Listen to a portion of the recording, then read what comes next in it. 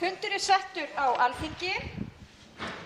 Forseti spyr hvort gerðar séu athugasemdir við að mál sem sett eru á dagskrá þessa fundar láðist að lesa upp útbindingu á hér á fyrri fundi. Ef enginn hreyfir andmælum þá hefst þessi 126. fundur samkvæmt dagskrá. Útbýtt á fundinum þingskjali 1875 breyting á þingsályktun nr. 10/148 fjármálastefnu 2018–2022, nefndarálit meirihluta fjárlaganefndar. Þingskjali 1876 breyting á þingsályktunum nr. 10/148 fjármálastefnu 2018–2022, breytingartillaga meirihluta fjárlaganefndar. Þingskjali 1877 breyting á þingsályktun nr. 10/148 fjármálastefnu 2018–2022, nefndarálit 1. minnihluta fjárlaganefndar. Þingskjali 1878 breyting á þingsályktun nr. 10/148 fjármálastefnu 2018–2022, nefndarálit 2. minnihluta fjárlaganefndar. Þingskjali 1906 mat á umhverfisáhrifum, nefndarálit umhverfis- og samgöngunefndar. Þingskjali 1907 mat á umhverfisáhrifum, breytingartillaga umhverfis- og samgöngunefndar. Þingskjali 1909 menntun, hæfni og ráðning kennara og skólastjórnenda við leikskóla, grunnskóla og framhaldsskóla, nefndarálit meirihluta allsherjar- og menntamálanefndar. Þingskjali 910 menntun, hæfni og ráðning kennara og skólastjórnenda við leikskóla, grunnskóla og framhaldsskóla, breytingartillaga meirihluta allsherjar- og menntamálanefndar. Þingskjali 1911 menntun, hæfni og ráðning kennara og skólastjórnenda við leikskóla, grunnskóla og framhaldsskóla, breytingartillaga Þórarinn Ingi Pétursson. Þingskjali 1912 endurskoðendur og endurskoðun, breytingartillaga Óli Björn Kárason. Þingskjali 1913 dýrasjúkdómar og fleiri, nefndarálit með breytingartillögu meirihluta atvinnuveganefndar. Þingskjali 1914 mannanöfn, nefndarálit minnihluta allsherjar- og menntamálanefndar. Og þingskjali 1915 mannanöfn, breytingartillaga minnihluta allsherjar- og menntamálanefndar. Þingskjali 1916 póstþjónusta, nefndarálit meirihluta umhverfis- og samgöngunefndar. Þingskjali 1917 póstþjónusta, breytingartillaga meirihluta umhverfis- og samgöngunefndar. Þingskjali 1918 fiskeldi, nefndarálit með breytingartillögu meirihluta atvinnuveganefndar. Þingskjali 1920 fiskeldi, breytingartillaga Kolbeinn Óttarsson Proppé og fleiri.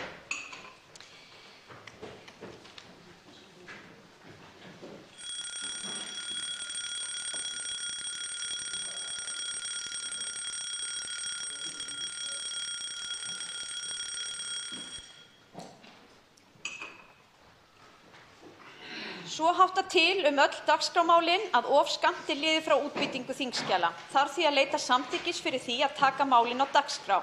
Fer nú fram atkvæðagreiðsla afbrigðin. Atkvæðagreiðsla er hafin. Atkvæðagreiðslu lokin. Og afbrigðin eru samþykkt með 52 samhljóða atkvæðum.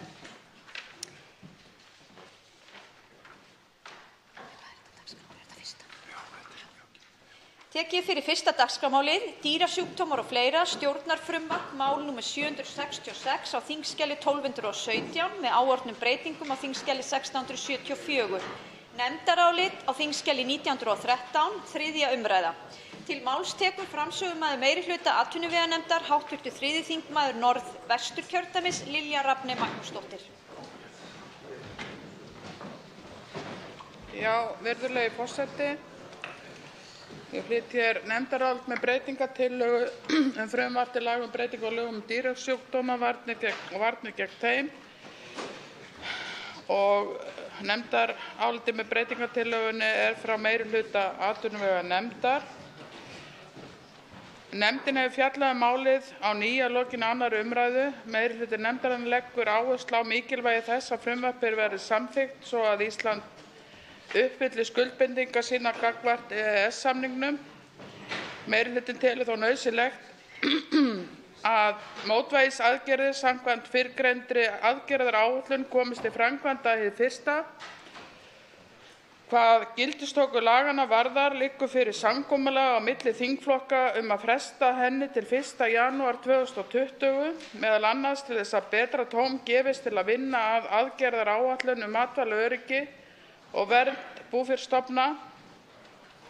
Leggur meirihlutinn því til breytingu þess efnis. Meirihlutinn telur æskilegt að reglulega verði helstu Hagsmunaaðilar upplýstir framvindu þeirra aðgerða sem settar eru fram í þingsályktunartillögunni aðgerðaáætlun matvælaöryggi og vernd búfjárstofna. Með vísan til alls framangreinds leggur meirihlutinn til að frumvarpið verði samþykkt með eftirfarandi breytingu. 12. grein orðist svo: Lög þessi öðlast gildi 1. janúar 2020 samkvæmt nema 4., 10. og 11. grein sem öðlast nú þegar gildi. Og undir þetta skrifa svo sem hér stendur Lilja Rafney Magnúsdóttir, Ásmundur Friðriksson, Halla Signý Kristjánsdóttir, Kolbeinn Óttarsson Proppé, Líneik Anna Sævarsdóttir og Njáll Trausti Friðbertsson. Háttvirtir þingmenn.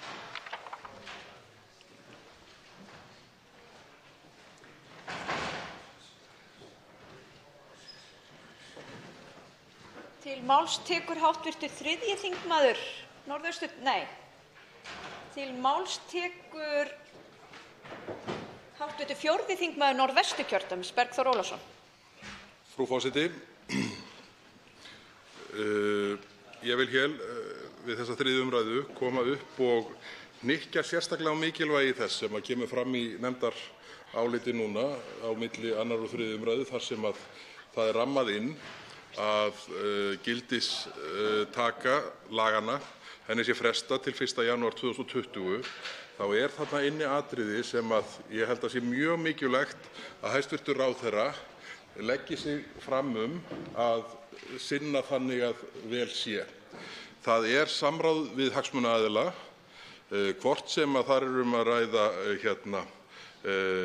aðila sem eru í matvælaframleiðslu, nú eða þá sem eru einhvers staðar í heilbrigðisumhverfinu, hvort sem það eru læknar, sýklafræðingar eða hver svo sem stéttin að þessir hópar séu kallaðir að borðinu, þeir fái tækifæri til þess að fylgjast með framgöngu málsins á öllum stigum og sérstaklega með áherslu á innleiðingu svokallaðra mótvægisaðgerða sem ef ég man rétt 17 eða 18 atriða pakki, þar sem ætlanin að reyna að tryggja eins og kostur með þeim leiðum að tryggja með þeim leiðum sem þar eru boðið upp á að sýkingarhætta og það að sjúkdómar og ónæmar sýklalyfjaveirur sé að berast hingað til lands vegna afnáms frystisskyldunar, sem ég verð nú að viðurkenna sjálfur að ég enn bjartsýnn að menn finni leið til þess að afturkalla á haustþingi, þó að frumvarpið geri auðvitað ráð fyrir því að gildistakan verði 1. janúar 2020, þá er ég þess fullviss að þingflokkar Sjálfstæðisflokks, Framsóknarflokks og Vinstri grænna muni áfram í gegnum sumarið og haustið leita allra leiða til þess að vinda ofan af þeirri ákvörðun sem hér römmuð inn hvað það varðar að opna fyrir innflutning á frystu kjöti. En ég vil bara ítreka mikilvægi þess að hagsmunaaðilar séu kallaðir að borðinu og að á þeirra sjónarmið verði hlustað, sérstaklega ef svo fer að einhver þeirra atriða sem ætlast til að ná fram með aðgerðaáætluninni, að einhver þeirra sé ekki annaðhvort að gera sitt gagn eða hafi ekki tekist að innleiða og koma í framkvæmd á þeim tíma sem menn ætluðu sér. Þá veitir andsvar hv. 8. þingmaður Reykjavíkurkjördæmis norður, Birgir Ármannsson. Hæstv. forseti, í tilefni af ræðu hv. þingmanns Bergþórs Ólasonar hér áðan þá auðvitað rétt að taka það fram að frestun gildistökunnar ekki háð neinum skilyrðum, þar að segja það var samkomulag hér í tengslum við samkomulag þinglok að fresta gildistöku frumvarpsins til 1. janúar. Það var ekki háð neinum skilyrðum og það ekkert ef í því. Það þýðir þá það að það frumvarp sem hér til afgreiðslu verður samþykkt hér á þessu vorþingi og það mun taka gildi 1. janúar, enda eins og menn þekkja forsögunni nauðsynlegt vegna dóma sem hafa gengið og óþarf að fara ítarlega út í þá forsögu alla. Það hins vegar rétt sem hv. þingmaður Bergþór Ólason gerði grein fyrir að það líka gert ráð fyrir því að það verði að ræða reglubundna upplýsingagjöf af hálfu ráðuneytis til hagsmunaaðila og eftir atvikum annarra sem málið varðar, sem auðvitað mjög mikilvægt og auðvitað skiptir máli varðandi framfylgd þeirrar aðgerðaáætlunar sem við vorum að ræða hér fyrr í dag, að það gangi vel og ábendingar hagsmunaaðila og sérfræðinga á þessu sviði varðandi það hvernig gengur að hrinda þeirri aðgerðaáætlun í framkvæmd auðvitað mikilvæg og í raun og veru sjálfsagt að ganga þannig frá að ráðherra og hans stofnanir geri með reglubundnum hætti grein fyrir þeirri stöðu mála, því að það auðvitað eins og menn þekkja hér í þinginu afar mikilvægt að áætluninni verði fylgt vel eftir. Þá svarar andsvari hv. 4. þingmaður Norðvesturkjördæmis, Bergþór Ólason. Já, ókei. Þingmaðurinn afsalar sér réttinu til að svara andsvari. Þá tekur til máls hv. 7. þingmaður Suðvesturkjördæmis, Þorgerður Katrín Gunnarsdóttir.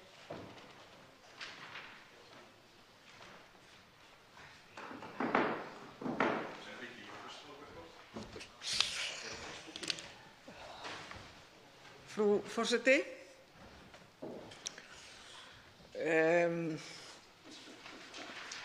já, við erum hér að tala um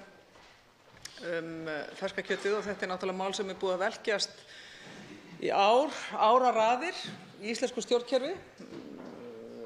Það hafa flokkar verið hér í ríkisstjórn og ríkisstjórnarandstöðu sem hafa verið að móast við eðlilegum kröfum þess efnis að við förum eftir alþjóðaskuldbindingum, en ekki síður því að við þurfum auðvitað að uppfylla það sem Hæstiréttur segir og fara eftir því sem hann kveður upp úr. Og það hluti af því er þetta mál sem tengist ferska kjötinu. Eðlilega hafa komið uppi ákveðin varúðarsjónarmið sem hefur verið tekið tillit til. Við samþykktum hér fyrr í dag aðgerðaáætlun. Ég sjálf sit í atvinnuveganefndinni og ég vil meina það að atvinnuveganefndin hafi unnið þar gott starf. Það allir meðvitaðir að við þurfum að gæta að neytendum, matvælaöryggi, við þurfum að huga að bændum og búfjárstofnum og auðvitað lýðheilsu okkar Íslendinga. Það ekki ógn í þessu frumvarpi gagnvart þessum þáttum sem ég talaði um. Þetta ekki ógn ef rétt að málum staðið og ég vil meina það að eins og Alþingi að útbúa það núna, að þá þetta rétt skref og þó fyrr hefði verið. Það sem ég hins vegar kem hingað upp með að mér finnst miður að sjá hvernig vinnubrögð og þetta mál tengist við hvernig við erum búin að vera hér í þingflokkum á síðustu dögum. Og ég vil fagna því sérstaklega að formaður þingflokks Sjálfstæðisflokksins kom hingað upp í andsvari hér áðan og dró það sérstaklega fram að gildistakan, hún ekki háð einhverjum skilyrðum. Hún ekki háð einhverjum skilyrðum. Og mér hefur þótt miður að upplifa það. Ég gerði þó ekki neitt veður úr því að ég tel mikilvægt að forsætisráðherra og ríkisstjórnin hafi ákveðið svigrúm til framgangs. En ég setti þetta mál sem ferska kjötið sem eitt af þeim skilyrðum sem ég vildi að myndi njóta framgangs í þinginu. Og ef því yrði breytt, þá yrði haft líka samráð við fleiri heldur en bara Miðflokkinn. En af því að vissu leyti ákveðinn yfirgangur, þrjóska, og menn geta líka staðfesta, að til staðar þar, að þá var eftirgjöfin af hálfu ríkisstjórnar fullkomin gagnvart Miðflokknum.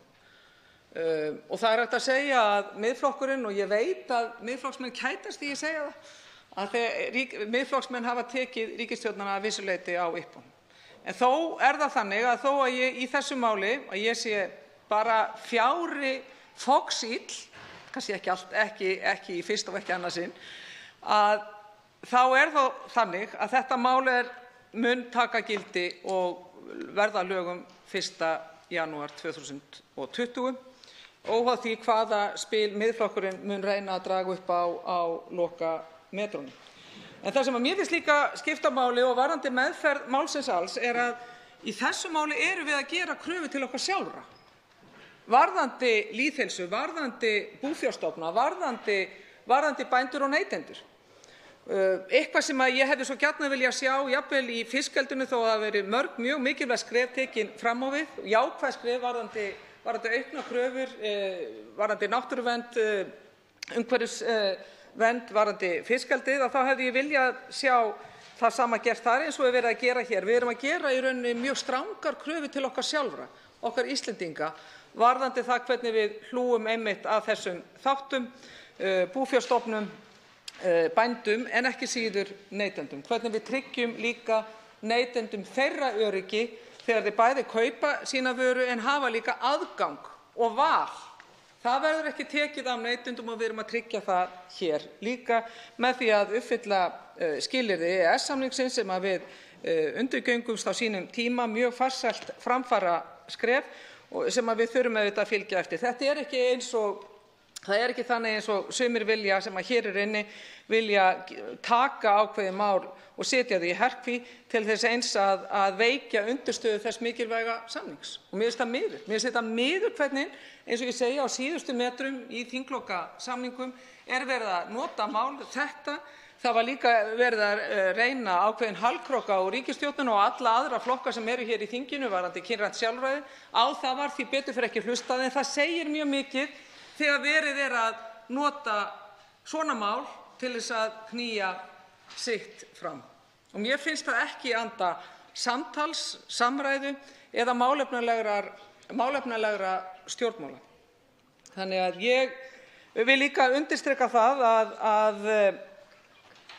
ég tel skipta miklu máli að Alþingi Íslendinga fari eftir því sem Hæstiréttur segir, fari eftir því sem líka Mannréttindadómstóll Evrópu, þó að segja ekki að tala í þessu máli en í öðrum málum. Mér finnst það vont þegar tónar sem hér eru slegnir, hvort sem af hálfu ríkisstjórnar eða tiltekinna flokka í þinginu, eru þannig að það megi bara fara eftir hentugleika og hentisemi hverju sinni, pólitískri skoðun hverju sinni hvort það eigi að framfylgja niðurstöðum Hæstaréttar.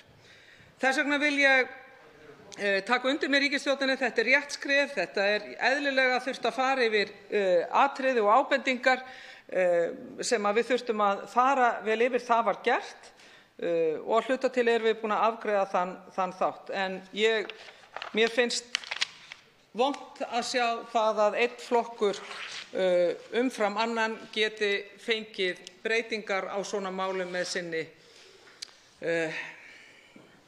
sínum yfirgangi, sinni óbilgirni eins og var í þessu máli. Það hægt að kalla það staðfestu en í svona málum þá finnst mér það að vera óbilgirni og yfirgangur. Og þetta eitthvað sem ég vona að við, allir stjórnmálaflokkar, tökum fyrir á næsta þingi. Ég tel að þessi komið tími til að við förum gaumgæfilega yfir allt sem heitir málþófstæki. Við þurfum að koma betri skikki og brag á starfsemi þingsins. Til máls tekur hv. 3. þingmaður Norðausturkjördæmis, Sigmundur Davíð Gunnlaugsson.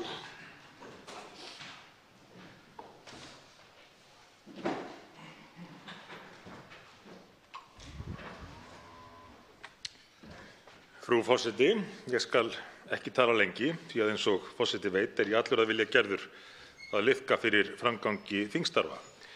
En ég kemst þó ekki hjá því að segja nokkur orð þetta stóra mál því að þetta risastórt mál og raunar hefði verið tilefni til þess að ræða það miklu meira hér í þinginu heldur en tækifæri gefst til nú á lokasprettinum kannski næst síðasta degi þingstarfanna. Þetta mál sem varðar grundvallarhagsmuni einnar undirstöðu atvinnugreina landsins, greinar sem hefur verið undirstöðu atvinnugrein byggðar og raunar lífs í landinu frá upphafi.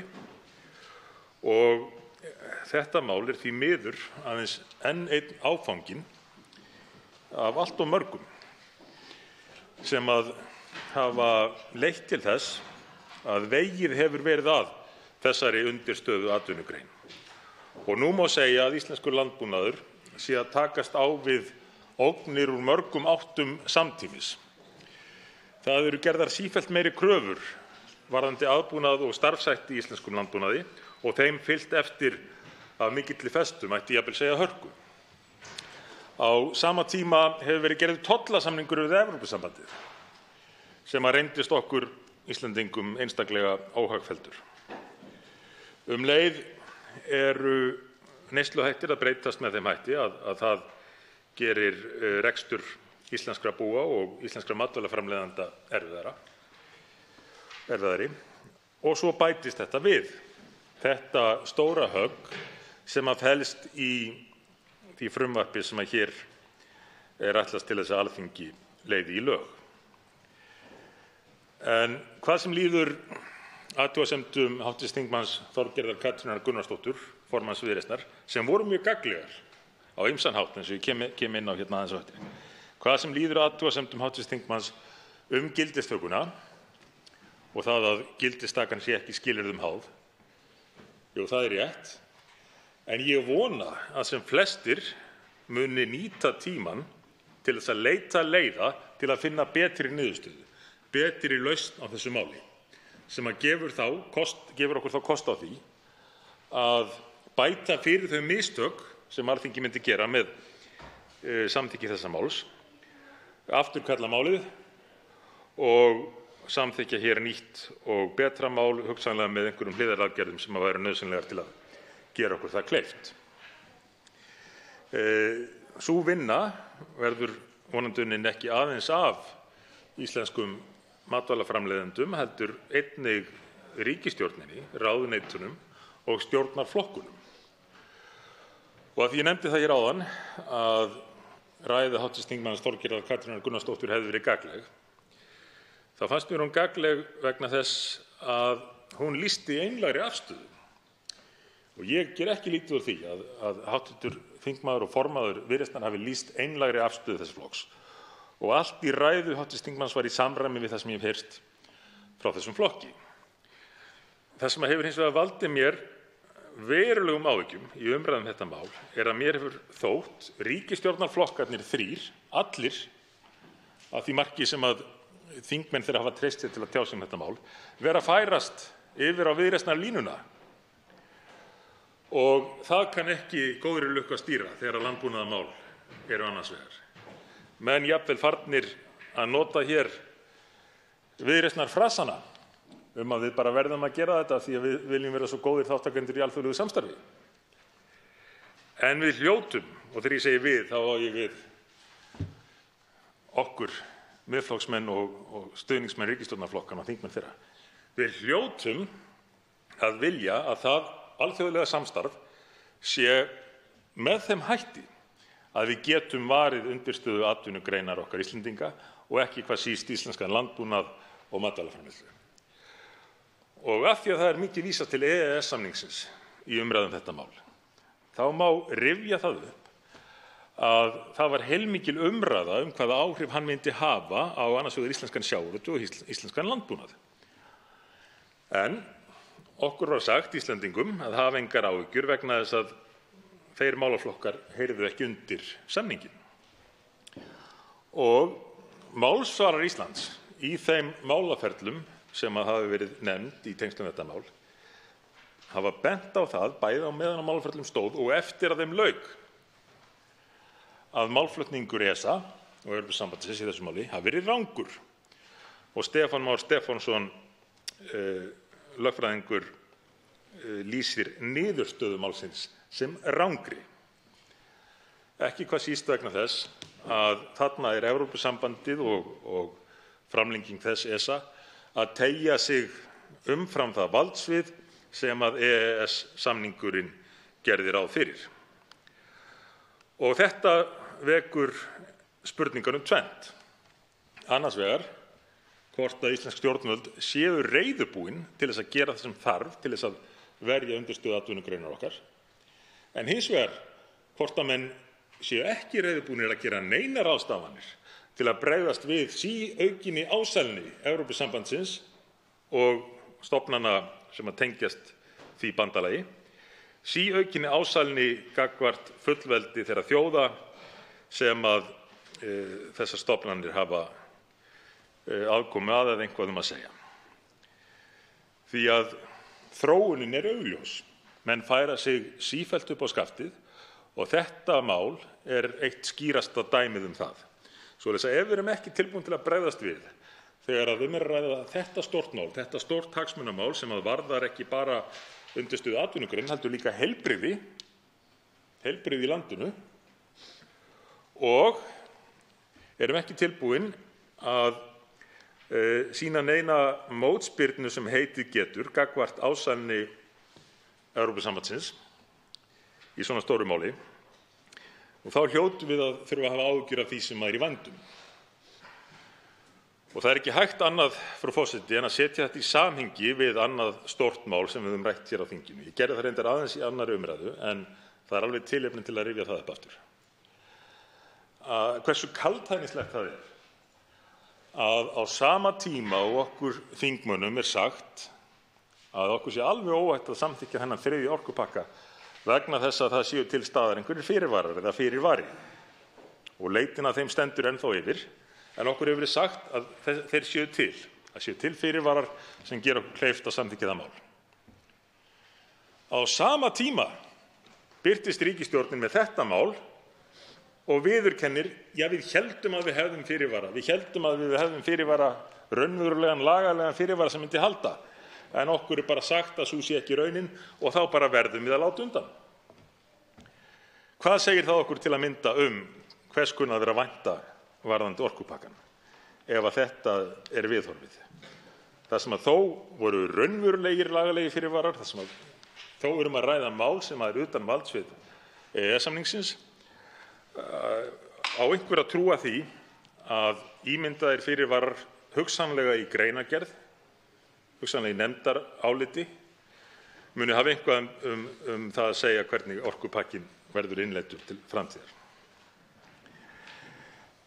En ég vil líka nefna annað atriði sem ég kom aðeins stuttlega inn á í annarri umræðu þetta mál. Og það mikilvægi þessarar atvinnugreinar, landbúnaðar, fyrir aðrar atvinnugreinar og byggð í landinu. Það ekki hægt að líta á þetta sem einangrað tilfelli eins og mönnum hættir stundum við og segja að það starfa einungis svo og svo margir við landbúnað, vegna þess að landbúnaður undirstaða atvinnulífs og byggðar víða land. Ef að landbúnaður nyti ekki enn við á þeim landsvæðum, í þeim landshlutum þar sem að landbúnaður þó ennþá til staðar, þá væri byggðin ekki bara fátæklegri, hún væri ekki til staðar á mörgum stöðum. Þetta ekki bara spurning þessa tilteknu atvinnugrein og það hversu mikilvægt það vissulega að standa með þeirri grein, heldur þetta spurning byggðirnar hringinn í kringum landið. Og svo aðeins að neytendamálum, frú forseti. Það þetta með stökustu ólíkindum þegar menn leyfa sér, annaðhvort beint eða óbeint, að stilla íslenskri matvælaframleiðslu, íslenskum bændum, upp sem einhvers konar andstæðingum neytenda. Því að stuðningur ríkisins við íslenska matvælaframleiðslu, við íslenskan landbúnað, neytendastuðningur. Hann í raun líka á vissan hátt framlag til heilbrigðismála. Hann framlag til efnahagsmála, til þess að viðhalda hér og styrkja sjálfstætt og sterkt efnahagskerfi. Svoleiðis að leyfa sér að slíta hlutina svona í sundur og reyna að etja einni stétt fólks á móti öðrum afskaplega óheppileg pólitík, ég myndi kalla það popúlisma. En því miður popúlismi af þessum toga allt of áberandi nú til dags og á greiða leið í tiltekna fjölmiðla og umræðu. En við sem metum mikilvægi landbúnaðar og fjölbreytts atvinnulífs á Íslandi verðum að reyna að spyrna við fótunum gagnvart þessum vaxandi popúlisma. Að lokum, frú forseti, finnst mér tilefni til, af því að það er mikið vísað til alþjóðasamstarfs í umræðum þetta mál, að benda á þá staðreynd sem ég hefði nú talið augljósa, að það er ekki mörg lönd, það er ekki mörg þróuð ríki sem að sjá ekki ástæðu til þess að verja sína eigin matvælaframleiðslu með þeim tækjum sem að kostur á að nýta. Evrópusambandið, og auðvitað snýst þetta allt Evrópusambandið, frú forseti, getum við ekki verið sammála það. Evrópusambandið er tollabandalag sem að reisir sig tollamúra. Ísland er með mun frjálslegri viðskiptastefnu við önnur lönd heldur en Evrópusambandið. Það eru fáum nokkur lönd sem hafa gert fríverslunarsamninga við eins mörg lönd. Þvingandi tollar og gjöld eru hér almennt lægri en í Evrópusambandinu. Telja menn að Evrópusambandið beiti ekki vörnum fyrir sinn innri landbúnað, sína matvælaframleiðslu.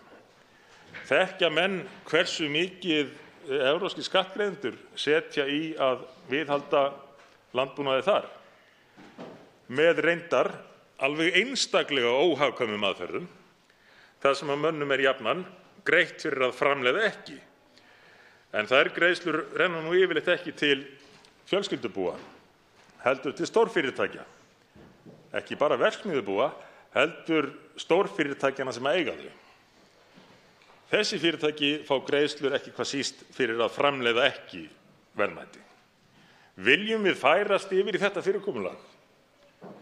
Viljum við vera opin fyrir því að hingað á viðkvæma íslenska markaðinn verði sturtað umfram framleiðslu úr niðurgreiddum verksmiðjubúum Evrópu? Það getur ekki verið að það sé ásættanlegt fyrir okkur. En ef að við erum sammála það, sem ég vona að við getum verið, þá hljótum við að draga línu í sandinn. Og við þær aðstæður sem ég lýsti hér áðan, þar sem að sóttir úr íslenskum landbúnaði úr mörgum áttum samtímis, þá getum við ekki látið það viðgangast að mál eins og þetta renni hér í gegn með engu nema einhverjum almennum svokölluðum mótvægisaðgerðum sem að við vitum ekki hverju muni skila. Við hljótum að nýta tímann sem gefst núna fram að áramótum til þess að meta hvort ekki kunni að vera leiðir, og ég tel að það séu til, frú forseti. Við höfum auðvitað að skoða þetta töluvert. Meta hvort ekki kunni að vera leiðir til þess að sleppa úr þessu klandri. Þá gefst ríkisstjórninni, og ég vona að ríkisstjórnin einfaldlega hafi frumkvæðið því sjálf, tækifæri til að koma með nýtt frumvarp hér á þingi í haust sem að afturkallar þau lög sem að menn vilja að taki gildi samkvæmt þessu frumvarpi, fái þau samþykki sem ég óttast að verði raunin. Þá gefst ríkisstjórninni tækifæri til að afturkalla þau lög og innleiða lausnir sem að eru til þess fallnar að skila því markmiði að verja íslenskan landbúnað, íslenska matvælaframleiðslu, íslenskt efnahagslíf, matvæla- og fæðuöryggi þjóðarinnar og þar með íslenskt samfélag. Til máls tekur hv. 4. þingmaður Norðausturkjördæmis, Þórarinn Ingi Pétursson.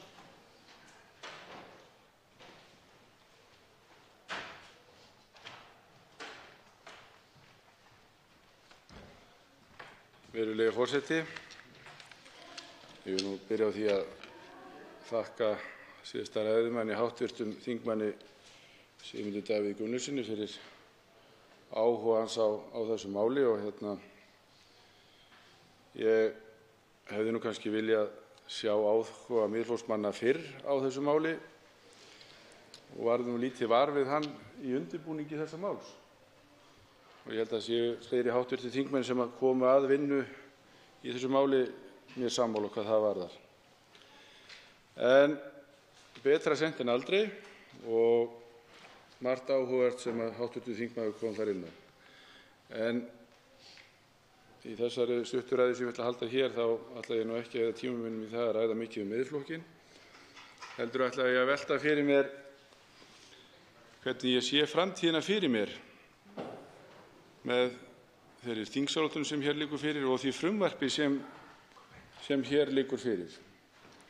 Hvernig sé ég framtíðina fyrir mér sem matvælaframleiðandi þegar að gildistaka þessa laga verður komin og við verðum farin og virknin á þingsályktunartillögunni verður komin.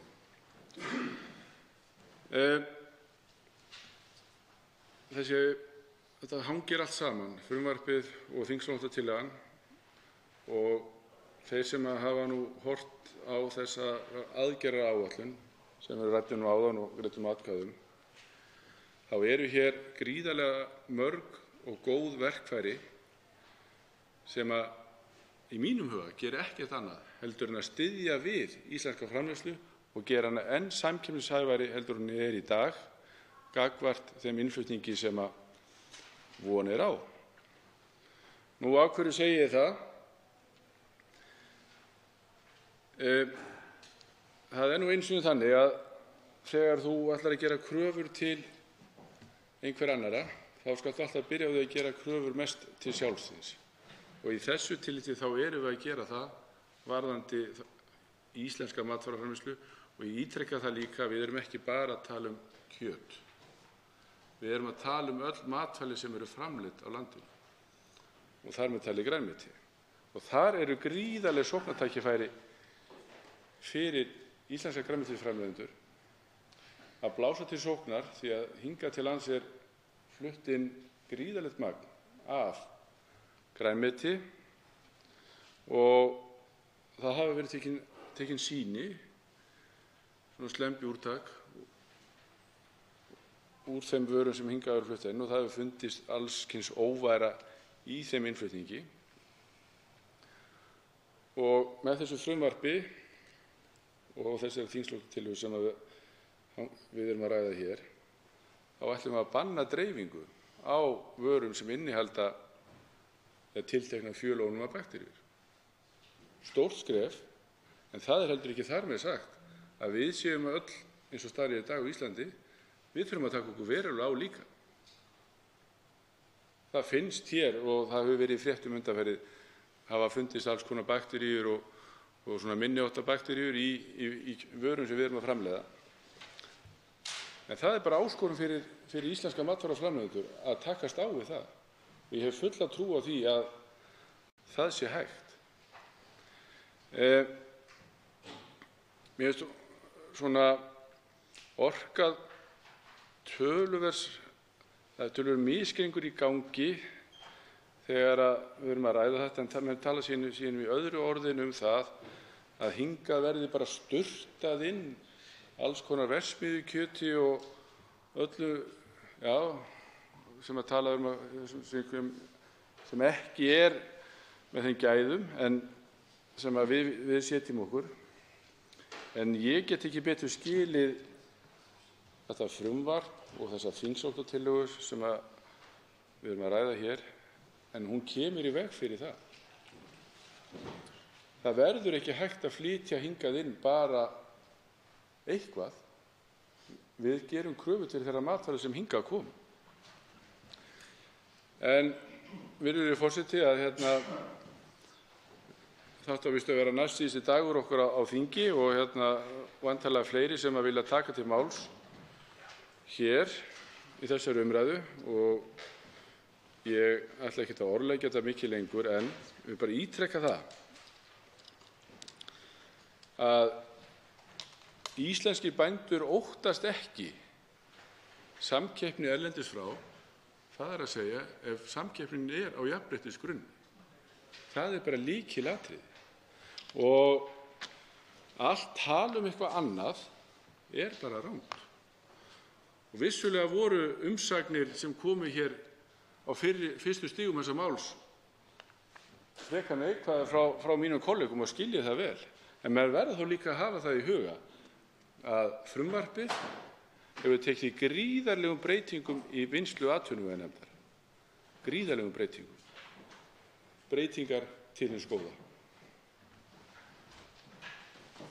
Þá veitir andsvar hv. 7. þingmaður Suðvesturkjördæmis, Þorgerður Katrín Gunnarsdóttir.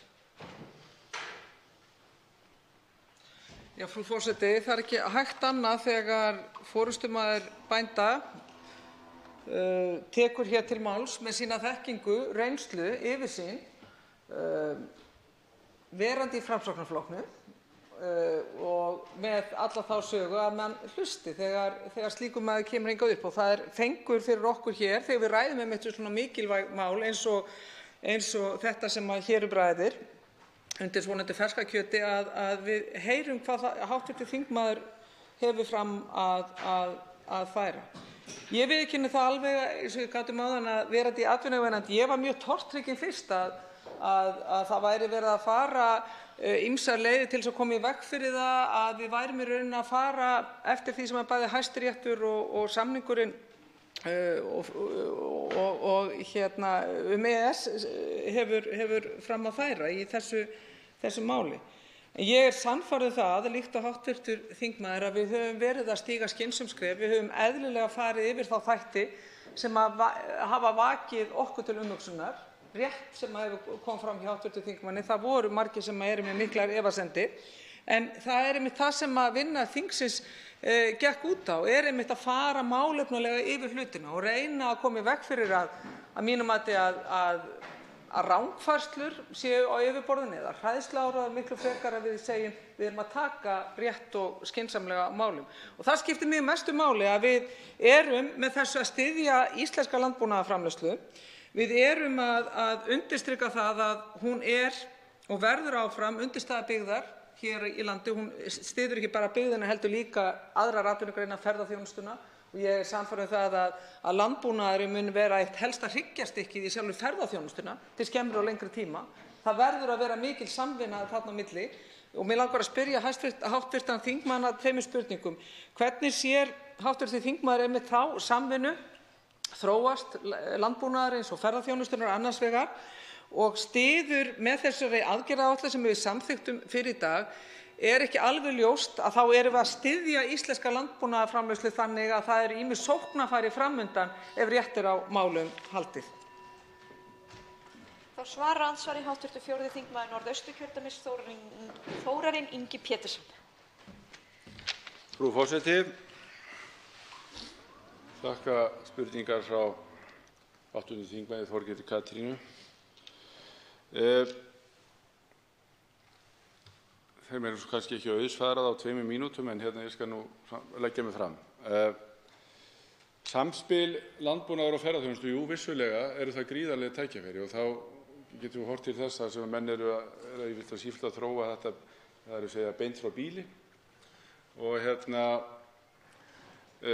síðan hvað varðar svona, eins og við segir, massatúrisma og stærri túrisma, þá það þannig og það þekki ég ágætlega sem fyrrverandi formaður sauðfjárbænda og það þekkir einnig hv. þingmaður Þorgerður Katrín Gunnarsdóttir sem fyrrverandi ráðherra landbúnaðarmála.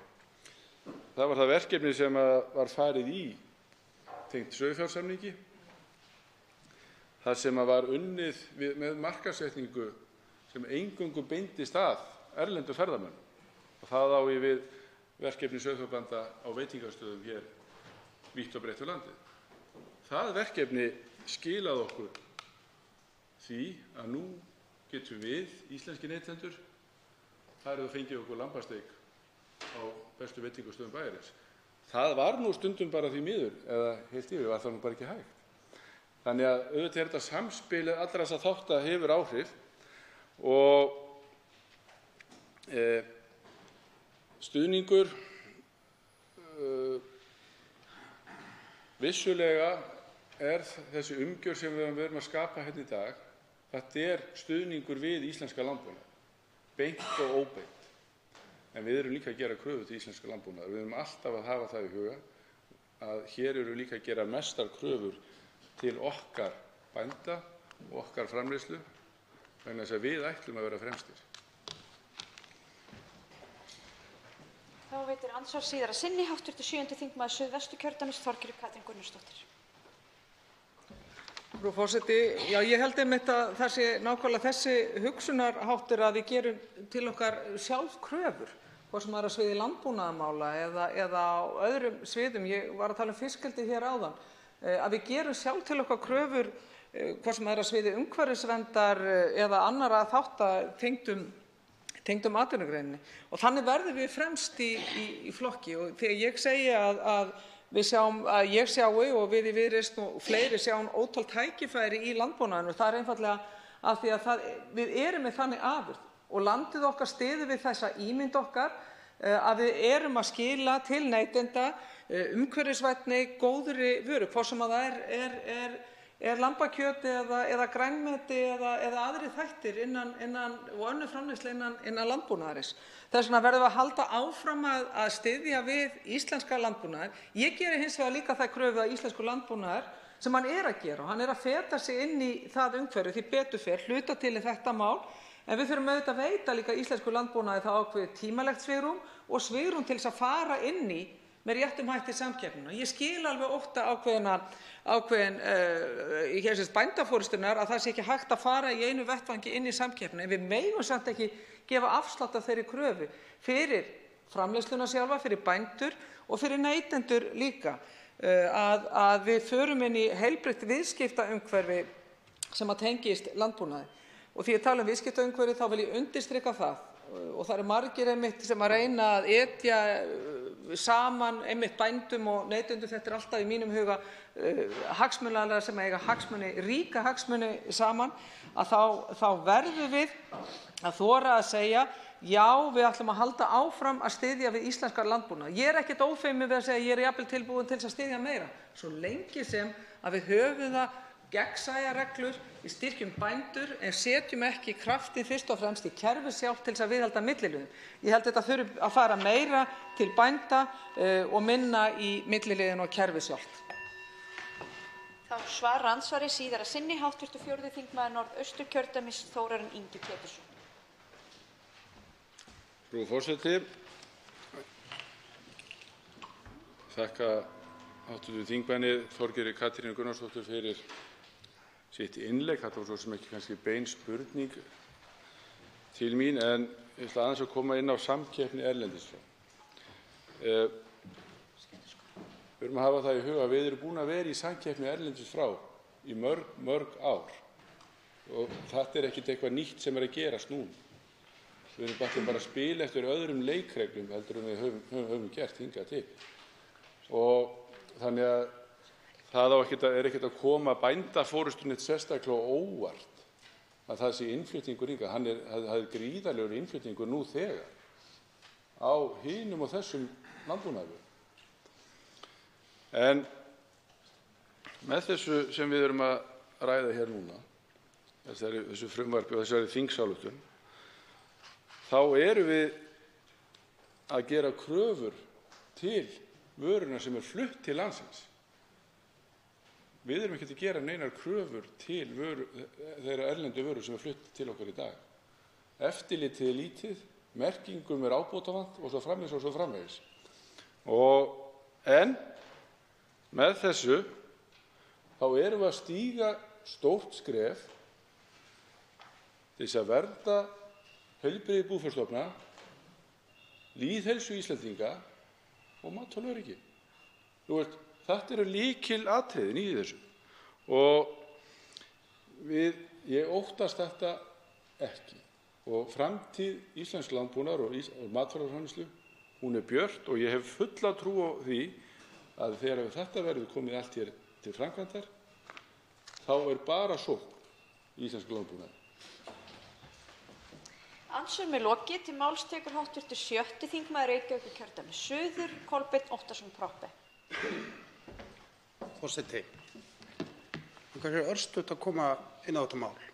Kannski það því ég er þeirrar gerðar að ég vil gjarnan að við byggjum okkar umræðu og ákvarðanir á staðreyndum.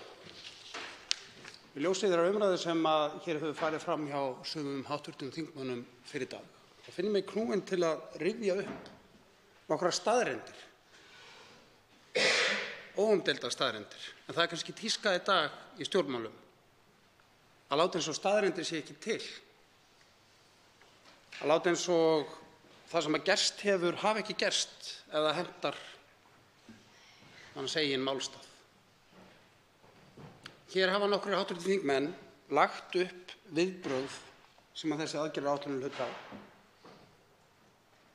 upp þannig að þetta snúist einhverja sjálfstæðisbaráttu, einhverja vöðvahnyklun sannra Íslendinga gegn hinum vondu útlendingum sem ætla að knýja okkur til allsils. Sömu hv. þingmenn minnast ekki einu orð á það að að baki þessu máli, það er að segja afnema frystiskyldu sem að þetta er andsvarað við, er Hæstaréttardómur. Dómur frá Hæstarétti Íslands. Einhvern veginn hentar það ekki málflutningi hv. þingmanna. En ég vona nú að þeir beri meiri virðingu fyrir dómum Hæstaréttar Íslands en öðrum dómum frá útlöndum sem að hér hefur verið talað um. Þetta snýst ekki það að berja sér á brjóst og segja ég er mesti Íslendingurinn, ég mun styðja og styrkja íslenska landbúnað og íslenska bændur, kjósi mig og hér er allt hreint og fallegt. Við skulum sýna þessum vondu útlendingum í tvo heimana. Það snýst ekki það. Það snýst hvort við erum fólk sem bregst við dómum Hæstaréttar Íslands eða hundsum dóma Hæstaréttar Íslands. Síðan snýst þetta einnig samninga. Hér hefur verið farið háðugum orðum tollasamninga. Af hverjum þetta er hluti af, ef svo má segja, í það minnsta innflutningur á búnaðarafurðum. Hinir hræðilegu tollasamningar er talað. Við erum að varast þetta, vera að semja við hræðilega Evrópusamband og sett í samhengi við eitthvað allt annað mál, forseti. Við snýr á orku, af því að það hentar að búa til þennan vef, af því að það hentar þessum hv. þingmönnum að setja sig á þann stall. Hvaða tollasamningar eru þetta? Hvenær tókust þeir? Hvaða utanríkisráðherra var það sem sagði umrædda tollasamninga með leyfi forseta? Þetta er fagnaðarefni fyrir íslenska neytendur sem munu sjá þess stað í lækkuðu matvöruverði og útflytjendur sem munu vafalaust nýta sér þá möguleika sem í þessum samningum felst. Hvaða utanríkisráðherra var það sem sagði líka með leyfi forseta? Samningurinn veitir ákveðin tækifæri fyrir landbúnað á Íslandi til að þreifa fyrir sér á markaði í Evrópu með nýjar vörur eins og til dæmis kjöt. Á sama tíma svarar samningurinn brýnni þörf fyrir auknar innflutningsheimildir til ESB fyrir skyr en einnig fyrir lambakjöt. Hvað varðar heimildir ESB til innflutnings til Íslands tel ég að umfang þeirra sé ekki með þeim hætti að landbúnaðurinn eigi að óttast það. Íslenskur landbúnaður er sterkari en svo. Þetta er djarflega mælt hjá þessum hv. utanríkisráðherra sem heitir Gunnar Bragi Sveinsson. Og í hvað ríkisstjórn sat hæstvirtur þáverandi utanríkisráðherra Gunnar Bragi Sveinsson? Jú, hann sat í ríkisstjórn Sigmundar Davíðs Gunnlaugssonar sem lokaði þessum tollasamningum 17. september 2015 og lætur hér nú eins og þeir hafa einhvern veginn dottið úr loftinu í fangið á einhverjum linkum sem að núna séu við stjórnmálin og séu að bugast undir hinu erlenda valdi. Þetta er ekki hægt, forseti. Það er ekki hægt að leyfa sér þannig í þessari virðulegu stofnun eins og staðreyndir og raunveruleikinn skiptir bara engu máli lengur. Þessi ríkisstjórn sem nú situr við völd, ríkisstjórn þeirra 3 flokka sem hana skipa, er að færa Ísland með aðgerðum sínum í fremstu röð. Hvað varðar það? Að berjast gegn einni mestu vá sem að heimsbyggðin og heilbrigðisstofnanir allan heim vara við. Sýklalyfjaofnæmi. Við erum að koma hér enn lengra, komast í fremstu röð. Og það er eitthvað sem að aðrar ríkisstjórnir hefðu kannski átt að gera. Nánast hver einasta áætlun í þessari aðgerðaráætlun til hennar hefði verið hægt að grípa. Þar með talið af ríkisstjórn hv. þingmanns Sigmundar Davíðs Gunnlaugssonar. Það var ekki gert. Það er hins vegar verið að gera það núna. Ég hélt og ég vonaði að við gætum rætt þessa aðgerðaáætlun af sanngirni, kannski með smá von í brjósti, af því að hér er verið að stíga góð skref. Að við nýttum ekki þetta mál hér sem sprek á okkar pólitíska bál til að hefja okkur sjálfu upp. Því að þetta er gott mál, forseti. Ég held að allir inni í þessum sal geti sameinast það að þetta sé gott mál sem við hefum þess vegna átt að geta afgreitt tiltölulega athugasemdalaust ef við værum sanngjörn. En við erum víst ekki öll sanngjörn. Til máls tekur hv. 3. þingmaður Reykjavíkurkjördæmis norður, Helgi Hrafn Gunnarsson.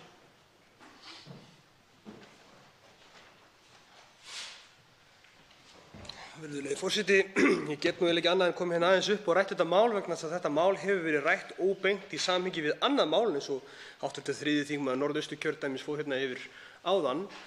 Það er að segja þriðja orkupakkann og sérstaklega fyrirvarana sem þar eru nefndir. Nú vona ég að hv. þingmenn veiti mér smá þolinmæði vegna þess að er að ræða óskylt mál.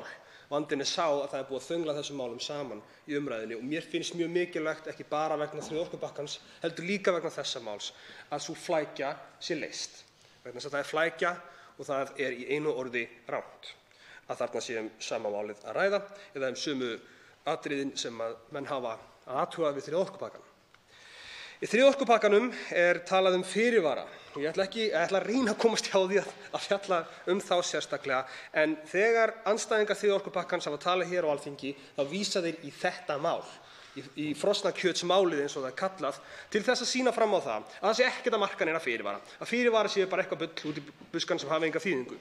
Í fyrsta lagi undirstrikar þetta misskilning hv. þingmanna á orkupakkanum sjálfum og eðli þeirra fyrirvara sem þar eru settir. En í öðru lagi að þá eru þeir fyrirvarar sem þar eru settir á allan hátt frábrugðnir þeim sem varða þetta mál. Fyrirvararnir sem settir eru þriðja orkupakkann eru sagðir þannig af andstæðingum sem hér tala vera þannig að ESB muni bara hunsa þá og muni ekkert láta sig varða þá. Misskilandi auðvitað að það sé EES eða ESB að meta það þegar svo er ekki. Það er íslenskra dómstóla að meta það og varða þeir fyrirvarar stjórnarskrárlegt samhæfi ákveðinna greina sem að fylgja í ákveðnum gerðum þriðja orkupakkans. Það bann, hvað maður segja, þær reglur sem voru settar til þess að hindra innflutning á frosnu kjöti voru ekki dæmdar ólögmætar vegna þess að EES eða ESB hafi hunsað fyrirvara af hálfu Íslands. Það er bara ekki þannig. Þær tímabundnu undanþágur sem Ísland fékk voru endurskoðaðar og fjarlægðar. Með öðrum orðum, Ísland skuldbatt sig til þess að fara eftir þeim ákvæðum sem gera það að verkum að hindranir á innflutningi frosins kjöts voru ekki lengur heimilar. Ísland samþykkti það, ríkisstjórnin samþykkti það, Alþingi samþykkti það. Það var ekki þannig að Alþingi ákveðti eitthvað annað og einhverjir vondir útlendingar snéru okkur niður. Nei, það fóru samningaviðræður í gang og eins og í öllum samningaviðræðum þá eru kostir og gallar. Báðir þurfa að fórna einhverju og fá eitthvað í staðinn og í tilfelli Íslands var það metið þannig að það þjónaði hagsmunum Íslands að geta flutt út fisk til Evrópusambandsins á sömu forsendum. Það er að segja þannig að aðrar þjóðir séu ekki með ómálefnalegum hætti að hindra aðgang okkar að þeirra markaði. Þannig virkar samningar, virðulegi forseti, og þannig virkar EES og þess vegna er EES samstarfið gott. Þannig að þetta fjarlægir ómálefnalegar hindranir á mörkuðum. Aðgang annar að okkar markaði alveg eins og okkar aðgang að þeirra markaði. Það er sanngjarnt, það er heilbrigt, þannig virka viðskipti. Og mér er svo skrítið hvernig það er einhvern veginn komist í tísku aftur af hálfu sér í lagi hv. þingmanna Miðflokksins að vera einhvern veginn á móti frjálsum viðskiptum að því virðist. Hvenær var það ekki svona slæmt að það væri viðskipti með vörur milli landa? Hvenær var það eitthvað tabú, eitthvað neikvætt? Eins og það sé eitthvað sjálfstæðisatriði fyrir Ísland að hingað sé ekki eitthvað flutt inn eða eitthvað flutt út. Auðvitað viljum við flytja inn og flytja út. og það þýðir væntanlega að við viljum gera það á grundvelli einhverra sanngjarnra reglna sem allir viðskiptaaðilar geta sætt sig við og skilja á sameiginlegan hátt, og það snýst EES. Það snýst líka þriðji orkupakkinn og það snýst líka þetta mál. Og mér finnst svolítið eins og hv. þingmenn Miðflokksins annaðhvort leggi sig ekkert fram við að hugsa eða hlusta þessi mál, eða þeir vísvitandi hunsi þessi lykilatriði málsins. Ég veit ekki hvort það og það ekki mitt að meta svo sem. Annað sem ég vil líka nefna hérna að þessi oft stillt upp þannig að það sé einhvern veginn Ísland á móti EES, eins og ef íslenskir hagsmunir séu allir sameinaðir í orðræðu Miðflokksins eða annarra sem tala hvað hæst á móti þriðja orkupakkanum og sambærilegum málum. Það ekki þannig. Það voru íslenskir aðilar sem kvörtuðu til EES vegna þá meintra samningsbrota. Það voru íslenskir aðilar, íslenskir hagsmunir sem kvörtuðu til EES, og EES svaraði með að verja hagsmuni þeirra íslensku hagsmuna, þeirra Íslendinga í þeim íslensku stofnunum sem vildu fá að flytja inn frosið kjöt.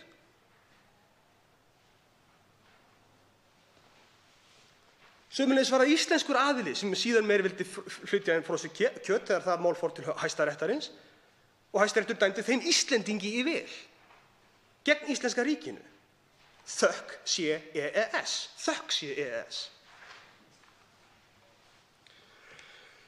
Nú, hvað varðar það hvort að það beri að hindra innflutning á frosnu kjöti, þá býður EES-samningurinn algjörlega upp á það að það séu settar hömlur þegar það eru málefnalegar ástæður fyrir hendi, svo sem til dæmis í 13. grein EES-samningsins sjálfs, sem ég verði eiginlega að lesa hérna, virðulegi forseti, með leyfi. Ákvæði 11. og 12. grein koma ekki í veg fyrir að leggja megi á innflutning, útflutning eða umflutning vara, bönn eða höft sem réttlætast af almennu siðferði, allsherjarreglu, almannaöryggi, vernd lífs og heilsu manna eða dýra eða gróðurvernd, vernd þjóðarverðmæta hafa listrænt, sögulegt eða fornfræðilegt gildi, eða vernd eignarréttinda á sviði iðnaðar og viðskipta. Slík bönn eða höft mega þó ekki leiða til gerræðislegrar mismununar eða til þess að duldar hömlur séu lagðar á viðskipti milli samningsaðila. Tilvitnun lýkur. Og það heili punkturinn, að forðast gerræðislega mismunun eða duldar hömlur. Og ef það kemur í ljós að einhverjar hömlur sem kannski talað að séu málefnalegar, svo sem að innflutningur á frosnu kjöti sé einhvern veginn hættulegur fyrir heilsu dýra eða manna, að það þarf að leggja mat á það hvort að það mat sé rétt, og ennfremur þarf að leggja mat á það hvort það sé hægt að ná sama markmiði til að verja heilsu dýra og manna með öðrum leiðum. Og niðurstaðan var sú að það væri hægt, og þess vegna væru þetta duldar hömlur og þar af leiðandi að skjön við EES-samninginn. Með öðrum orðum, við höfðum ekki nógu góðar ástæður til þess að beita þessum tilteknu hömlum.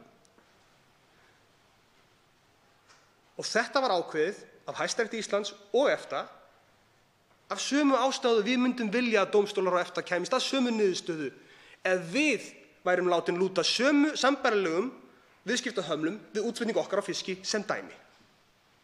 Eða orku, ef út í það farið.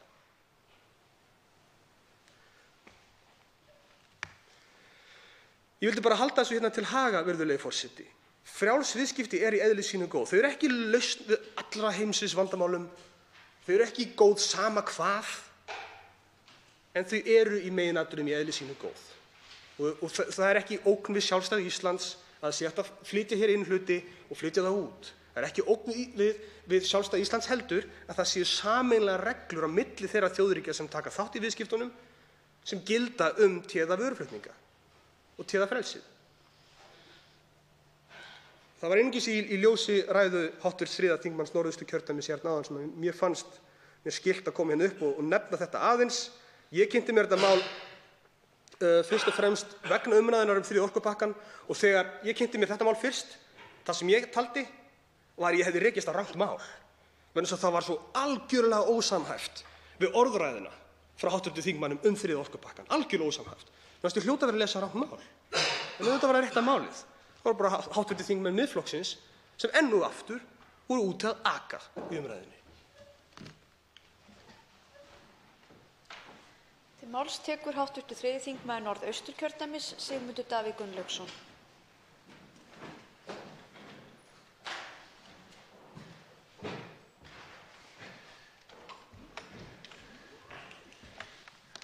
forseti. Ég sé að frú forseti úthlutar mér aðeins 5 mínútum og það verður þá að duga, þó að það mætti nota meiri tíma í að bregðast við þeim ræðum sem hafa verið fluttar hér á undan. Nú síðast ræðu hv. þingmanns Helga Hrafns Gunnarssonar sem einkenndist svolítið af því yfirlæti sem Píratar eiga til að sýna hér í ræðustól, en við erum svo sem orðin vön því. Það sem ég vildi þó fyrst og fremst leggja áherslu á í þessari seinni ræðu minni við 3. umræðu er að við megum ekki vera smeyk við það, eins og mér heyrist á sumum fyrir ræðumönnum í þessari umræðu, smeyk við það að verja íslenska hagsmuni og að menn rjúki þá hér upp og stilli málum upp þannig að með því sé verið að tala um að útlendingar séu vondir og einhver önnur eins della. Allar þjóðir, meira og minna, held ég megi nú segja, líklega allar, verja sína hagsmuni og í viðskiptum gera menn það. Í viðskiptum, til að mynda viðskiptum á grundvelli EES-samningsins, verða menn að verja hagsmuni sína og það er ekkert nema eðlilegt við það. Svoleiðis að það að þegar að við Íslendingar leyfum okkur að verja hagsmuni, að það feli í sér einhverja andúð útlendingum, þetta er auðvitað algjörlega óboðleg umræða og ef að þetta yrði stefnan, ef þetta yrði ríkjandi viðhorf sem maður auðvitað óttast að geta orðið, þá verður litlum vörnum við komið vegna þess að aðrar þjóðir munu áfram verja sína hagsmuni og eru ósmeykar við það.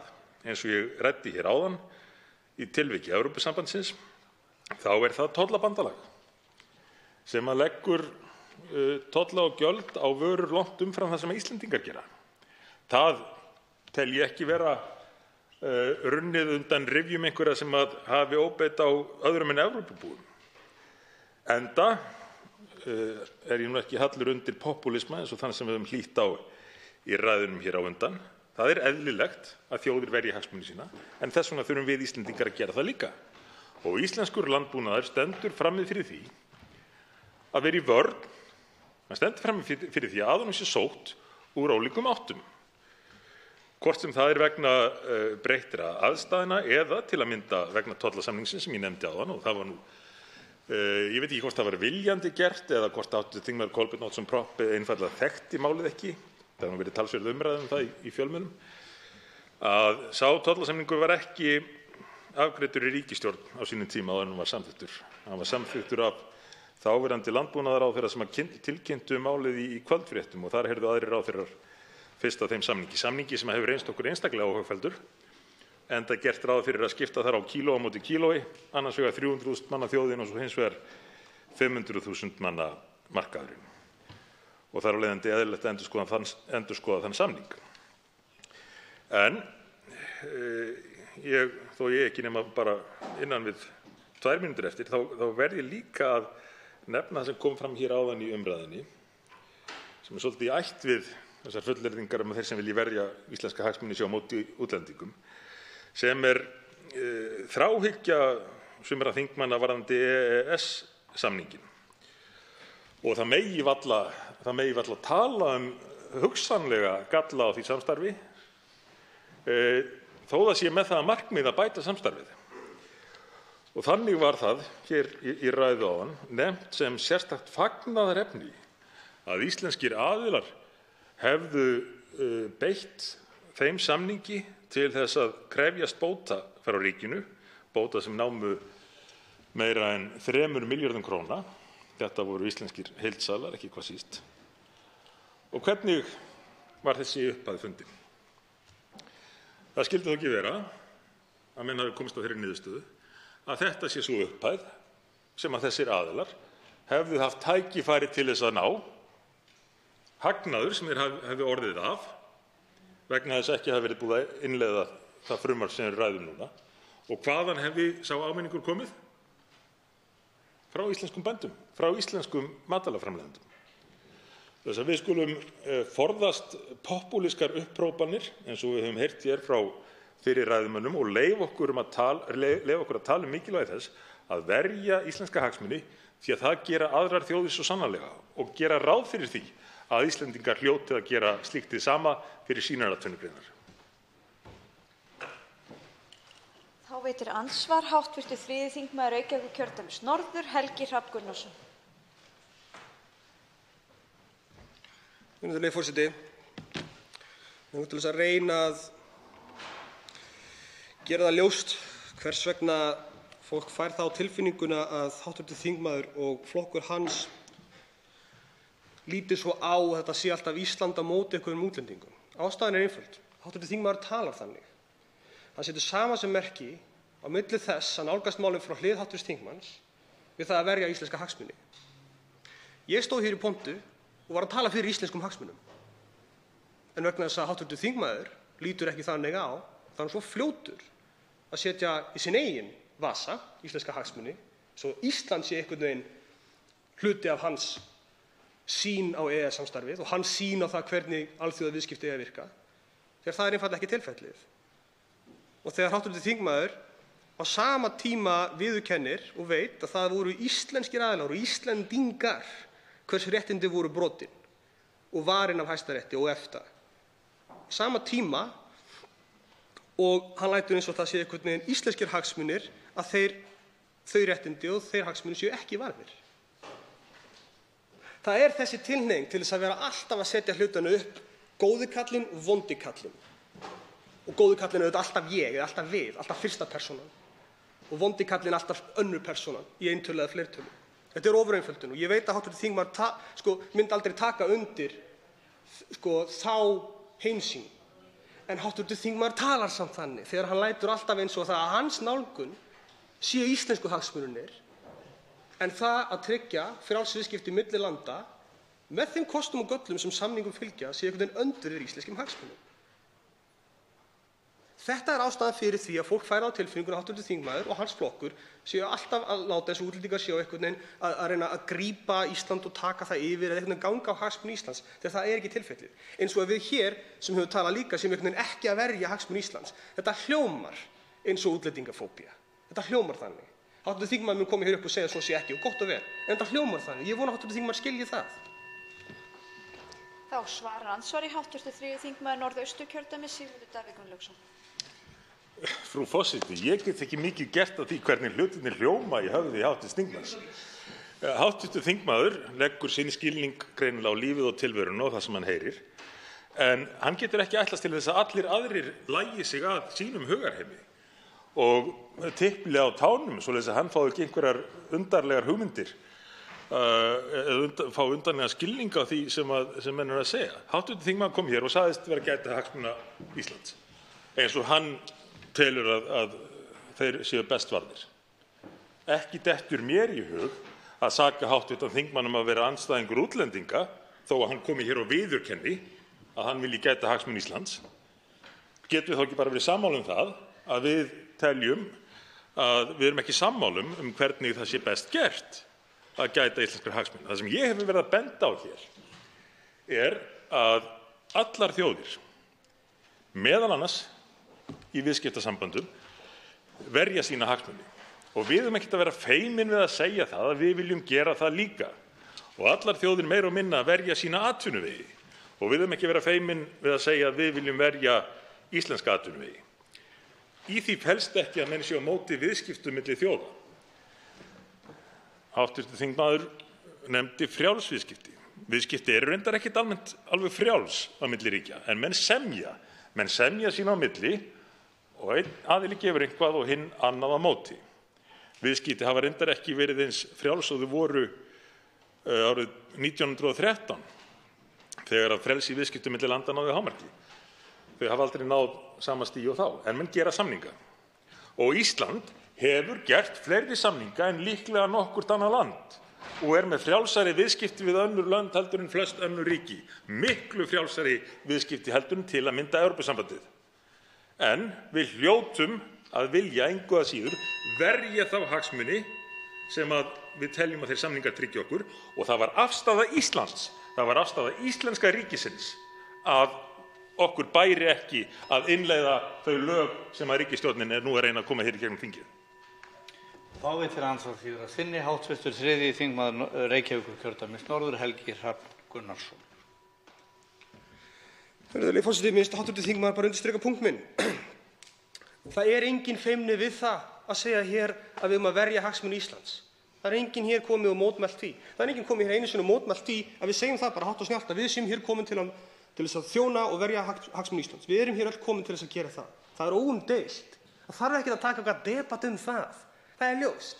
En þegar hv. þingmaður setur einmitt sína afstöðu upp í Ísland og aðrar afstöður sem eitthvað annað heldur en hagsmuni Íslands, að þá hljómar það eins og hv. þingmaður líti svo á að hagsmunagæsla Íslands felist í einhverju ævarandi togstreitu milli þess að við fáum það sem við viljum og það sem aðrir fá það sem þeir vilja og það sé einhvern veginn alltaf einhver svona eins og það sé ekki hægt að akta yfir í samstarfi við aðrar þjóðir með þeim kostum og göllum sem fylgja öllum samningum án þess að sé einhvers konar yfirgangur af hálfu útlendinganna, ESB og EES á ég við Ísland.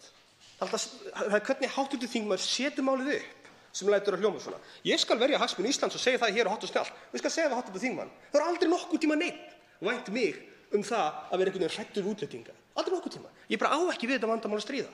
Af hverju ekki? Vegna þess að ég set ekki hagsmuni Íslands upp sem öndverða hagsmunum útlendinga, eins og hv. þingmaður gerir hér ítrekað. Það eru hagsmunir Íslendinga að fá að flytja inn frosið kjöt. Það er ekkert sjálfkrafa hagsmunir Íslendinga mega það ekki. Ég er að vona að það verði einhvern veginn skýrt. Íslendingar eru ekki einhver sameinuður kjarni sem hafa allir nákvæmlega sömu hagsmuni og ekki útlendingar heldur. Þegar hv. þingmaður setur, ég get bara endurtekið mig núna, ég ætla að sleppa í virðulegur forseti og spara tímann. Ég vona að það fari einhvern tímann að verða skýrt. En hv. þingmaður, ég verð bara að segja, ég á ekki við þessi vandamál að stríða að það sé alltaf verið að misskilja mig eins og ég sé einhvern veginn rosalega hræddur útlendinga. Það hef aldrei átt við það vandamál að stríða og ég velti fyrir mér, virðulegur forseti, með hliðsjón af því að hér kem ég til að verja hagsmuni Íslands hátt og snjallt. Hvers vegna ekki? Þá svarar andsvari síðar að sinni hv. 3. þingmaður Norðausturkjördæmis Sigmundur Davíð Gunnlaugsson. Herra forseti, ég er alveg undrandi á því hvað hv. þingmaður er hræddur við útlendinga. Nú er einhver búinn að segja það, er það orðið sannleikur. Þetta eru náttúrulega eintóm dellurök sem hér eru framfærð. Það að menn verji hagsmuni sína í viðskiptum og hagsmunir fari ekki endilega alltaf saman, það þýðir ekki að menn sé á móti viðskiptum við útland eða á móti útlendingum yfir höfuð.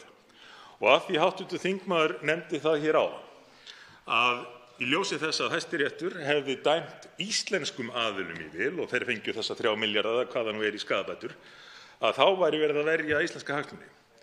Gott og vel ákveðna íslenska hagsmuni. Ég hugsa reyndar að hv. þingmaður og félagar hans og margir í öðrum flokkum að minnsta kosti í stjórnarandstöðunum myndu kalla það sérhagsmuni, íslenska sérhagsmuni. Hverjir voru það sem að fengu þessar bætur? Voru það ekki fyrst og fremst íslenskir heildsalar? Og ef ég þarf að velja á milli þess sem stjórnmálamaður að verja annaðhvort hagsmuni, því að það er ekki eins og hv. þingmaður virðist halda að hagsmunir allra fara alltaf saman. Ef ég þarf að verja annaðhvort fyrst og fremst hagsmuni íslenskra heildsala eða fyrst og fremst hagsmuni íslenskra bænda og landbúnaðarframleiðenda og matvælaframleiðenda, þá tel ég mikilvægara fyrir samfélagið að leggja áherslu á að verja hagsmuni bænda heldur en að verja hagsmuni heildsala og fagna því sérstaklega að íslenskir heildsalar, það hafi verið íslenskir heildsalar sem hafi fengið bætur á grundvelli EES-samningsins. Fyrir hvað? Fyrir að hafa ekki fengið að hagnast nógu mikið með því að ganga á íslenska matvælaframleiðslu. Herra forseti, það hlýtur að vera augljóst að jafnvel þó að menn geti almennt tekið undir það og fallist á það líklega allir hér á Alþingi að viðskipti séu almennt á hinu góða, þá verði menn að verja hagsmuni sína þegar kemur að því að gera samninga og hagsmunir fara ekki endilega alltaf saman í öllum málum, en þá leita menn leiða til þess að komast að niðurstöðu sem að allir aðilar geta vel við af. Þá er andsvörum lokið. Fleiri hafa ekki kvatt sér hljóðs og er umræðu lokið en atkvæðagreiðslu frestað. Tekin eru fyrir annað dagskrármálið sameining Seðlabanka Íslands og Fjármálaeftirlitsins. Þetta er stjórnarfrumvarp 765. mál á þingskjali 1216 með áorðnum breytingum á þingskjali 1649, nefndarálit á þingskjali 1884, þetta er 3. umræða, og 3. dagskrármálið Seðlabanki Íslands, stjórnarfrumvarp 790. mál á þingskjali 1251, með áorðnum breytingum á þingskjali 1650, nefndarálit á þingskjali 884 og breytingartillaga á þingskjali 885. Þetta er 3. umræða. Til máls tekur framsögumaður meirihluta efnahags- og viðskiptanefndar, hv. 10. þingmaður Suðvesturkjördæmis, Óli Björn Kárason. Herra forseti, ég mæli hér fyrir framhaldsnefndaráliti fyrir hönd meirihluta efnahags- og viðskiptanefndar frumvarp til laga Seðlabanka Íslands og frumvarp til laga breytingar á ýmsum lögum vegna sameiningar Seðlabankans og Fjármálaeftirlitsins. Við 2. umræðu frumvarpin lagði 1. minnihluti nefndarinnar fram breytingartillögu við frumvarp til laga Seðlabanka Íslands á þingskjali 1829 en það er núna á þingskjali 1885. Það er rétt að vekja athygli á því. Í breytingartillögunni felst í fyrsta lagi að kröfur hæfni fulltrúa í bankaráði Seðlabankans verði auknar, í öðru lagi að verkefni bankaráðs verði nánar skilgreindar, í þriðja lagi að formennska Fjármálaeftirlitsnefndar verði að jafnaði í höndum varaseðlabankastjóra Fjármálaeftirlits í stað seðlabankastjóra, í fjórða lagi að fjallað skuli árangur markmiða í ársskýrslu Seðlabankans, í fimmta lagi að fram skuli fara ytra mat á starfsemi Seðlabankans á 5 ára fresti og í sjötta lagi að innan 2 ára frá gildistöku þessara laga, ég hygg að sé raunar fyrir árslok 2021, skuli vinna skýrslu reynsluna af starfi nefnda Seðlabankans með nánar tilgreindum hætti. Herra forseti, ég vil að öðru leyti vísa til nefndarálitsins þar sem tekið á einstökum og fjallað einstakar breytingartillögur, en það skemmst frá því að segja að breytingartillagan 1. minnihluta kom ekki til atkvæða við 2. umræðu og hefur nú verið lögð fram að nýju. Meirihluti efnahags- og viðskiptanefndar styður allar breytingartillögur sem 1. minnihluti hefur lagt fram og mælir með samþykkt þeirra allra. Það skal líka tekið fram að nefndarmenn ríkisstjórnarflokkanna leggja til að frumvörpin bæði verði samþykkt svo breytt. Undir þetta nefndarálit rita sá hér stendur Óli Björn Kárason og hv. þingmenn Brynjar Níelsson, Bryndís Haraldsdóttir, Oddný G. Harðardóttir, Ólafur Þór Gunnarsson, Silja Dögg Gunnarsdóttir, Smári McCarthy og Þorgerður K. Gunnarsdóttir. Þá tekur til máls hv. 6. þingmaður Suðurkjördæmis, Oddný G. Harðardóttir.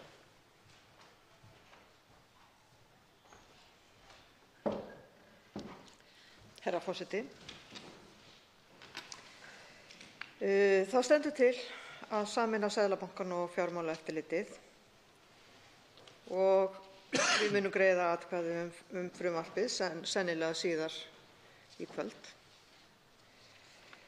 Og það sem við höfum verið að velta fyrir okkur í hv. efnahags- og viðskiptanefnd hvort að sjálfstæður Seðlabanki með allt Fjármálaeftirlitið verði sterkari til að takast á við framtíðar áföll.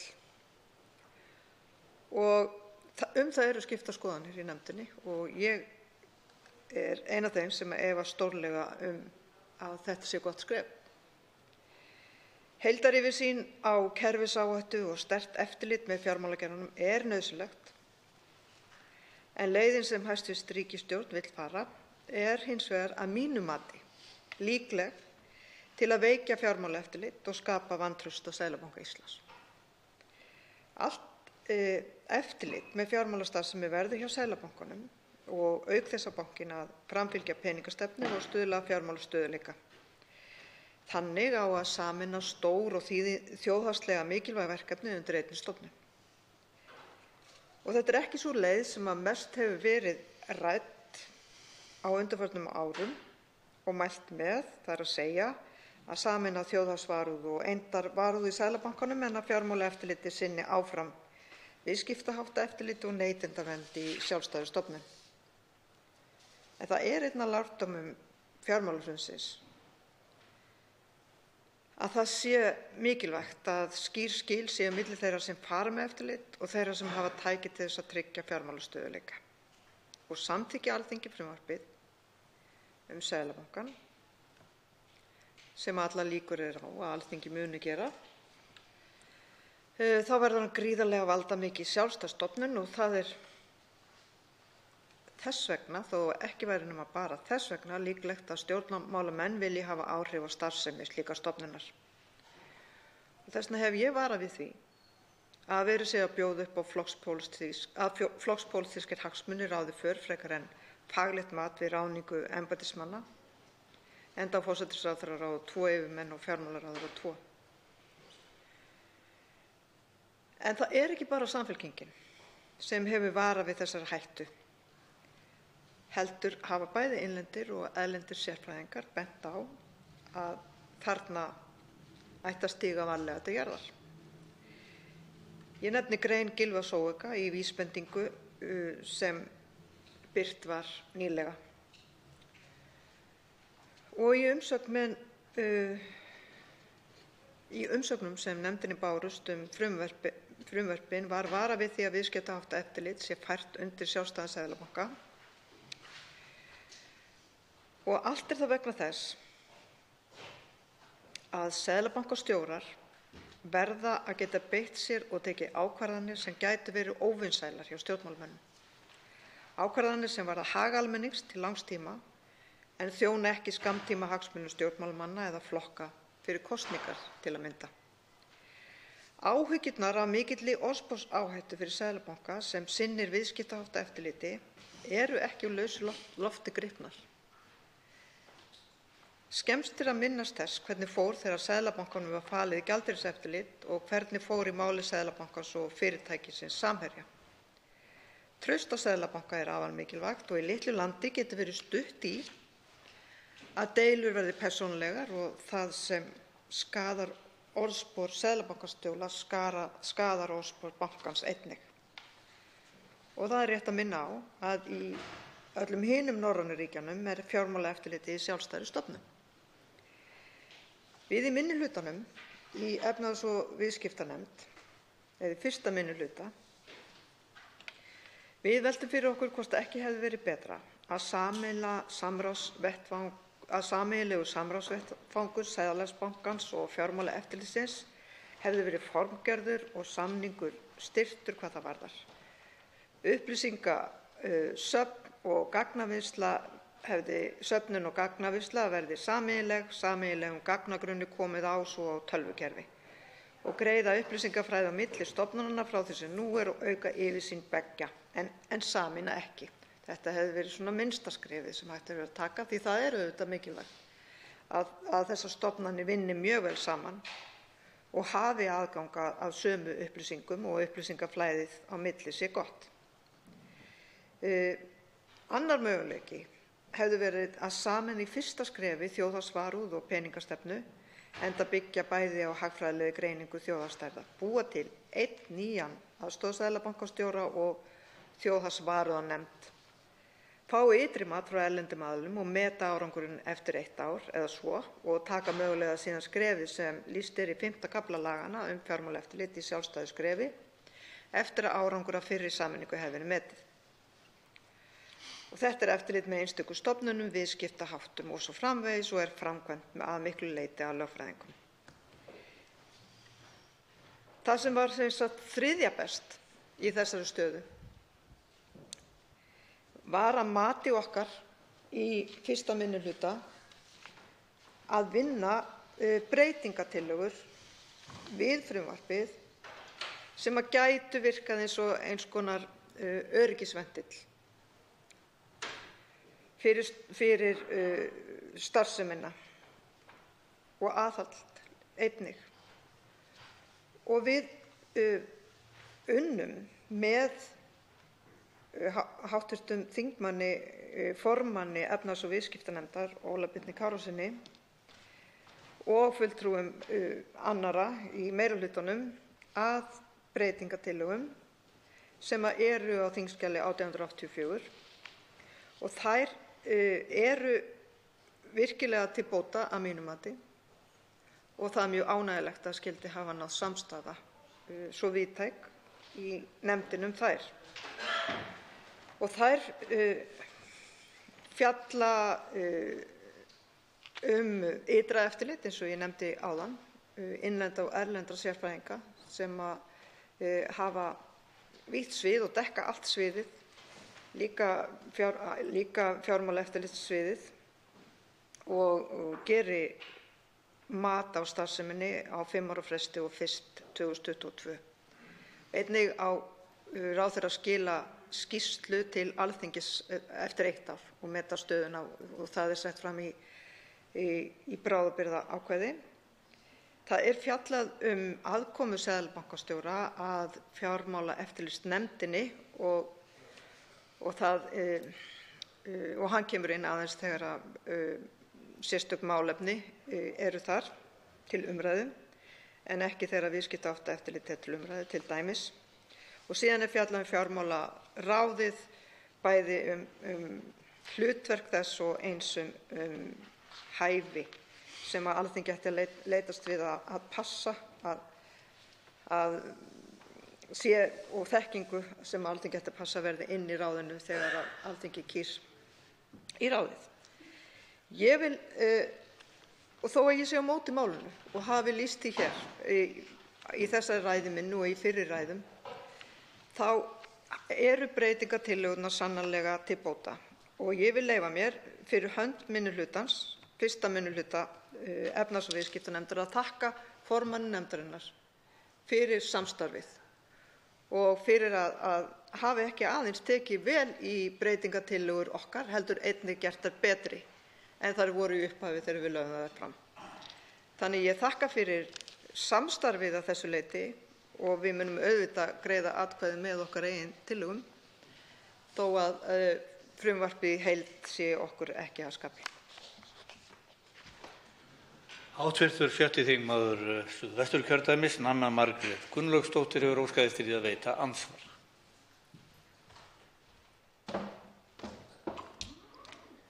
Herra forseti, ég byrja að þakka hv. þingmanni fyrir ræðuna. Það ýmislegt í þessu frumvarpi mjög gott. Það sem mig langar samt að vita og spyrja hv. þingmann hvort hún hafi áttað sig á, eða hvort hún getur útskýrt betur fyrir mér, hver mun fara með eftirlit í þessari nýju stofnun, það er að segja eftirlit með Seðlabankanum sem mjög stór aðili á markaði. Og ég myndi vilja fá ef hún gæti útskýrt aðeins hvernig eftirlit með eftirlitinu á að fara fram. Þá svarar andsvari hv. 6. þingmaður Suðurkjördæmis, Oddný G. Harðardóttir. Herra forseti, ég þakka andsvarið. Stofnunin eftir þessa breytingu verður stór og hún verður mjög valdamikil, eins og ég nefndi hér í ræðu minni.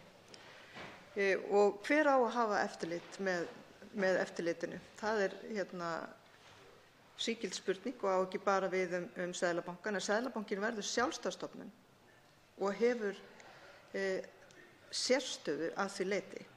En með því að setja inn ytra matið, þá leið erum við búin að fáum við hugmynd hvernig starfsemin virkar, og það eins konar eftirlit með ytra mati þar sem staðan tekin og við hér, löggjafinn, getum þá brugðist við ef þessi mikilvæga stofnun ekki að starfa eins og ætlast til. Og þess vegna þessi tillaga, breytingartillaga 1. minnihluta, svo mikilvæg. Auk þess var í breytingartillögum sem við erum búin að afgreiða hér, breytingartillögum meirihlutans, gert ráð fyrir því að seðlabankastjóri og varaseðlabankastjórar sem að fara fyrir þessum mikilvægu nefndum komi fyrir þingnefnd og fari yfir stöðu mála. Það líka aðhald og eftirlit í því fólkið. Og þá veitir hv. 6. þingmaður Suðvesturkjördæmis andsvar síðara sinni.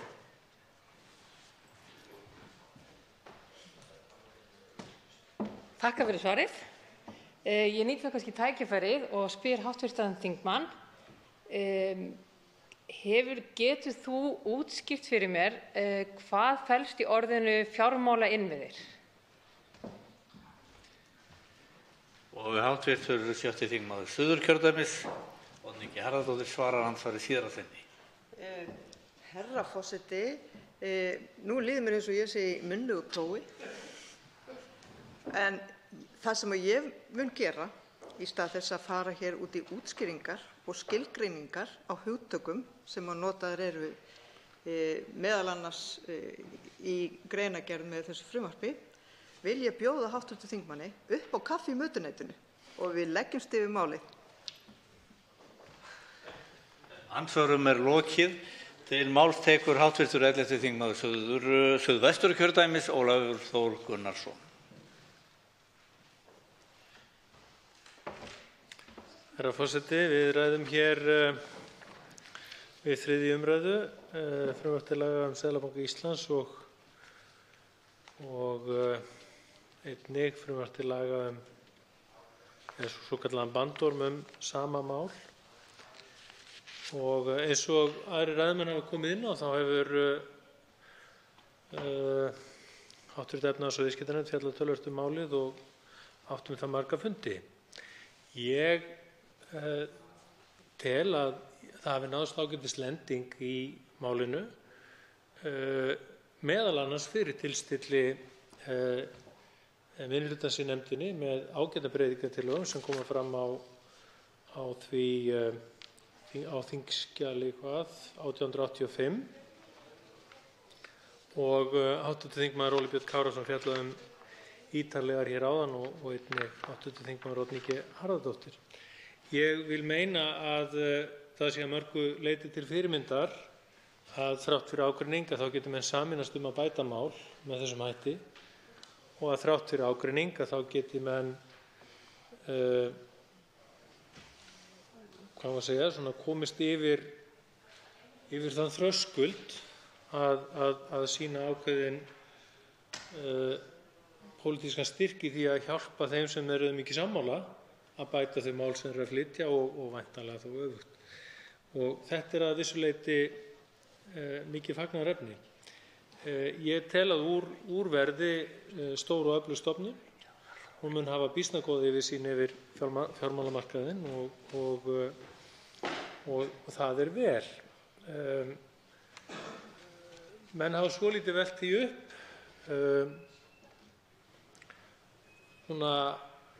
að þessi stofnun mun ekki fá mikið aðhald, mun ekki fá neitt ytra aðhald og nokkrir þingmenn komið inn á það.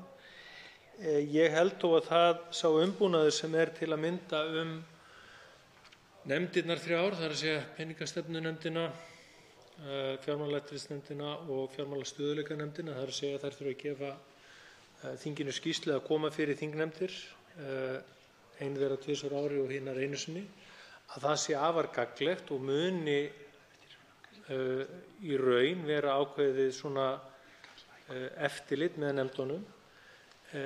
Ég held líka að það fræðsluhlutverk eða sú skylda á fræðslu sem er lögð á Seðlabankann í frumvarpinu, hún muni hjálpa líka til að upplýsa bæði almenning en kannski líka stjórnmálamenn hvað er raunverulega að gerast innan stofnunarinnar og það tel ég vera vel. Ég vil hins vegar mótmæla því sem að hv. þingmaður Oddný G. Harðardóttir kom hérna inn á áðan að með þessu frumvarpi sé verið að auka hættuna á pólitískum skipunum. Því er ég ekki sammála. Skipanir seðlabankastjórans og sá umbúnaður sem að verður skipan seðlabankastjórans og aðstoðarseðlabankastjóra er eins og var í lögunum frá 2009 og ég tel að það gæti nokkurra svartsýn í því að gefa sér það eða ætla að með því að búa til öfluga stofnun þá aukist hættan á pólitískum afskiptum. Ég held miklu fremur að þarna sé í rauninni verið að stíga stærra og öflugra skrefi þá átt að gera stofnunina að sterkri sjálfstæðri stofnun.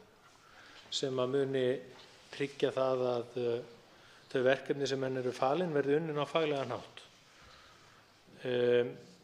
Og ég mun því, eins og auðvitað kemur fram í nefndarálitinu hér, mun því styðja málið þegar það kemur hér til atkvæða væntanlega síðar í kvöld, herra forseti. Fleiri hafa ekki kvatt sér hljóðs og er umræðu lokið en atkvæðagreiðslu frestað. Tekið er fyrir 4. dagskrármálið.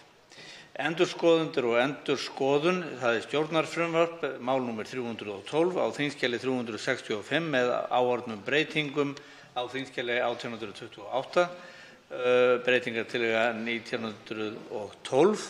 Þetta er 3. umræða. Til máls tekur hv. 10. þingmaður Suðvesturkjördæmis, Óli Björn Kárason.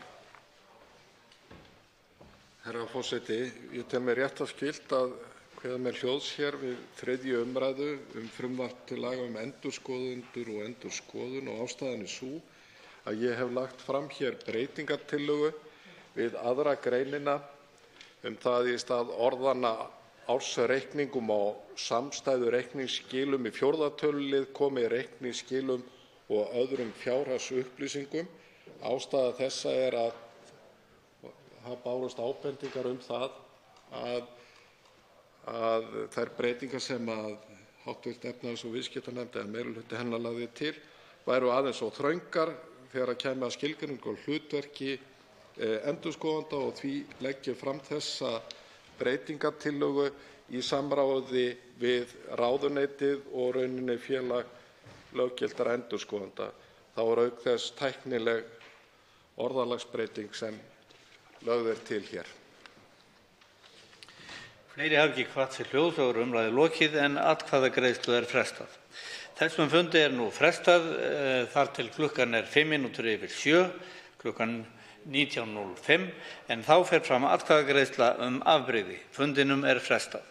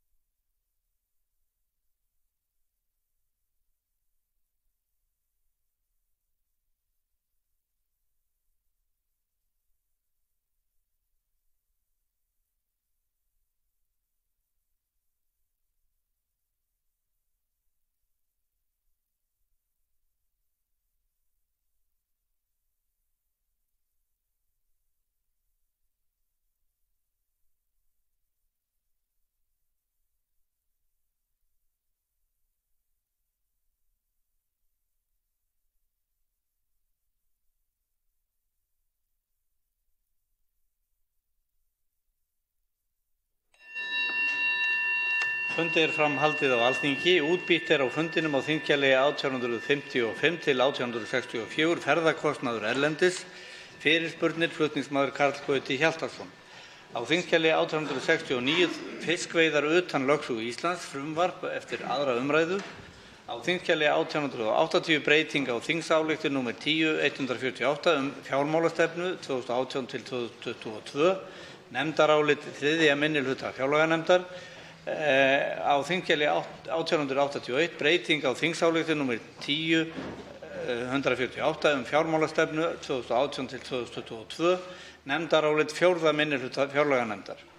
Og loks á þingskjali 1921 fiskeldi breytingartillaga Bergþór Ólason og Sigurður Páll Jónsson. Borist hefur bréf frá starfandi formanni þingflokks Framsóknarflokksins að Halla Signý Kristjánsdóttir, 7. þingmaður Norðvesturkjördæmis, geti ekki sinnt þingstörfum á næstunni. Í dag, miðvikudaginn 10. júní, tekur því sæti á Alþingi sem varamaður fyrir hana 2. varamaður á lista Framsóknarflokksins í kjördæminu, Lilja Rannveig Sigurgeirsdóttir, en 1. varamaður á lista hefur boðað forföll. Hún hefur áður tekið sæti á Alþingi og er boðin velkomin til starfa að nýju. Svo háttar til 5. dagskrármálið að of skammt er liðið frá útbýtingu breytingartillögu á þingskjali 1921. Þarf því að leita samþykkis fyrir því að taka breytingartillögun á dagskrá. Fer nú fram atkvæðagreiðsla afbrigðin og hún hefst núna.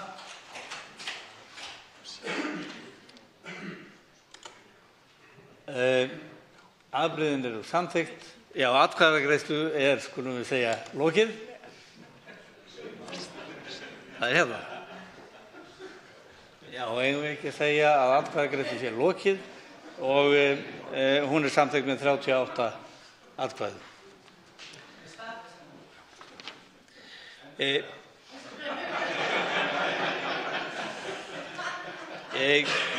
Gera má ráð fyrir að önnur atkvæðagreiðsla verði hér afbrigði síðar í kvöld, eftir klukkustund eða svo.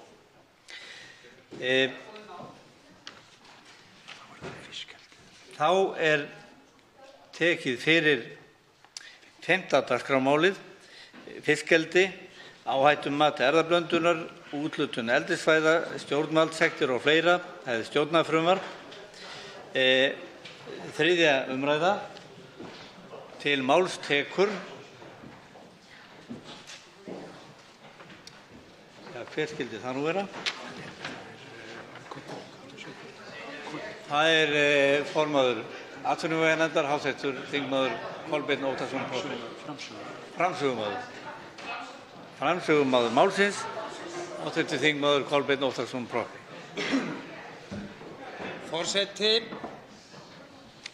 ég mæli hér fyrir nefndaráliti breytingartillögu frá meirihluta atvinnuveganefndar í fiskeldismálum. Hluti þeirra breytinga, nánast allar held ég, sem er hér að finna, hafa verið boðaðar og ætti ekki að koma neinum óvart. Það var búið að tilkynna það strax upp á og draga tilbaka breytingartillögu sem snýr að meðferð og afgreiðslu umsókna um rekstrarleyfi á svæðum sem þegar hafa verið metin til burðarþols. Og eins kom það hér fram við 2. umræðu að bæði drógum við í meirihlutanum tilbaka nokkrar breytingartillögur frá okkur og því sama var gert af þeim sem stóðu að minnihlutaálitinu. Þær voru svo sameinaðar hér í þetta nefndarálit með breytingartillögu. Það hefur þó gerst í millitíðinni að þó að hér standi fleiri þingmenn að þessu áliti en meirihlutinn einn, líkt og var með nefndarálit eftir 1. umræðu, hann var að segja skipast af þannig veður á lofti að þeir 2 hv. þingmenn Miðflokksins sem sitja í atvinnuveganefnd og voru með á nefndarálitinu eftir 1. umræðu, ekki með að þessu nefndaráliti. En hins vegar hefur hv. þingmaður Albertína Friðbjörg Elíasdóttir, sem var framsögumaður minnihlutaálitsins, ritað undir nefndarálitið þó hann standi ekki að breytingartillögunum sem lögðu fram á sérskjali hér. Ég verð að segja forseta að mér þykir miður að við skyldum ekki geta sameinast í nefndinni þær breytingar sem að lagðar eru til hér á sérskjali. Þær eru allar þess eðlis að það rúmast vel innan þess anda sem að unnið hefur verið eftir í nefndinni, að styrkja betur umgjörðina utan fiskeldi, að stíga skref í átt til þess að tryggja rétt bæði almennings til upplýsinga og eins fyrirsjáanleika og ekki síst að skjóta styrkari stoðum undir vísindin og rannsóknir sem að undir öllu þessu eru. Ég ætla ekki að lesa allt nefndarálitið, forseti, það geta þingmenn gert. Helstu breytingarnar sem að lagðar eru til hér í nefndaráliti með breytingartillögu kannski efnismesta eða viðamesta breytingin fyrir utan meðferð leyfa sú að þegar Hafrannsóknastofnun ákveður skiptingu fjarða eða hafsvæða í eldissvæði á grundvelli burðarþols og bestu heildarnýtingar mögulegra eldissvæða, ekki þegar heldur Hafrannsóknastofnun ákveður þetta. Áður skal stofnunin leita umsagnar Skipulagsstofnunar, Umhverfisstofnunar og það sem við á svæðisráðs viðkomandi svæðis tillögu sína, samanber lög skipulag haf- og strandsvæða. Þetta í raun og veru hið sama og var í breytingartillögum meirihlutans hér eftir 2. umræðu. En með leyfi forseta, þar sem strandsvæðaskipulag samkvæmt lögum skipulag haf- og strandsvæða liggur fyrir, skal Hafrannsóknastofnun taka tillit til þess við ákvörðun skiptingu í eldissvæði. Þar sem strandsvæðaskipulag liggur ekki fyrir, skal Skipulagsstofnun birta tillögu Hafrannsóknastofnunar opinberlega á vefsíðu stofnunarinnar og veita 3 vikna frest til að skila inn athugasemdum áður en stofnunin veitir umsögn til Hafrannsóknastofnunar. Þessi breyting, forseti, verður til þess að í raun öll skipting fjarða í hafsvæði eða eldissvæði, hún auglýst, tilkynningum hana auglýst, þannig að almenningur hefur færi á að koma með athugasemdir innan 3 vikna í anda Árósarsamningsins og rétt almennings til upplýsinga. Þau svæði sem eru innan skipulags haf- og strandsvæða, þar hefur áður verið farið fram auglýsing eins og venjan með skipulag og fyrirmyndin sótt í skipulagslög. Þannig að þetta auglýst, en almenningi gefst kostur á að koma með athugasemdir. Síðan hér einu orði skotið inn hvað varðar þá vísindanefnd sem að skipuð á sviði fiskifræði, stofnarðafræði og vistfræði til að rýna aðferðafræði áhættumatsins. Ítrekað er tryggja óvilhallra vísindamanna. Þetta gert til að tryggja enn betur og undirstrika enn frekar að við séum að tala faglega rýni og trúverðugleika á aðferðafræði Hafrannsóknastofnunar. Við teljum þetta auki hann enn frekar. Síðan eru fleiri efnisminni breytingartillögur sem að ég hvet þingmenn til að kynna sér. Undir þetta nefndarálit rita hv. þingmenn Lilja Rafney Magnúsdóttir, formaður atvinnuveganefndar, Albertína Friðbjörg Elíasdóttir, Ásmundur Friðriksson, Líneik Anna Sævarsdóttir, Njáll Trausti Friðbertsson og sá sem hér stendur. Þér hins vegar skylt að greina frá því að ég skrifa undir þetta álit með fyrirvara. Fyrirvarinn snýr ekki að því sem ég hef farið yfir hér, heldur að þeirri breytingartillögu sem að hér á þingskjali 1920 og hefur verið dreift með og lýtur að meðferð og afgreiðslu umsókna rekstrarleyfi sem þegar eru komnar fram. Kannski kynni þá tillögu, forseti, og útskýri svo fyrirvara minn hér í örstuttu máli. En tillagan á því skjali hljóðar þannig, hún fjallar B-lið 24. greinar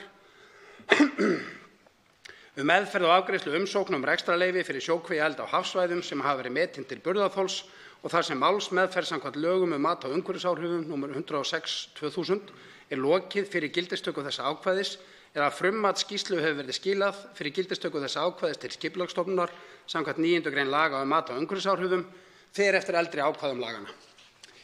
Hér forseti margboðuð breytingartillaga sem að snýra því að eins og ég hef orðað það, loka dyrunum á eftir gamla kerfinu. Þannig að umsóknir fari sem mest inn í nýja kerfið eftir að nýju lögin hafa verið samþykkt. Vilji nefndarinnar, meirihluta hennar, kom skýrt fram í nefndaráliti við 2. umræðu. Síðan höfum við verið að vinna að því með stjórnkerfinu að finna bestu leiðina til að þessi skurðarpunktur verði sem skýrastur. Mér greinir á við aðra félaga mína í meirihluta háttvirtrar atvinnuveganefndar. Hér miðað við að frummatsskýrslu hafi verið skilað. Ég tel að bæði sé það betra og skýrara að miða við að matsskýrslu hafi verið skilað. Það uppfyllir betur þær hugmyndir sem meirihlutinn setti fram hvaða áhrif hann vildi að umrædd breyting hefði í för með sér. Hins vegar lítið svo á, forseti, að þetta mál sem við erum hér að vinna að saman sé svo stórt og mikilvægt og þetta séu svo góð skref sem við erum að stíga í þessu máli í átt til þess að ná sem víðtækastri sátt eins og hægt yfir höfuð fiskeldi hér á landi. Og við vitum þá öll hér að það ríkja gríðarlegar og skiptar skoðanir fiskeldi. Fólk hefur mjög sterkar skoðanir á fiskeldi. Þess vegna finnst mér það miður að við hefðum ekki öll getað sameinast hvar í flokki sem við stöndum að því hvernig við viljum sjá þetta, því að við getum sameinast ef við getum forseti ekki sameinast hvernig við viljum sjá þessi mál. Þá getum við ekki ætlast til þess endilega að fólk utan þessara veggja sameinast eða hvað. Þannig hugsaði ég þegar ég ákvað að styðja þessa tillögu, þó ég væri í grunninn sannfærður að það væri betra að fara aðra leið. Að ég veit, ég hef í fyrsta lagi ekki alltaf rétt fyrir mér og í öðru lagi virði ég lýðræðislegan vilja og í þriðja lagi svo mikilvægt að þetta mál verði hér að lögum að skiptar skoðanir eina breytingartillögu eru með leyfi forseti titlingaskítur í stóra málinu, stóra samhenginu. Þess vegna mæli ég hér fyrir þessu og líka þessari breytingartillögu sem að ég þó geri fyrirvara við en styð, ég ítreka það, ég hefði viljað fara aðra leið en ég styð þessa tillögu. Tekur til máls hv. 4. þingmaður Norðvesturkjördæmis Bergþór Ólason.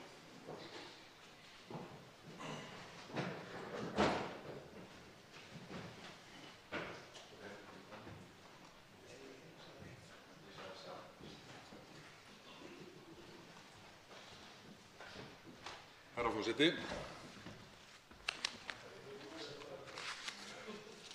Hér við þessa lokaumræðu breyting á lögum fiskeldi þá langar mig til þess að koma inn á nokkur atriði en fyrst ætla ég að fá að koma hér stuttlega inn á breytingartillögu sem ég og hv. þingmaður Sigurður Páll Jónsson skrifaði fyrir og snýr að því að breytingu á b-lið 24. greinar sem að tengist svokallaðri 8. greinar umræðu í þessu máli. Það sem lagt til, með leyfi forseta, þetta nú ekki langur lestur, að meðferð umsókna, sem b-liður 24. greinar orði svo, með leyfi forseta, meðferð umsókna rekstrarleyfi fyrir sjókvíaeldi á hafsvæðum sem hafa verið metin til burðarþols sem bárust fyrir gildistöku ákvæðis þessa og þar sem málsmeðferð samkvæmt lögum mat á umhverfisáhrifum nr. 106/2000 lokið, skilað hefur verið inn frummatsskýrslu til Skipulagsstofnunar samkvæmt 9. grein laganna eða, og hér kemur breytingin, eða að ræða breytingu eða viðbætur við þegar útgefið rekstrarleyfi, fer eftir eldri ákvæðum laganna hvað meðferð og afgreiðslu umsókna varðar. Það sem tillagan viðbót hérna í þennan b-lið 24. greinar, þar sem segir eða að ræða breytingu eða viðbætur við þegar útgefið rekstrarleyfi, það hlýtur að vera öllum augljós sem hér er inni og hafa skoðað þetta mál vel að það getur ekki verið markmið lagasetningarinnar að grauta rekstraraðilum saman á sama svæðinu. Það bara gengur gegn öllu því sem snýr að umhverfishluta þessara laga, sjónarmiðum verndun villta laxastofnsins og þar fram eftir götunum.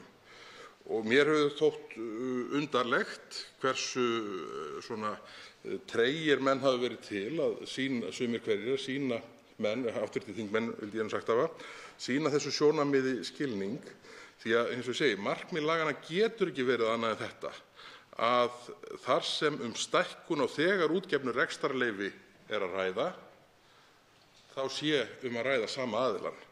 Og af hverju ósköpunum ættum við þá hér að taka ákvörðun að stækkunin á þegar útgefnu rekstrarleyfi, þar sem starfsemi komin af stað, falli undir nýja kerfið? Það bara heldur engu vatni ef við reynum að nálgast þetta svona út frá því hvernig þetta virkar þarna í raunheimum. Þá eru það bara ekki nægjanlega góð rök að það sé búið að leggja svo mikla vinnu í málið að það verði að klára það eins og það liggur fyrir. Það eru bara að mínu mati ekki rök hvað þetta atriði varðar að það sé þá búið að úthluta meiru en hæstvirt atvinnuveganefnd hafði áætlað að yrði útvegað. Það er bara skynsamlegt að nálgast þetta svona, að verkefni sem eru í undirbúningi, búin að vera það árum saman, og snúa því að stækka þegar útgefið rekstrarleyfi, að þau fá að lifa. Það er auðvitað þannig að menn reikna sig ekki upp á 2 aukastafi hvað er rétt og rangt í þessum efnum þegar svona heildarendurskoðun á lagabálki á sér stað. En þetta atriði hljóta hv. þingmenn að líta á sem sanngjarnt og eðlilegt og blanda ekki inn í það einhverjum markmiðum heildaruppsafnaða úthlutun leyfa og þar fram eftir götunum. Bara þar sem fyrir er aðili sem er búinn að fá útgefin öll leyfi og hefur hafið rekstur á eldissvæðinu og er að óska eftir stækkun á því leyfi og fer í gegnum alla þá ferla sem því fylgir. Það er engin undansláttur með það. En slíkur aðili hlýtur með öllum réttmætum og sanngjörnum sjónarmiðum að falla undir gamla kerfið. Ég bara vona að hæstv. Þingheimur fallist á þessi sjónarmið, því að þetta held ég að ef að horft er á þetta úr smáfjarlægð, þá ætti öllum að vera ljóst að þetta er í anda laganna beinlínis. Þetta er í anda þeirra markmiða sem við erum að ná fram með lögunum að nálgast þetta atriði svona. Og það er annað sem er mikilvægt að nefna í þessu samhengi. Það er það að þetta styður við markmið laganna umhverfisvernd, vernd hins íslenska villta laxastofns og þar fram eftir götunum. Í fyrsta lagi vegna þess að þarna erum við þá með augljósum hætti að tryggja það að sami aðilinn haldi á stækkuninni og heldur á frumúthlutuninni á því tiltekna svæði. Og við erum líka að tryggja það með þessu, sem er sjálfstætt markmið að mínu mati, að það sé ýtt undir það að rekstraraðilar sem í þessu standa hafi ákveðna stærð og burði til að bera til að geta sinnt umhverfisverndarhlutanum, til að geta sinnt því að við séum ekki að taka áhættu með íslenska villta laxastofninn, til að geta brugðist við kröfum sem við setjum fram hérna. Því að það er ekkert loku fyrir það skotið að einhvern tímann vilji þingheimur, ef ástæða þykir til, herða á umhverfisskrúfunum, ef svo má segja, herða á þeim skilyrðum sem sett eru hvað þessa starfsemi varðar. Og þá verða þessi fyrirtæki að hafa burði til að bregðast við slíkum breytingum.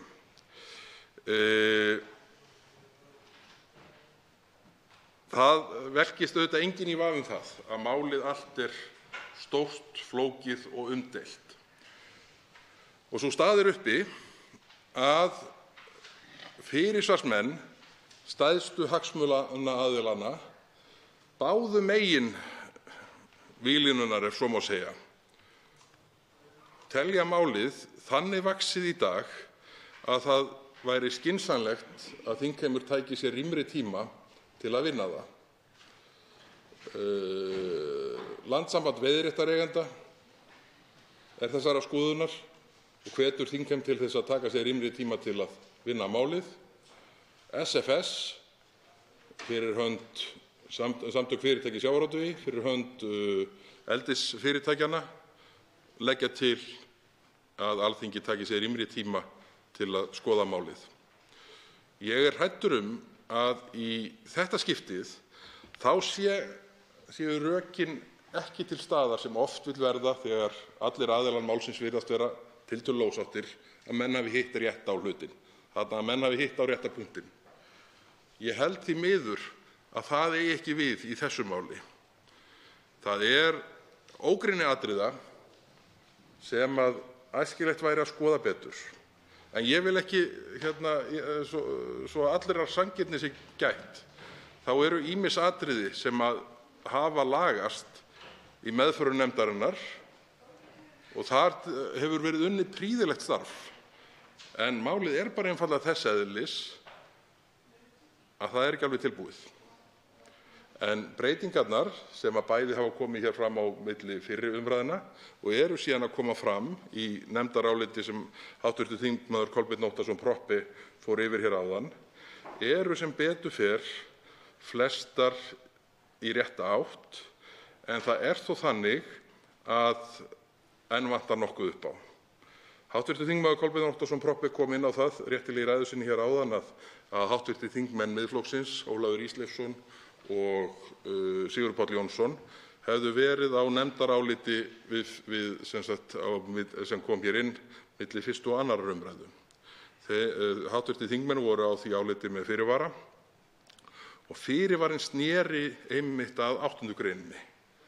Það var það sem að þingmenn Miðflokksins höfðu áhyggjur af, því að þetta er auðvitað þannig að hér er ekki bara að ræða veiðiréttarhafa sem hafa áhyggjur í veiðiréttarhafi upp í Borgarfirði, í Húnavatnssýslunum, fyrir austan og hvar á landi sem er, í Djúpi jafnvel.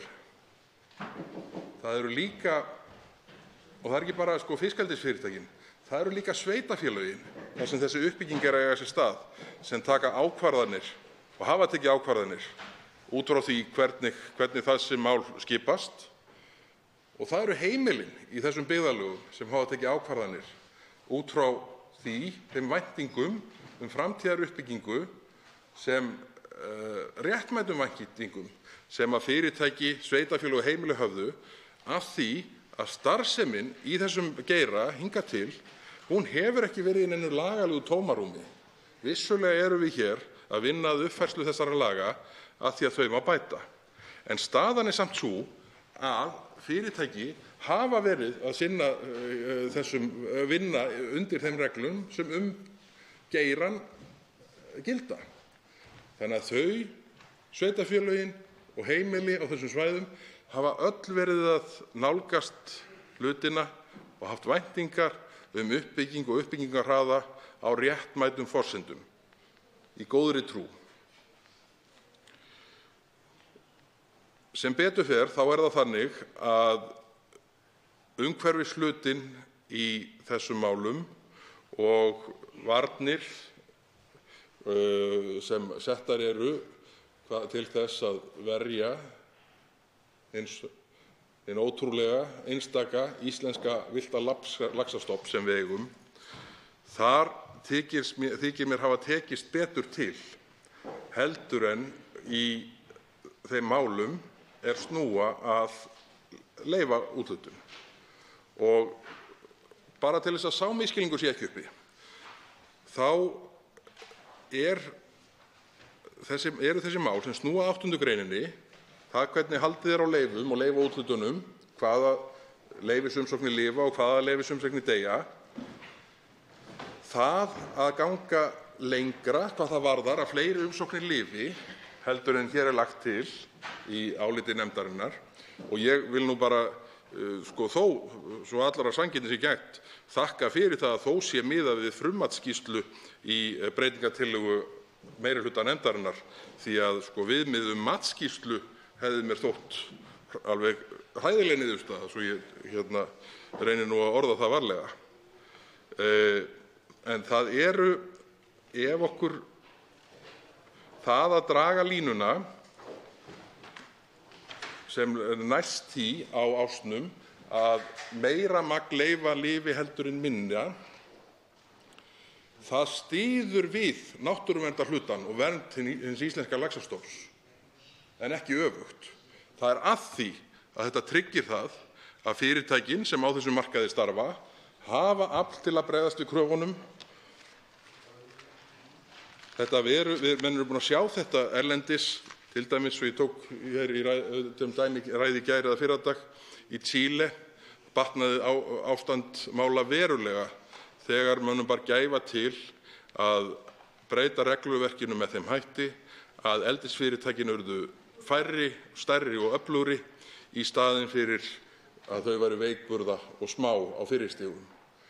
Ég vil í lok þessarar ræðu minnar bara koma aftur inn á og hvetja þingheim til að taka undir þessa breytingartillögu sem snýr að því að þeir aðilar sem þegar hafa útgefið rekstrarleyfi og eru að óska eftir stækkun á því tiltekna rekstrarleyfi, að þeir falli undir, verði áfram undir gamla kerfinu, en að þær umsóknir falli ekki niður og þeir þurfi að byrja upp á nýtt.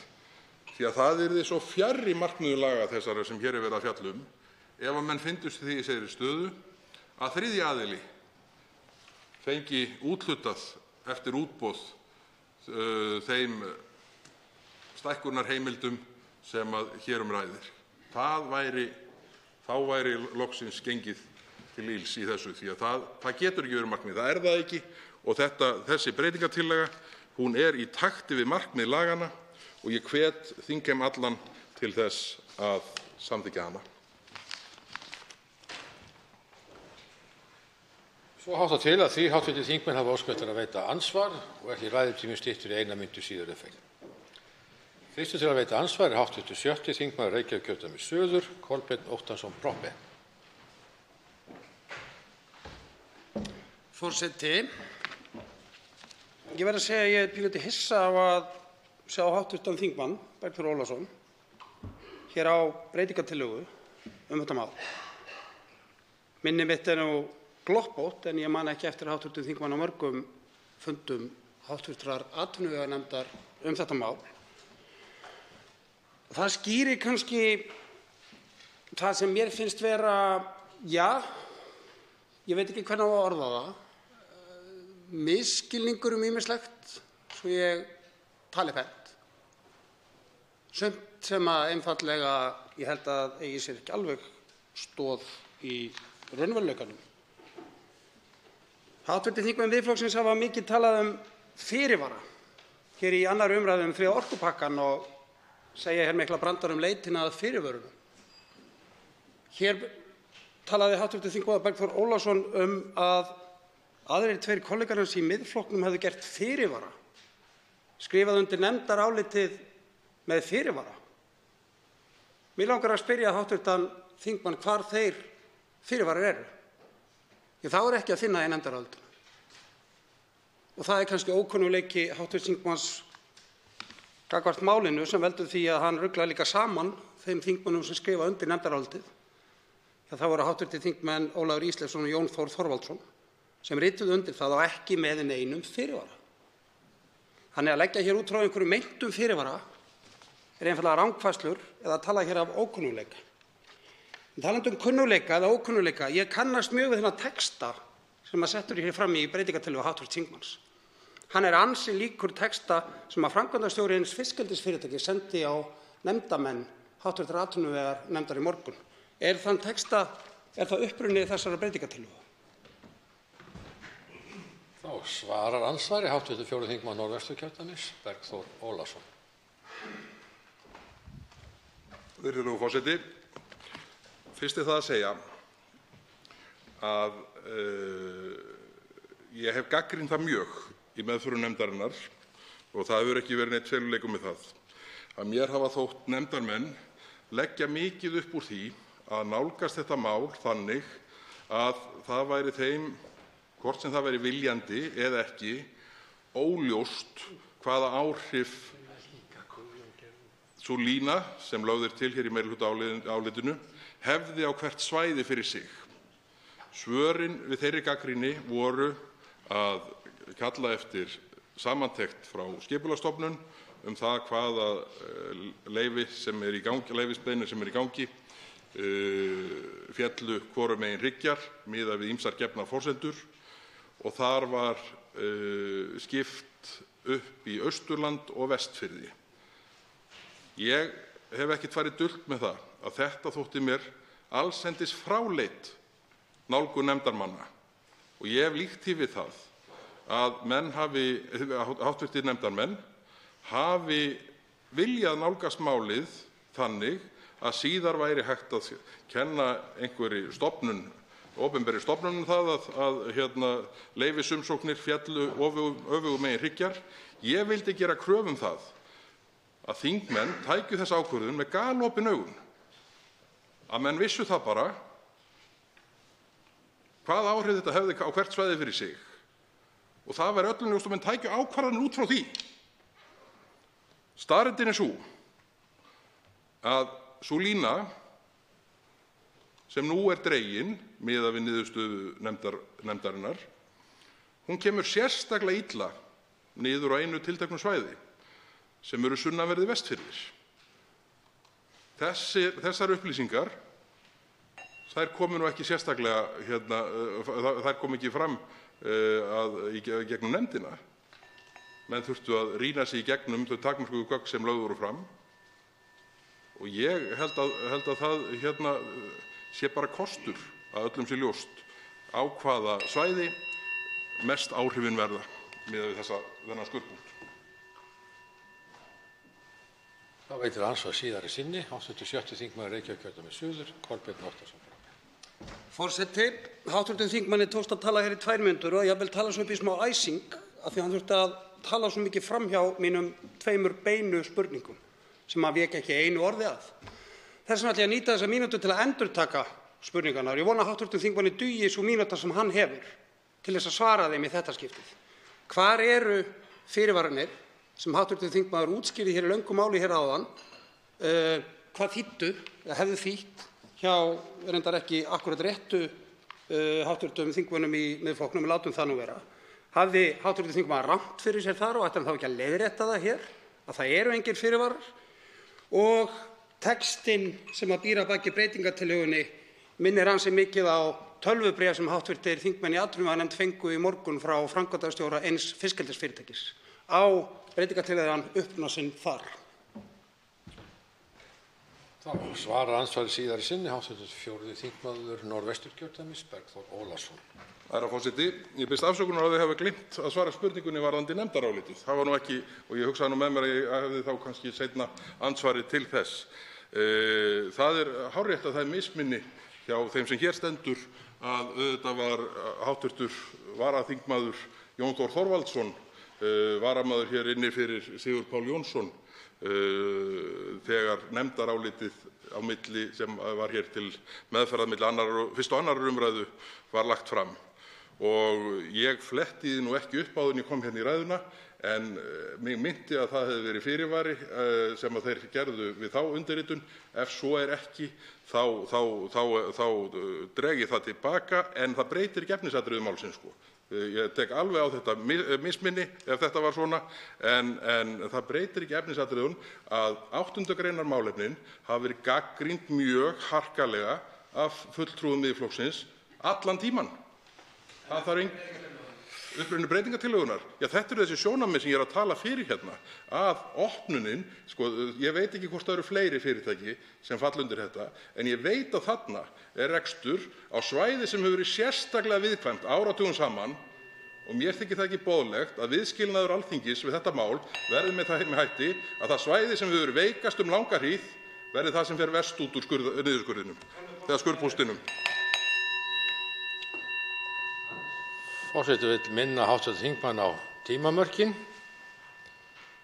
Þá veitir andsvar hv. 8. þingmaður Suðvesturkjördæmis, Jón Þór Ólason.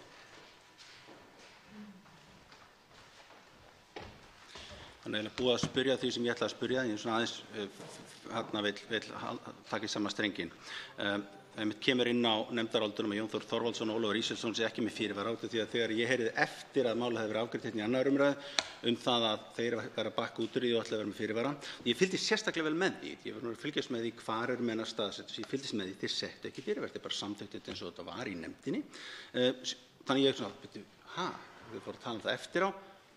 Þá fór ég og sagði að nei, það er engin fyrirvara og það var engin fyrirvara. Ég man það mjög vel, ég tek mjög góða glósur í nefndum. Þannig að höfum það alveg á hreinu. Svo horfir maður á stöðuna, maður reynir að lesa út úr þessu.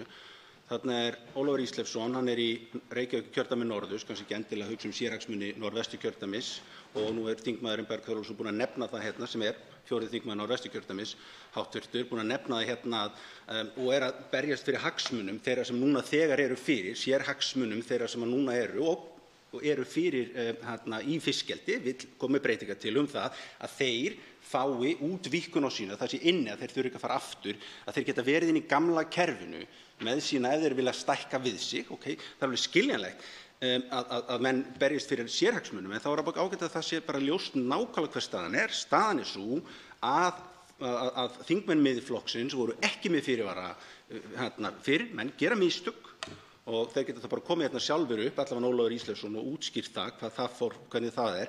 En aftur kannski taka undir spurninguna frá Kolbeini Óttarssyni Proppé varðandi háttvirtum þingmanni, varðandi það hvernig gerist þetta síðan. Því að síðan kemur aftur heim og á þing Sigurður Jóhann Pálsson og í Norðvesturkjördæmi og aðalmaður þar og svo Bergþór Ólason, aðalmaður í Norðvesturkjördæmi og báðir stökkva á þetta og stökkva inn í nefndina og eru með andstöðu við það sem að hinir þingmenn Miðflokksins sagði samþykkt. Mér sýnist þetta svolítið vera staðan og það sé ákveðin svona sérhagsmunir þarna en þingmaðurinn getur kannski leiðrétt með þessu er ekki. Þá svarar andsvarið hv. 4. þingmaður Norðvesturkjördæmis, Bergþór Ólason. Herra forseti, ég vil fyrst lýsa yfir mikill ánægju með góðar glósur hv. þingmanns Jóns Þórs Ólasonar. Sérstaklega þykir mér athyglivert ef að það kemur fram í þeim að ég hafi verið með honum á fundum atvinnuveganefndar. Ég skildi það þannig, því að ég er ekki þeirri nefnd. Við sem erum hér flutningsmenn að þessari breytingartillögu erum þingmenn Norðvesturkjördæmis sem er annað af 2 kjördæmum landsins þar sem svona meginþungi fiskeldisins á sér stað sem nú er verið að ræða. Þannig að það er ekkert tortryggilegt við það og það er nú svona bara heiðarlegt að segja frá því að það hefur verið meira en lítið mál að draga út upplýsingar það hvaða áhrif hver sá skurðpunktur sem hefur verið rætt í málinu hefði á hvert svæði fyrir sig. Því að það er auðvitað þannig að til að mynda fyrir vestan þá er munur á því til dæmis hvort að inni eru leyfi á sunnanverðum Vestfjörðum eða Ísafjarðardjúpi þar sem enn er allt lokað.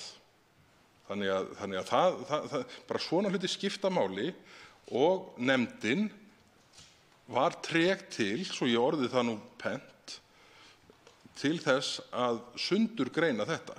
Og ég hef sagt það hér í ræðu áður að ég vildi að nefndarmenn nálguðust málið með galopnum augum, bara hvaða áhrif þetta hefur niður á hvert svæði fyrir sig. Hvað mælir því í móti?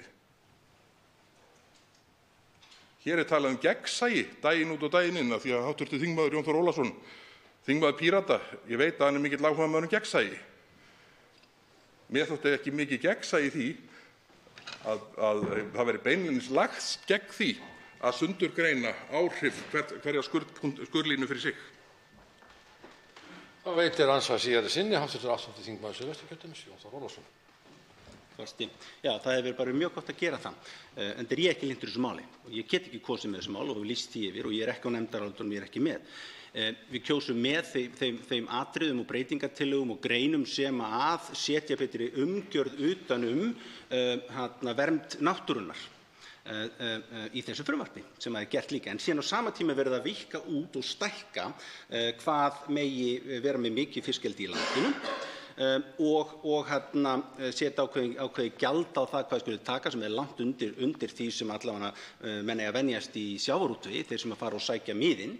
Og það hefur okkar til að gera það. En varðandi umhverfissjónarmiðin sem að hv. þingmaður hefur mikið talað að þá eru til leiðir til þess að setja upp ákveðnar varnir þannig að ef frjóir fiskar sleppa, að það gangi ekki barnar og hrygna, þetta er ekki komið á, var ekki þá bara gott að láta bíða svolítið með það mál þangað til að þessi komnar þessar mótvægisaðgerðir raunverulega upp og finnst þingmönnum ekki að allur ytri kostnaðarreglan skyldi vera nýtt, að allur ytri kostnaður sem hlýst af einhvers konar umhverfisspjöllum sé allur lagður á fiskeldisfyrirtækin sjálf. Þá svarar andsvari síðari sinni, hv. 4. þingmaður Norðvesturkjördæmis, Bergþór Ólason. Herra forseti. Ég held að meginreglan sé sú auðvitað að sá umhverfiskostnaður sem að það tjón mögulegt sem að rekstur veldur skal berast af þeim rekstri sem orsakar. Þannig að ég treysti mér ekki til að svara þessari spurningu svona skýrar en þetta. Ég vona þingmaðurinn ég sé að svara spurningunni sem átti að koma hér í gegn. Varðandi mótvægisaðgerðirnar sem hv. þingmaður kom inn á, þá eru þetta ýmislegt. Við sjáum nú bara til dæmis í Langadalsá er verið að klára, ég man nú ekki hugtakið sem er notað yfir þetta, en eiginlega fiskigildru eða síu sem að tekur mynd af hverjum einasta fiski sem fer upp í ána. Nú ljósastýringar, möskvastærð og annað slíkt. Þetta er allt saman hlutir sem að er hægt að taka ákvörðun með mjög stuttum fyrirvara hjá eldisfyrirtækjum og þar fram eftir götunum. Þannig að ég held að undirbúningur og aðdragandi mótvægisaðgerða sé í sjálfu sér á ágætis stað hvað undirbúning varðar. Þá veitir andsvar hv. 3. þingmaður Norðvesturkjördæmis, Lilja Rafney Magnúsdóttir. Já, herra forseti, mér þykir þessi ræða hjá hv. þingmanni komið svona eins og skrattin og sauðarleggnum inn í þessa umræðu, inn í þá góðu vinnu sem hefur verið í atvinnuveganefnd mjög lengi í þessu nú stóra og mikla máli, hagsmunamáli, að vera að byggja hér upp fiskeldi framtíðar með nýrri löggjöf og horfa til umhverfissjónarmiða og líka til þess að vernda villta laxastofna landsins. Mér þykir það að ummæli hv. þingmanns beri vott það að hann sé ekkert inn í þessum málum. Og við erum að setja hér almenna löggjöf, ekki löggjöf sniðna einstaka fyrirtækjum, og ég vona að hv. þingmaður sé sammála mér það að löggjöf eigi að miðast almennt við lagaumhverfi þeirra sem hún á að ná til, en ekki með einhverjum krúsidúllum til að mæta einstaka fyrirtækjum sem koma hér inn og lobbyast á Alþingi. Við erum búin að vinna mjög þétt saman að því að greina hvaða leið væri hægt að fara til að mæta því að hafa skýr lagaskil á milli gömlu lagana og þeirra nýju sem við erum að setja hér. Væntanlega vill hv. þingmaður að einhverjir vinni eftir þessum nýju lögum sem við erum búin að vinna svo lengi að. Og það er ekki einhver endastöð ef menn komast ekki inn með umsóknir á gömlu lögunum. Það er framtíð eftir það fyrir öll fiskeldisfyrirtæki. Og hvað sér hv. þingmaður að því að farin sé frumvarpsskýrsluleið þar sem menn eru komnir næstum því á endastöð í umsóknarferlinum og við fórum þá leið frekar en taka matsskýrsluleiðina sem er enn þrengri. Við víkkuðum þetta og fengum þar upplýsingar hjá Skipulagsstofnun að það eru mjög skýr lagaskil að miða við móttöku á frumvarpsskýrslu.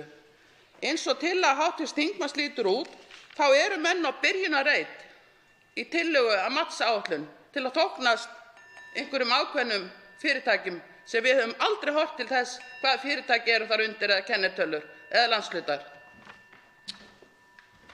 Svarar andsvari hv. 4. þingmaður Norðvesturkjördæmis, Bergþór Ólason.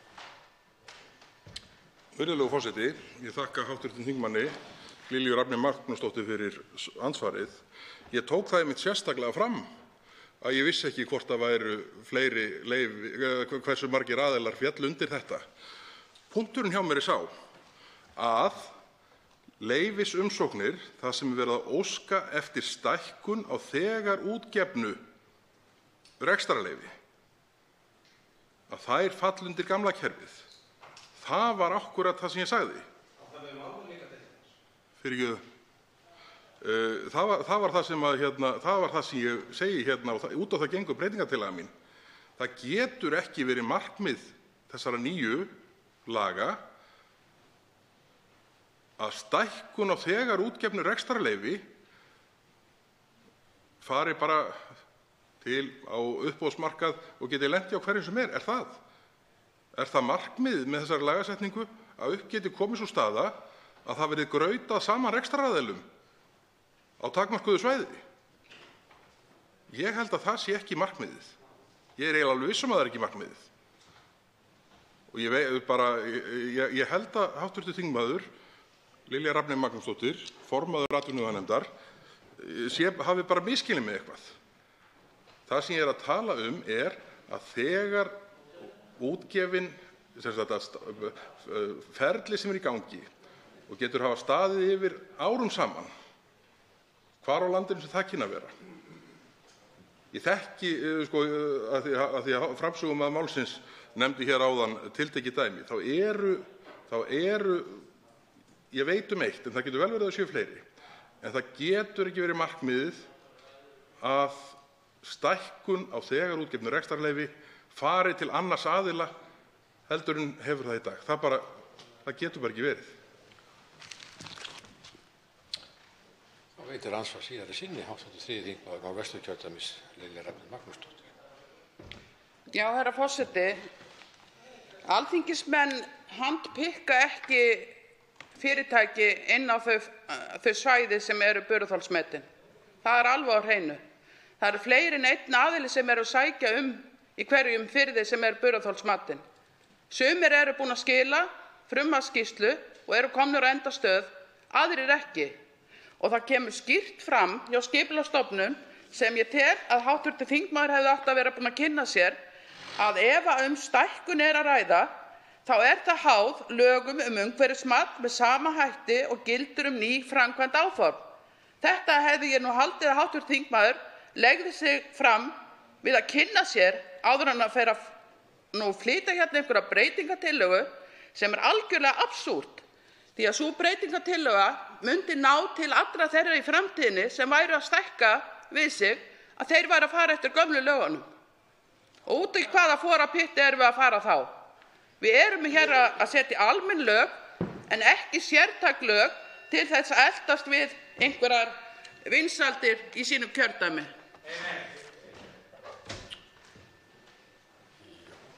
Þá svarar andsvari síðari sinni hv. 4. þingmaður Norðvesturkjördæmis, Bergþór Ólason. Herra forseti, það var held ég ekki nein spurning í þessu hjá hv. þingmanni Lilju Rafney Magnúsdóttur, en ég vil bara ítreka það sem ég sagði áðan, að það getur ekki verið markmið þessara laga að aðili sem er að sækja stækkun á ég heyrði það nefnilega, sem er að sækja stækkun á þegar útgefnu rekstrarleyfi lendi í limbói með það gagnvart þriðja aðila innan svæðis. En nú vil ég segja hérna, það breytir ekki þessari afstöðu minni þó hv. þingmaður hristi hausinn. Það er ekkert verið að biðjast undan því að aðilar sem halda leyfum virkum á grundvelli gamla regluverksins losni undan því regluverki sem þarf að fara í gegnum með stækkunina, síður en svo. Það dytti mér ekki til hugar. Það snýst ekki. Þetta snýst bara það að menn þurfi ekki að byrja aftur á núlli.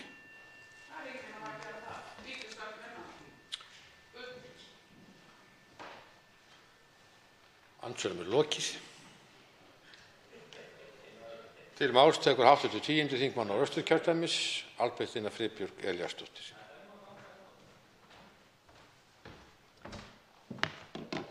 Herra forseti, Ég tel að með þessum breytingum á lögum fiskeldi þá séum við að skapa skýrari umgjörð fiskeldi á Íslandi til framtíðar.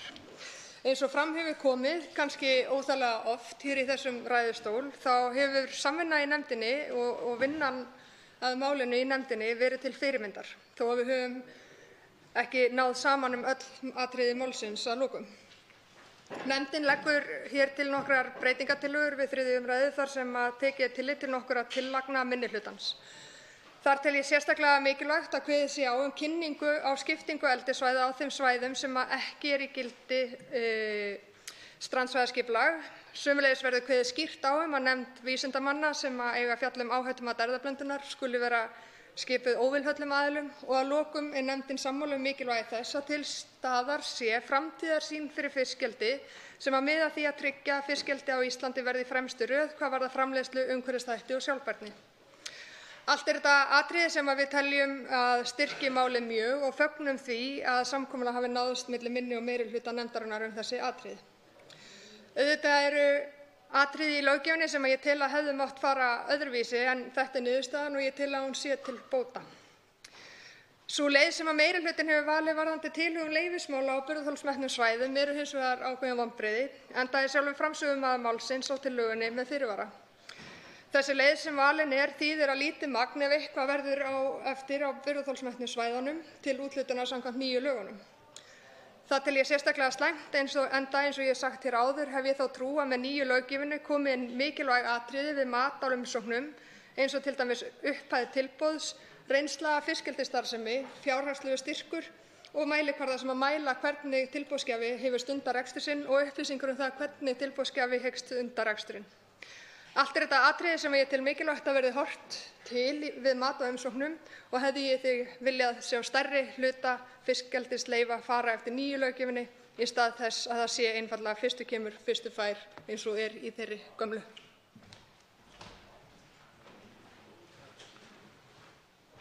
Til máls tekur hv. 8. þingmaður Suðvesturkjördæmis, Jón Þór Ólafsson.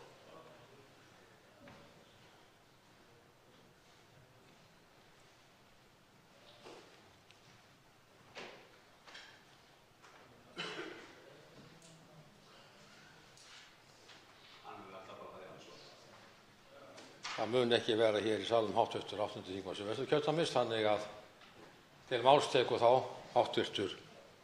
4. þingmaður Suðurkjördæmis, Ásmundur Friðriksson, sem er alltaf hér í salnum.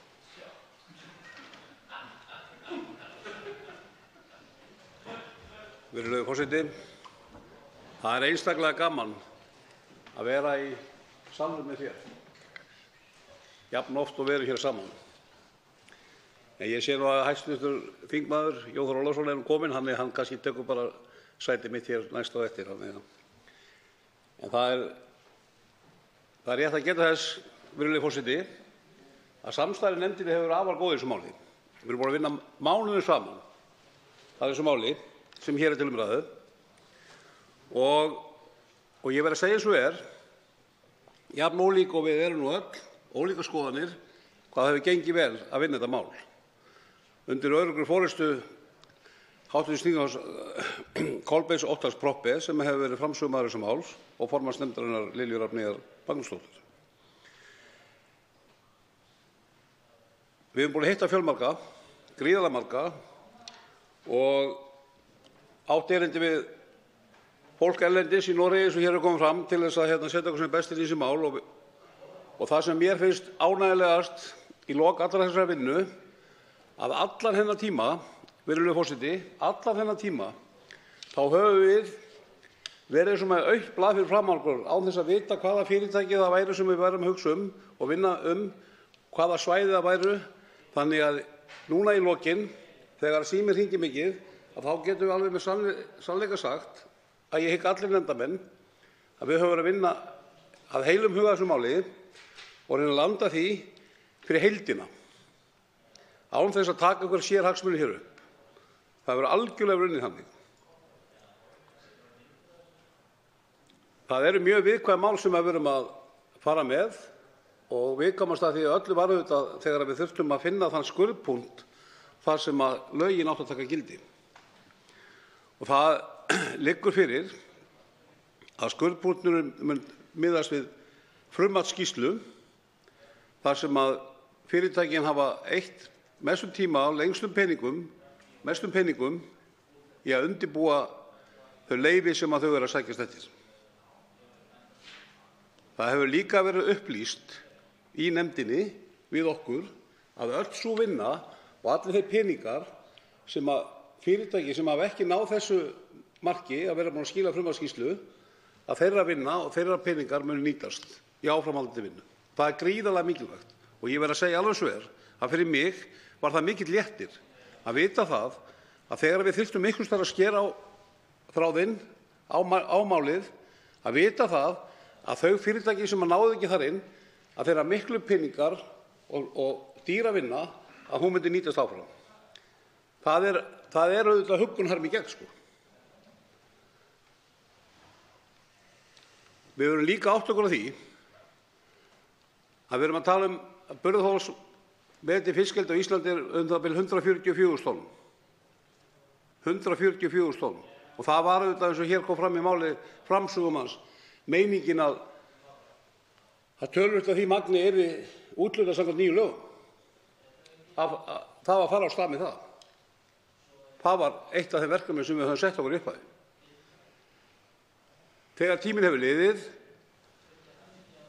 og staðan hefur skýrst, að þá kemur í ljós að trúlega munum við standa uppi eftir að við höfum samþykkt þessi lög með það að 122.000 tonn af þessum 144.000 eru meira og minna þegar úthlutuð eða eru komin í þann farveg að verða úthlutað.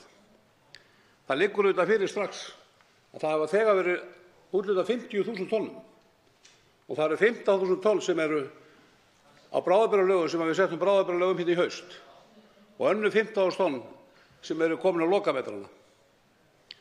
Svo eru 17.000 tonn samkvæmt matsskýrslu og með því að taka skurðarpunktinum frummatsskýrslu að þá erum við að tala um einhver 20-25.000 tonn sem við gerum það að verkum að við erum að landa þessu máli með að vera búin að klára nánast burðarþolið. Það eru eitthvað 24-25.000 tonn eftir. Og það eru þetta kannski langt umfram það sem við ætluðum upphaflega. Langt umfram það sem við ætluðum upphaflega. Og það er nú ekki hægt að segja það að með þessu sé þingið eitthvað að þingja róður þessara fyrirtækja eða komi í veg fyrir það að þau geti vaxið og dafnað. Ef ég man rétt að þá held ég að veri framleitt 11.000 tonn hér á síðast ári, eða það bil. En okkur hlakkar til að sjá það vaxa og dafna og það veitir nú ekki af fyrir samfélagið sem að þarf á milljarði nýju tekjum að halda okkur einustu viku næstu 20 árin ef við ætlum að halda í 3% hagvöxt í þessu landi, sem er gríðarlega mikilvægt. Og sóknarfæri eru þetta í laxeldinu. Það er gríðarlegt sóknarfæri og við treystum þessum fyrirtækjum að bera okkur inn í framtíðina á þessum vængjum að auka tekjurnar og vera virkilega svo grein sem að kannski er mest horft til í dag vöxt í þessu landi. Mér langar bara að þetta komi hér fram að við teljum okkur hafa gengið eins langt og nokkur kostur var. Og núna á síðustu metrunum er bara mjög mikilvægt að við reynum að tala líka saman áfram einu rómi í því að klára þetta mál í sátt og samlyndi eins og hér hefur komið fram. Það hefur aldrei verið hugmynd okkar, aldrei, að grauta fyrirtækjum saman í firðina. Það er alls ekki heppilegt og eitt af því fyrsta sem var við okkur sagt að það ætti helst að koma í veg fyrir það að það væri meira en eitt fyrirtæki í hverju firði og hverju stað. En þegar við komum að þessu máli var það bara ekki hægt að því sú staðreynd blasti við að það voru komin fleiri en eitt fyrirtæki á sömu staðinu og auk þess eru náttúrulega firðirnir hér mjög stórir og í framtíðinni þegar áhættumati kannski leyfi það að vera laxeldi í Ísafjarðardjúpi þá er nú kannski ekki hægt að ætlast til þess að eitt fyrirtæki verði það með 30.000 tonna eldi. Þannig að þar eru líka gríðarleg tækifæri. Og áhættumati við höfum rætt það hérna áður, það er líka alveg einstakt verkfæri sem er alveg einstakt á heimsmælikvarða. Þannig að við getum atvinnuveganefnd og þingið gengið hnarreist frá borði þegar við höfum lokið þessu máli, að við séum að setja hér góð lög með góðri samvisku. Þá tekur til máls hv. þingmaður Suðvesturkjördæmis, Jón Þór Ólafsson. Takk, forseti. Byrjaði að segja að Píratar geta ekki samþykkt þetta fiskeldisfrumvarp vegna þess að það er alveg ljóst að það er ekki verið að fylgja að fullu annars vegar varúðarreglunni hins vegar kostnaðarreglunni þegar kemur að umhverfisvernd. Varúðarreglan er sú að það sé gert allt sem að hægt er tæknilega, það er mikið talað besta tækni og hérna, en það verður ekki þegar þetta frumvarp tekur gildi að það verður ekki búið að tryggja með þeirri tækni sem hægt er að koma í veg fyrir þann umhverfisskaða sem að hlýsta fiskeldi þegar ekki er notað bestu hugsanlegu mótvægisaðgerðir. Það er eitt varðandi kostnaðarregluna, það er heldur ekki tryggt í þessu frumvarpi að þau fyrirtæki sem stunda þennan rekstur, fiskeldisfyrirtækin, að þau beri kostnaðinn af umhverfisspjöllum. Það er ekki tryggt í þessu frumvarpi. Þannig að Píratar geta ekki samþykkt það. Og svo jafnframt var fellt hérna í gær tillaga frá okkur Albertínu Friðbjörgu, Albertínu Friðbjörg Elefsdóttur, að gjaldtakan, ef hún færi eftir þeirri sömu reglu og þegar kemur að því að taka gjald af sameiginlegri auðlind landsmanna við nýtingu fiskauðlindarinnar. Þetta er heldur ekki gert og það var hafnað henni í gær. Þannig að öllum þessum forsendum, samkvæmt þeirri samþykktisefnu Pírata, geta Píratar ekki stutt þetta mál. Mig langar að fara inn í spádóma inn í hvað gerist í kjölfarið á þessu frumvarpi, sérlega eftir fundi í nefndinni í gær, fundi í atvinnuveganefnd í gær, þegar samtök félaga í sjávarútvegi kom fyrir nefndina ásamt ráðuneytinu.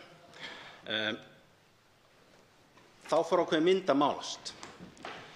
Það var mikil óánægja hjá þeim, þessum sérhagsmunagæsluaðilum, það að skurðapunkturinn, það er að segja, að sá punktur sem var valinn í umsóknarferlinu væri á þeim stað að það skildi ekki langt umfram áhættumatið rata allt inn í gamla kerfið. Þannig að það sem var gert í þessu frumvarpi er það er nánast alltaf rata inn í gamla kerfið. Ekki inn í nýju frumvarpi, ekki inn í lögin eins og fyrir maður samþykkja þau núna. Það ratar nánast allt inn í gamla kerfið eins og lögin eru áður en við samþykkjum þetta.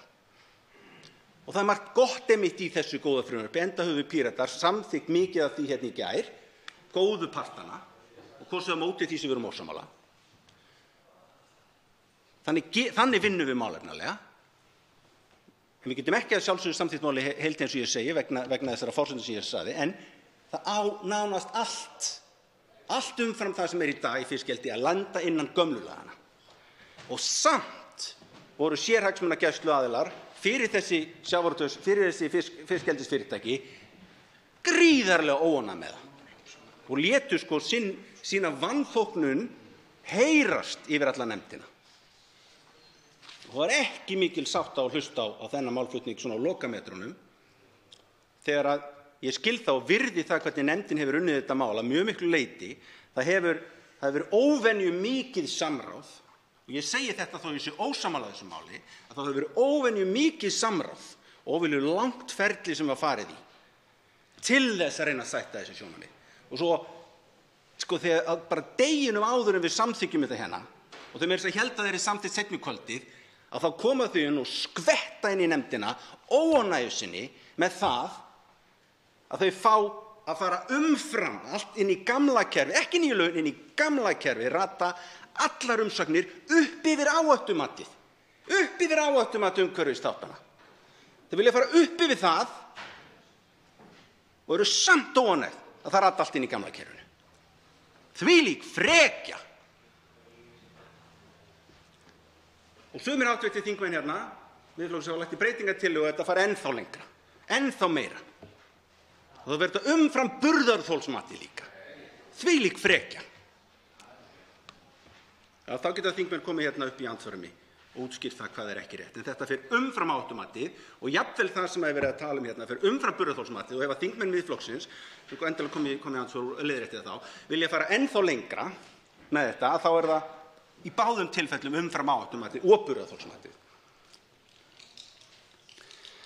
Og svo kom fyrir nefndinni að þetta áhættumat, þegar við talaðum það, já, viljið þið þetta virkilega? Áhættumatið, þetta nú bara lifandi plagg. Og það ekki rekstrarskilyrði, fyrirtækin verða að vera miklu stærri og verða að vera miklu meiri fiskeldi til þess að rekstrarskilyrði til þess að geta verið arðbæri þessi fiskeldisfyrirtæki. Kannski er það rétt, en þá ekki verið að segja þjóðinni það áður en til samþykkt að til þess að þessi fyrirtæki geti verið arðbær að þá þurfa að fara umfram áhættumatið eða að lækka gjöldin á þessu fyrirtæki. Það ekki verið að segja þjóðinni þá sögu þegar verið að leggja til þetta frumvarp, þessi sjónarmið hérna, sem er til grundvallar samþykkt þessa frumvarps. Þannig að spádómurinn minn er svo, eftir 1,5 ár þegar það fara að endurskoða þetta gjald, að þá mun byrja grátkvöruna, það sé nú ekki sjálfbært þessi fiskeldi nema þessi annaðhvort lækka gjaldið eða farið að setja út kvíarnar miklu frekar, miklu víðar. Þetta er minn spádómur.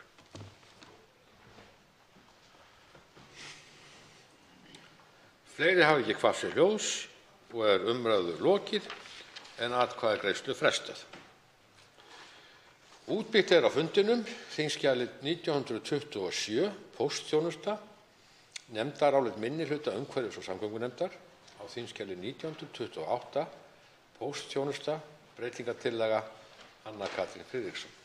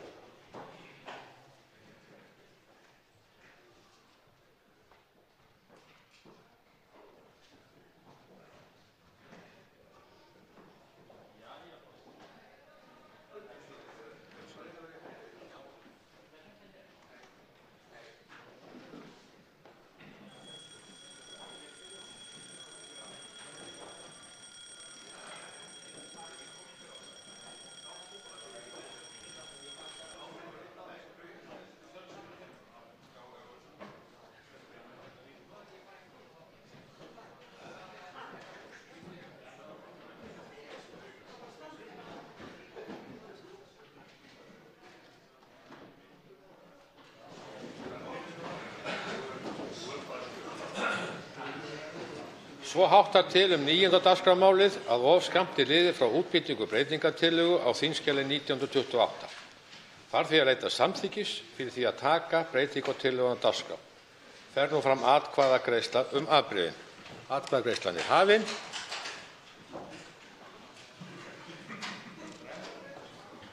Atkvæðagreiðslan er lokið.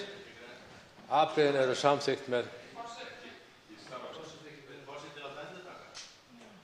honum er mjög illa við það,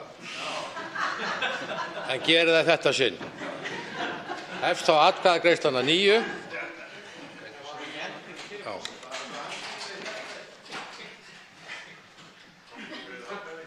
Og þarf forsetinn að muna eftir að greiða atkvæði sjálfur. Atkvæðagreiðslunni er lokið. Afbrigðin eru samþykkt með 45 atkvæðum. 18 greiða ekki atkvæði. 18 er ekki.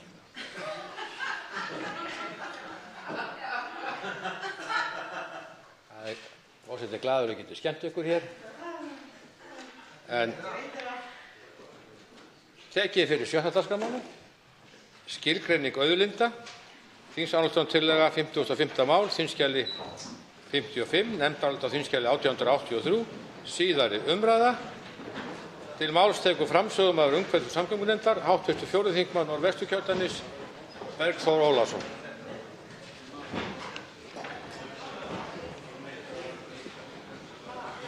Já, komið 9.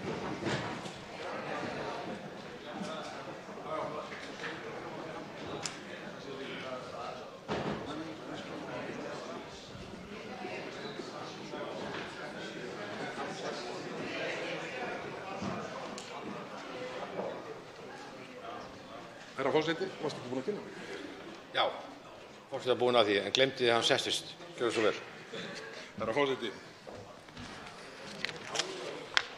ég ætla að byrja á því að gleðja forseta með því að framsöguræða verður knöpp. Allt með það markmið að þingstörf geti haldið hér áfram á tilhlýðilegum hraða. En ég er hér komin til þess að mæla fyrir nefndaráliti tillögu til þingsályktunar skilgreiningu auðlinda. Og þetta er sem sagt nefndarálit frá umhverfis- og samgöngunefnd og undir það rita allir nefndarmenn fyrirvaralaust og vil ég lýsa yfir ánægju með það. Þetta er mál sem að hv. þingmaður Sigurður Páll Jónsson flutti hér fyrr á þinginu og kemur nú til afgreiðslu. Ég ætla nú ekki að fara í gegnum svona þessar gesti og umsagnaraðila en með leyfi forseta ætla ég að lesa hér upp úr álitinu. Samkvæmt tillögunni felur Alþingi umhverfis- og auðlindaráðherra að leggja fram lagafrumvarp á næsta löggjafarþingi þar sem skilgreint verður hvað flokkist til auðlinda hér á landi og hverjar auðlindir Íslands eru. Sérfræðingar á sviði auðlindaréttar, umhverfisfræða og umhverfisréttar vinni drög að frumvarpinu.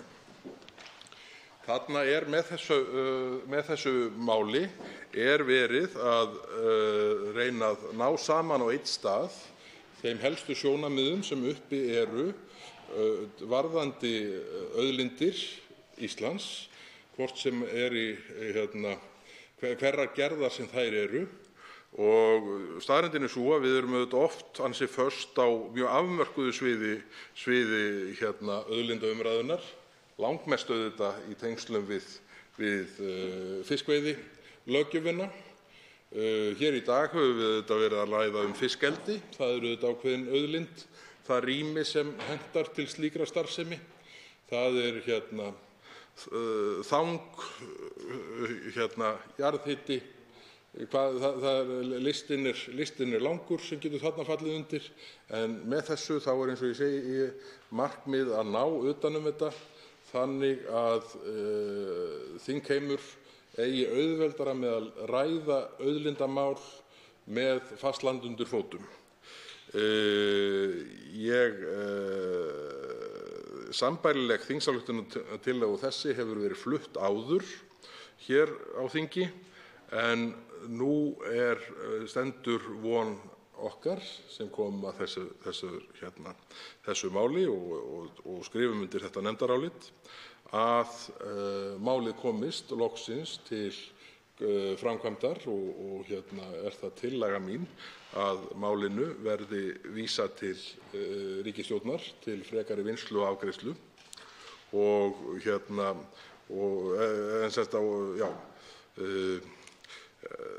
það er rétt að taka það fram að Vilhjálmur Árnason var fjarverandi við afgreiðslu málsins en skrifar undir álit þetta samkvæmt 4. málsgrein 18. greinar starfsreglna fyrir fastanefndir.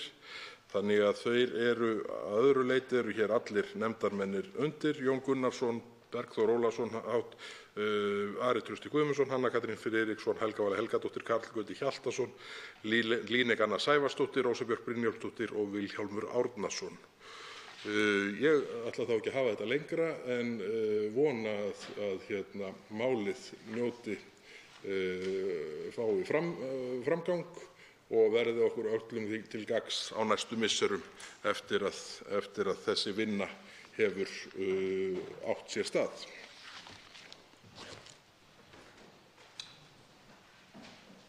Til máls tekur hv. 8. þingmaður Norðvesturkjördæmis, Sigurður Páll Jónsson. Hæstv. forseti, ég ætla nú bara rétt að koma hérna upp og í raun og veru þakka fyrir að þetta mál sé komið í gegnum umhverfis- og samgöngunefnd skilgreiningu auðlinda. En svo kom fram hjá framsögumanni úr nefndinni, Bergþóri Ólasyni, hv. þingmanni, er sá sem hér stendur flutningsmaður að málinu sem var mælt fyrir í haust og þetta mál hefur í raun og veru verið flutt eitthvað 5 sinnum áður, held ég, eða svo, á undanförnum þingum, liðinna ára af fyrrverandi hv. þingmanni Vigdísi Hauksdóttur og þetta ansi ítarlega vel unnið og ég gerði það nú þegar ég var að vinna að undirbúningi á flutningi á þessu máli að fara svona í gegnum ræður og umsagnir og annað slíkt frá fyrri tíð og þetta fékk mjög góða umfjöllun í öll skiptin og eins núna í nefndinni þetta árið og undrar mig í raun og veru að þetta skuli aldrei hafa náð fram að ganga vegna þess að þetta í raun og veru nokkuð þverpólitískt í lagi. Það sést líka á undirritun á þessu nefndaráliti að það nokkuð mikið sátt í nefndinni að þetta mál fái framgöngu. Þess vegna bind ég vonir við og ansi bjartsýnn á að þetta fái framgang í þetta sinn. En það er eins og komið hefur nú fram oft áður að mest hefur verið talað í sambandi við auðlindagjöld, þá það sjávarútvegurinn og hann í raun og veru eina auðlindin sem borgar gjald af auðlindanýtingu og hefur mörgum þótt það ansi einangrað að aðrar auðlindir sem eru í raun og veru viðurkenndar mann á milli skuli ekki hafa verið skoðað betur að þær geti borið auðlindagjöld. Við réttilega vorum að samþykkja hérna í dag gjald af fiskeldismálum að þó varlega sé stigið til jarðar í því og það komið til endurskoðunar eftir 1,5 ár og þá það svona skref í rétta átt og samþykktum við það nánast öll hér í þingsal og þetta verður náttúrulega að vera þannig þegar við erum að tala þá aðila sem nýta auðlindina að þeir sannarlega geti borgað auðlindagjald. Það þarf að vinna þetta þannig að það sé gætt sanngirnis í því að fyrirtæki geti borið það gjald sem á þau lagt í gegnum lög.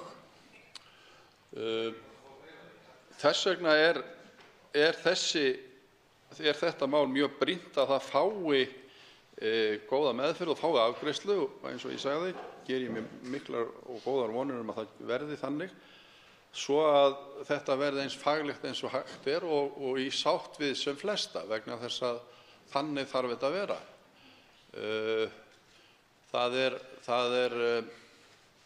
Það hefur enginn mótmælt því að útgerðin eigi að borga auðlind en það hefur verið svona meira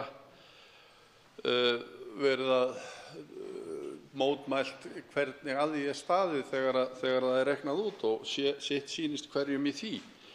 En það hefur oft verið nefnt að kvótakerfið sé grýla en það nú þá þannig að mínu áliti að það segir þá kannski til eitthvað fiskveiðistjórnunarkerfið, kvótakerfið að það þá þess bært að geta borgað auðlindagjald og þá hlýtur það að vera alveg ágætiskerfi.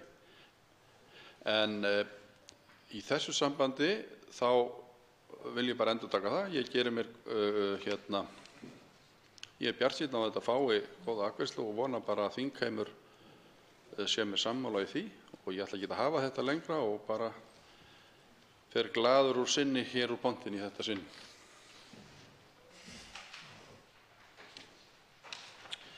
Fleiri hafa ekki kvatt sér hljóðs og umræðu lokið en atkvæðagreiðslu frestað.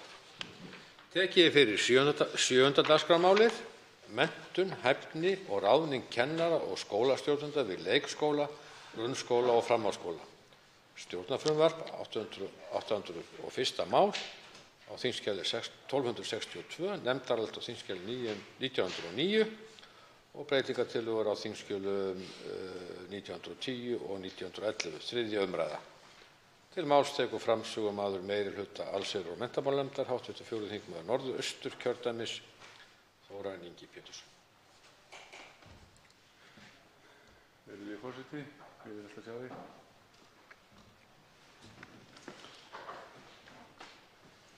Ég mæli hér fyrir nefndaráliti meiri hluta allsherjar- og menntamálanefndar frumvarp til laga menntun, hæfni og ráðningu kennara og skólastjórnenda við leikskóla, grunnskóla og framhaldsskóla.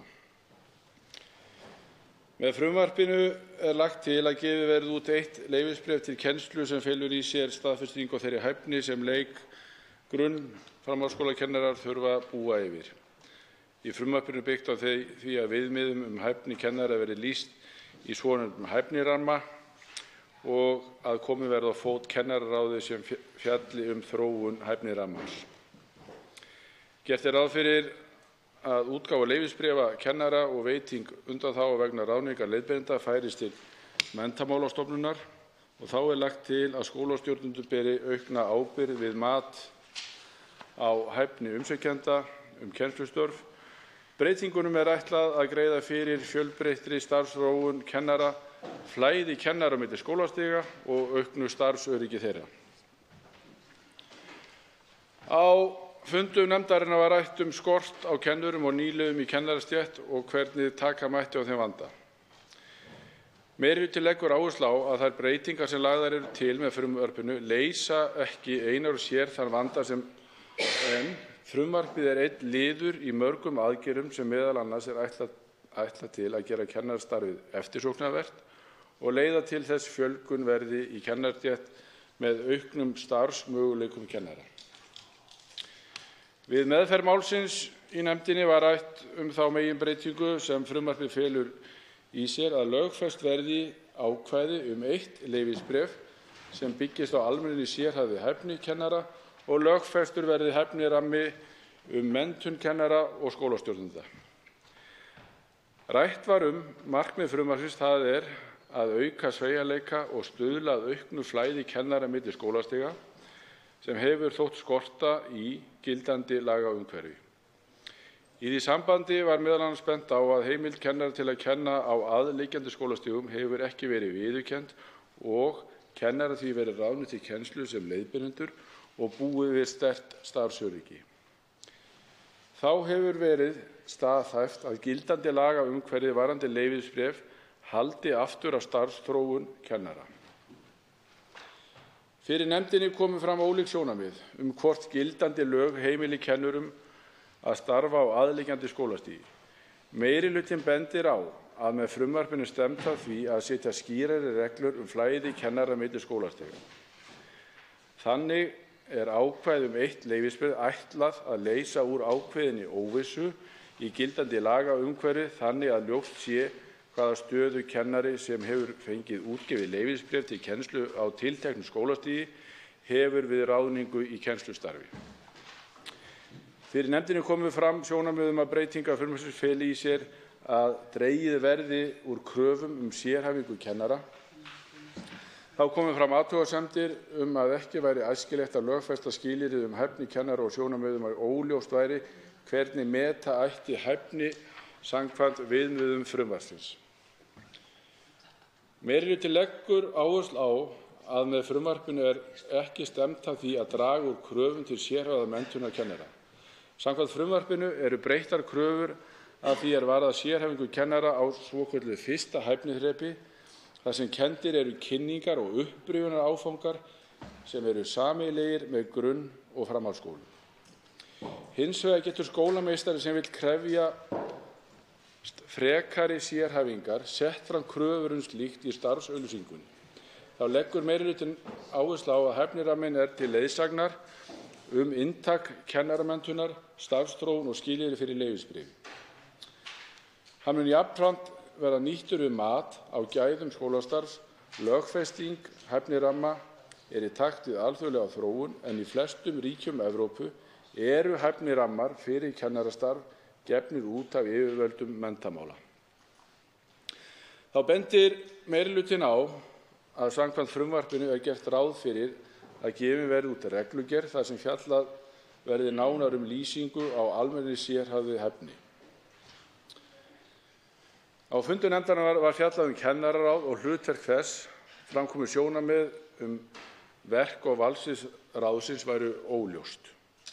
Meirihlutinn leggur áherslu á að kennararáði ætlað að vera samstarfsráð þróun hæfniramma fyrir menntun kennara og skólastjórnenda og ráðinu fyrst og fremst ætlað ráðgefandi hlutverk gagnvart ráðherra í þeim efnum. Við meðferð málsins í nefndinni var jafnframt rætt hvernig breytingar á stjórnsýslu útgáfu leyfisbréfa kennara og veitingu undanþágu vegna ráðningu leiðbeinenda, en lagt til þessi verkefni færist frá mennta- og menningarmálaráðherra til Menntamálastofnunar. Matsnefnd vegna útgáfu leyfisbréfa verður lögð niður og undanþágunefndir fyrir grunnskóla og framhaldsskóla sameinaðar í eina undanþágunefnd kennara.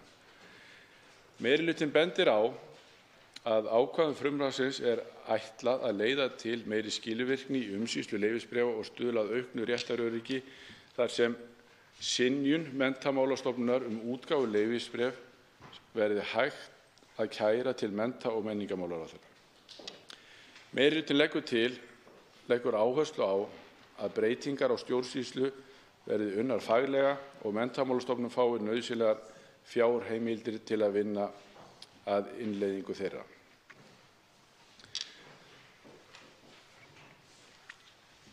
Meirihlutinn leggur til að frumvarpið verði samþykkt með þeim breytingum sem eru hér á fylgiskjali í breytingartillögum og bið ég þingmenn bara að kynna sér þær.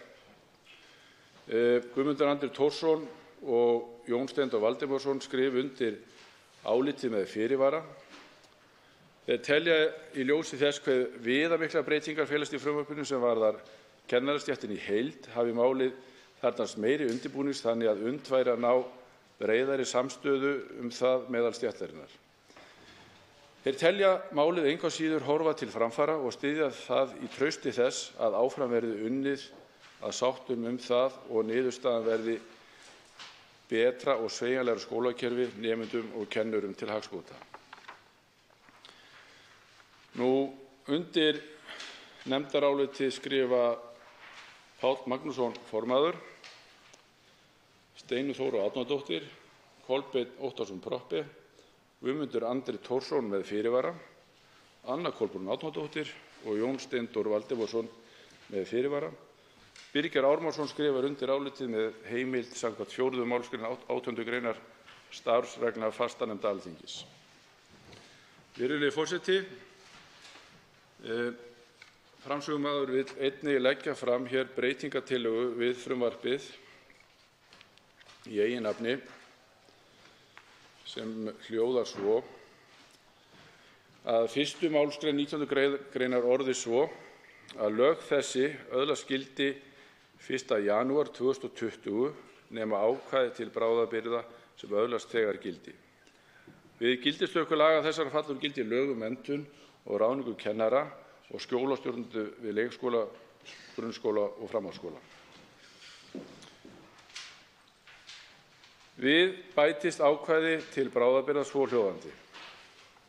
Ráðherra skipar samráðshóp til að fjalla framkvæmd og innleiðingu laganna. Í hópnum skulu vera fulltrúar leikskóla, grunnskóla og framhaldsskóla, Kennarasambands Íslands, skólastjórnenda, Menntasviðs Háskóla Íslands, Menntasvið Háskólans á Akureyri.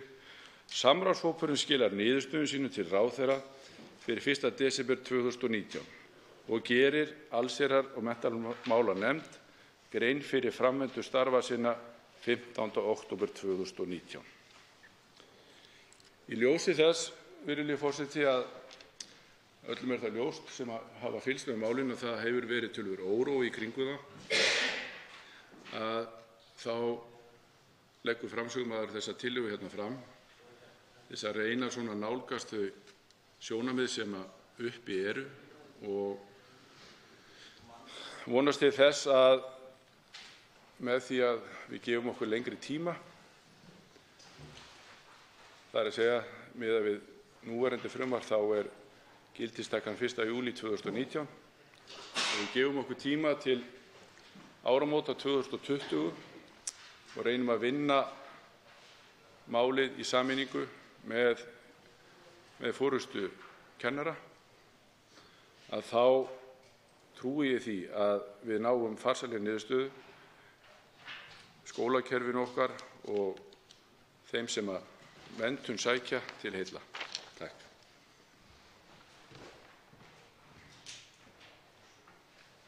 Til máls tekur hv. 4. þingmaður Suðvesturkjördæmis, Guðmundur Andri Thorsson.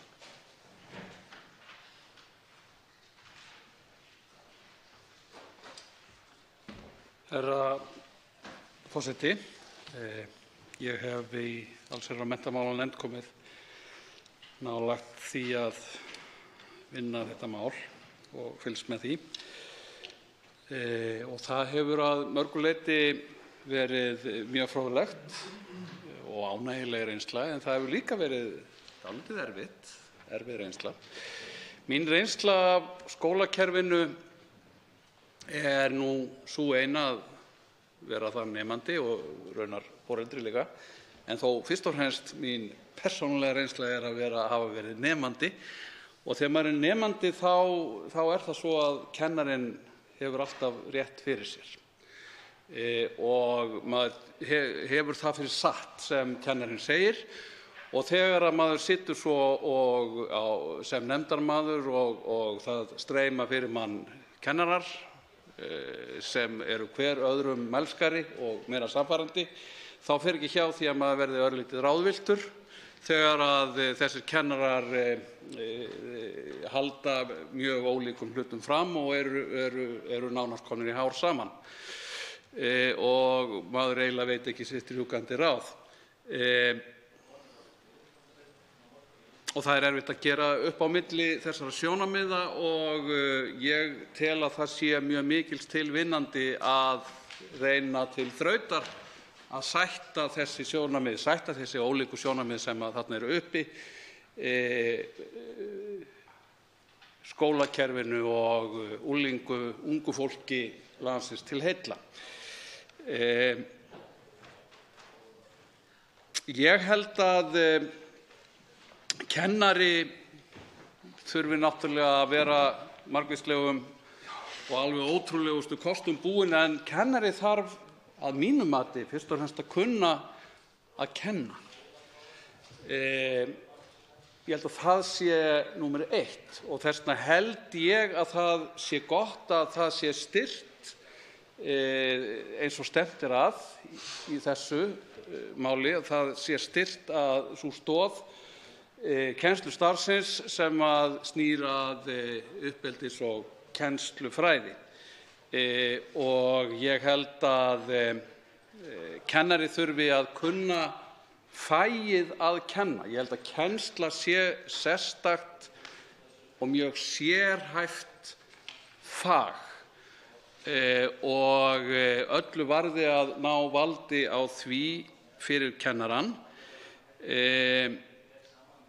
Og auðvitað verður náttúrulega kennarinn að hafa til að bera djúpan mannskilning, og hann þarf að hafa kærleika og umburðarlyndi í miklum mæli, og hann þarf að hafa líka djúpa og góða þekkingu á því efni sem hann er að kenna, en fyrst og fremst þarf hann að kunna fagið að kenna. Og ég er ekkert frá því að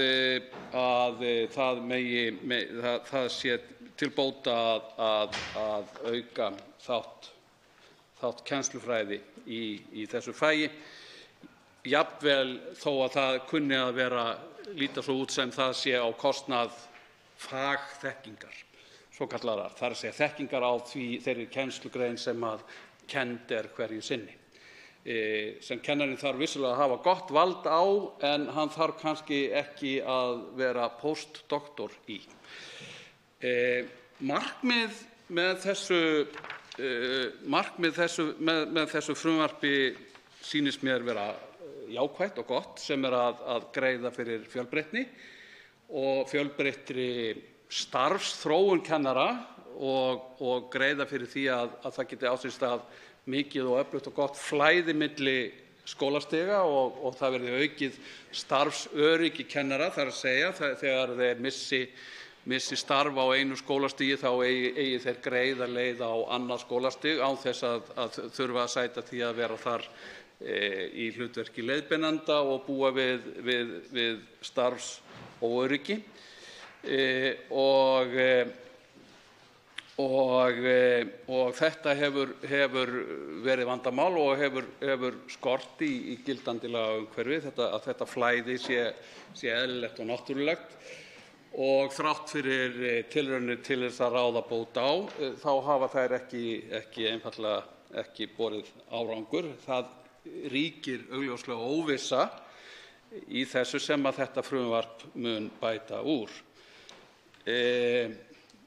Það hafa komið fram áhyggjur af hálfu framhaldsskólakennara aðallega að það sé verið að draga úr kröfum sérhæfingu kennara.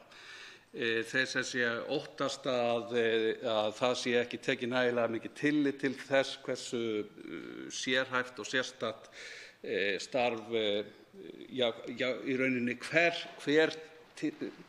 kennsla á hverju skólastigi og þeir náttúrulega eðlilega leggja áherslu á sitt skólastig sem að þeir hafa þekkingu á, sem að framhaldsskólinn.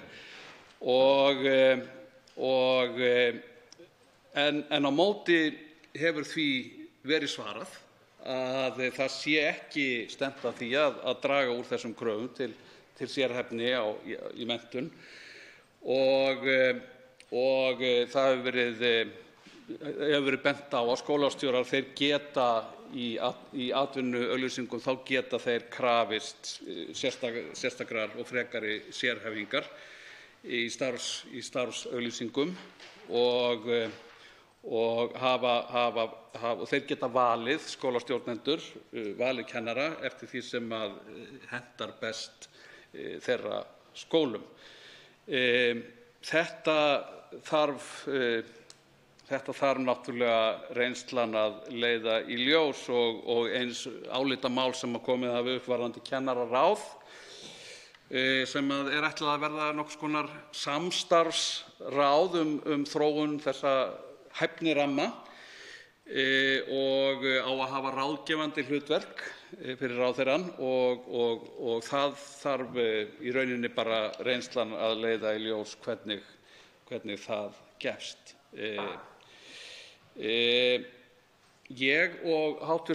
þingmaður Jón Steindór Valdimarsson við skrifum undir þetta nefndarálit með fyrirvara sem að ég ætla að með leyfi forseta ætla að lesa hér.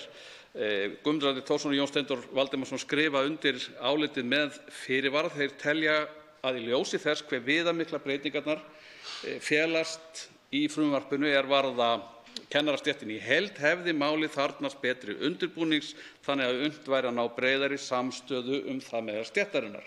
Þeir telja málið engu að síður horfa til framfara og styðja það í trausti þess að áfram verði unnið á sáttum það og niðurstaðan verði betra og sveigjanlegra skólakerfi nemendum og kennurum til hagsbóta.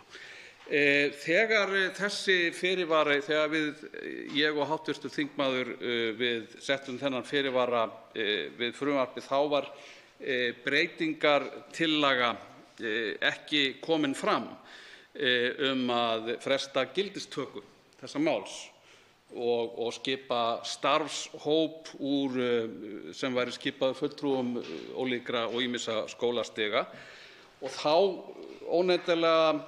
óneitanlega vaknar spurningin þegar þessi breytingartillaga komin fram þá hlýtur náttúrulega að vakna spurningin af hverju ekki bara þá að fresta sjálfu málinu þennan tíma sem á að taka sér til þess að vinna málið betur og ná betri sáttum og sú spurning í rauninni hún stendur opin og ég hef ekki fengið svar við henni sem ég átti mig á og ég vil ítreka það að lokum að mér finnst erfitt að ganga gegn vilja svo mætrar og ágætrar stéttar sem framhaldsskólakennara sem hafa látið svo eindreginn vilja sinn í ljós í þessu máli.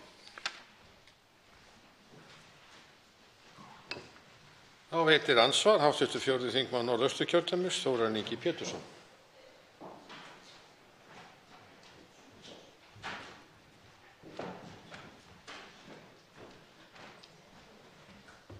Virðulegi forseti. Mér er það ljúft og skylt að koma hér upp og svara spurningu hv. þingmanns Guðmundar Andra Thorssonar varðandi breytingartillöguna, hvort það hefði ekki verið heppilegra að færa þetta bara allt til baka í frumvarpið. Ástæðan er sú að nú hefur sá sem hér stendur og hv. þingmaður ásamt fleiri hv. þingmönnum í allsherjar- og menntamálanefnd, við erum búin að ræða þetta svo töluvert okkar á milli. Við erum búin að taka svona auka fundi, það er að segja eftir að málið var tekið út úr nefndinni. Ég ráðfærði mig við þá sem að betur vita hér á þingi hvernig sé heppilegast að koma hlutunum fyrir, og þetta var sú leið sem var talin heppilegust, að ég myndi bara sem framsögumaður bera upp þessa breytingartillögu og staðinn fyrir að taka málið til baka inn í nefnd og fara að grauta í því þar. Þannig að þá var þetta sú leið sem var farin og vona að þetta svari spurningu hv. þingmanns. Þá svarar andsvari hv. 4. þingmaður Suðvesturkjördæmis, Guðmundur Andri Thorsson. Já, herra forseti, ég vona að forseti misvirði það ekki við mig að ég sé hérna að spyrja spurninganna og hv. þingmaður sé að svara. Það á náttúrulega sennilega að vera á hinn veginn, en við skulum ekki fást það. Eftir sem áður, ég geri ekki athugasemd við þessa málsmeðferð, alls ekki, en eftir sem áður stendur þessi spurning hvort að það hefði ekki verið fremur fallið til þess að stuðla að sáttum við þá stétt kennara sem helst hefur beitt sér gegn þessu máli, framhaldsskólakennara, að fresta málinu, alveg fresta því að Alþingi samþykkti þessi lög og freista þess að vinna málið áfram í sumar í samráði við hagaðila og leggja það síðan aftur fram á næsta þingi. Þá veitir andsvar síðari sinni hv. 4. þingmaður Norðvesturkjördæmis, Þórarinn Ingi Pétursson. Virðulegi forseti, ég tel nú að hvor leiðin sem sé fær. Það er að segja að ef að sú breytingartillaga sem ég lagði hér fram verði samþykkt, þá nýtum við okkur tími nýttur í framhaldinu, sumarið og haustið nýtt til þess að reyna að fara þann veg að sætta þessi sjónarmið sem uppi eru og okkur hv. þingmönnum í allsherjar- og menntamálanefnd eru orðin mjög vel kunn. Þannig að ég tel að tímasetningin sé svo sem ágætt, að það er ágætt að þetta frumvarp verði, bara mjög gott að frumvarpið verði að lögum núna og menn nýti þá tímann í framhaldinu til 1. desember 2019 að skila af sér og vinna að málinu, ná sáttum, því að ég trúi ekki öðru heldur en að þeim sem treystir fyrir uppeldi æsku Íslands, að þeim auðnist það að ná saman farsælega niðurstöðu. Andsvörum lokið. Til máls tekur hv. 13. þingmaður Suðvesturkjördæmis, Jón Steindór Valdimarsson, hv.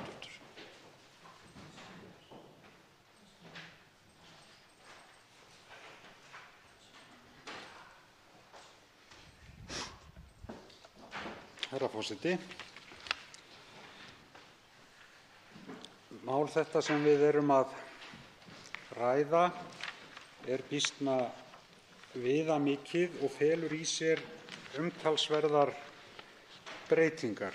Og ég held að frumvarpið sé í fyrsta lagi auðvitað lagt fram af góðum ásetningi og ég, eins og fram kemur, að þá er ég á álitinu með fyrirvara vegna þess að í grunninn tel ég að málið sé gott eða markmiðin séu góð. Og það er það að líta í ríkari mæli á á skólann sem sinnir fræðsluskyldu og skólaskyldu, þ.e. skólaskyldu upp að 16 ára aldri og síðan fræðsluskyldu til 18 ára aldurs. Það sé mjög mikilvægt að við lítum á þetta sem eina heild og þrátt fyrir að það sé ein heild þá auðvitað eru mismunandi eðli málsins samkvæmt áherslur í kennslu og kennsluaðferðum og námsefni, það sjálfu leiðir auðvitað, en við þurfum samt að líta einhvern veginn á þetta allt saman sem eina heild. Og ég held, þó að það sé nú ekki efni þessa frumvarps, að það væri nú mjög æskilegt að það yrði skoðað í framhaldinu að gera þær breytingar að skóli sem sinnir fræðsluskyldunni, þ.e. fræðslu barna upp að 18 ára aldri, að við reyndum nú að koma þessu einhvern veginn undir líta á þetta sem eitt skóla og horfa á þetta þannig. Og ég held að í sjálfu sér geti þetta frumvarp verið ágætur liður í þeirri hugsun sem ég held að við verðum að temja okkur og sé því sem mestu máli skiptir á endanum nemandanum eða nemendunum fyrir bestu og sé til þess fallið að tryggja bestu menntunina. En það er auðvitað aðalatriðið í þessu máli er það að þeir sem í skólanum eru, þeir fái þá bestu menntun og kennslu sem að nokkur möguleiki er á. Það er óhætt að segja og hefur komið fram hér hjá framsögumanni málsins og hv. þingmanni Guðmundi Andra Thorssyni sem einnig hefur tekið til máls að það er mjög miður að það hafi ekki tekist og það eru sjálfsagt ýmsar ástæður fyrir því sem að bæði er hægt að setja á reikning kennarasamtakanna, þ.e. fagfélaga kennara og sjálfsagt að einhverju leyti á þá sem hafa verið að vinna þetta mál og undirbúa og kynna, að það hefur ekki tekist að ná sammæli það að þetta sé allt saman til bóta og það þarf svo sem ekkert að tala eitt rósamáli kringum það að það er auðvitað ágreiningur fyrst og fremst af hálfu framhaldsskólakennara það að málið sé gott og þeim þykir að það sé vegið að þeirra sérstöðu og þeirra hlutverki í þessu kerfi. Ég reyndar er ekki alveg sannfærður það sjálfur að það sé að öllu leyti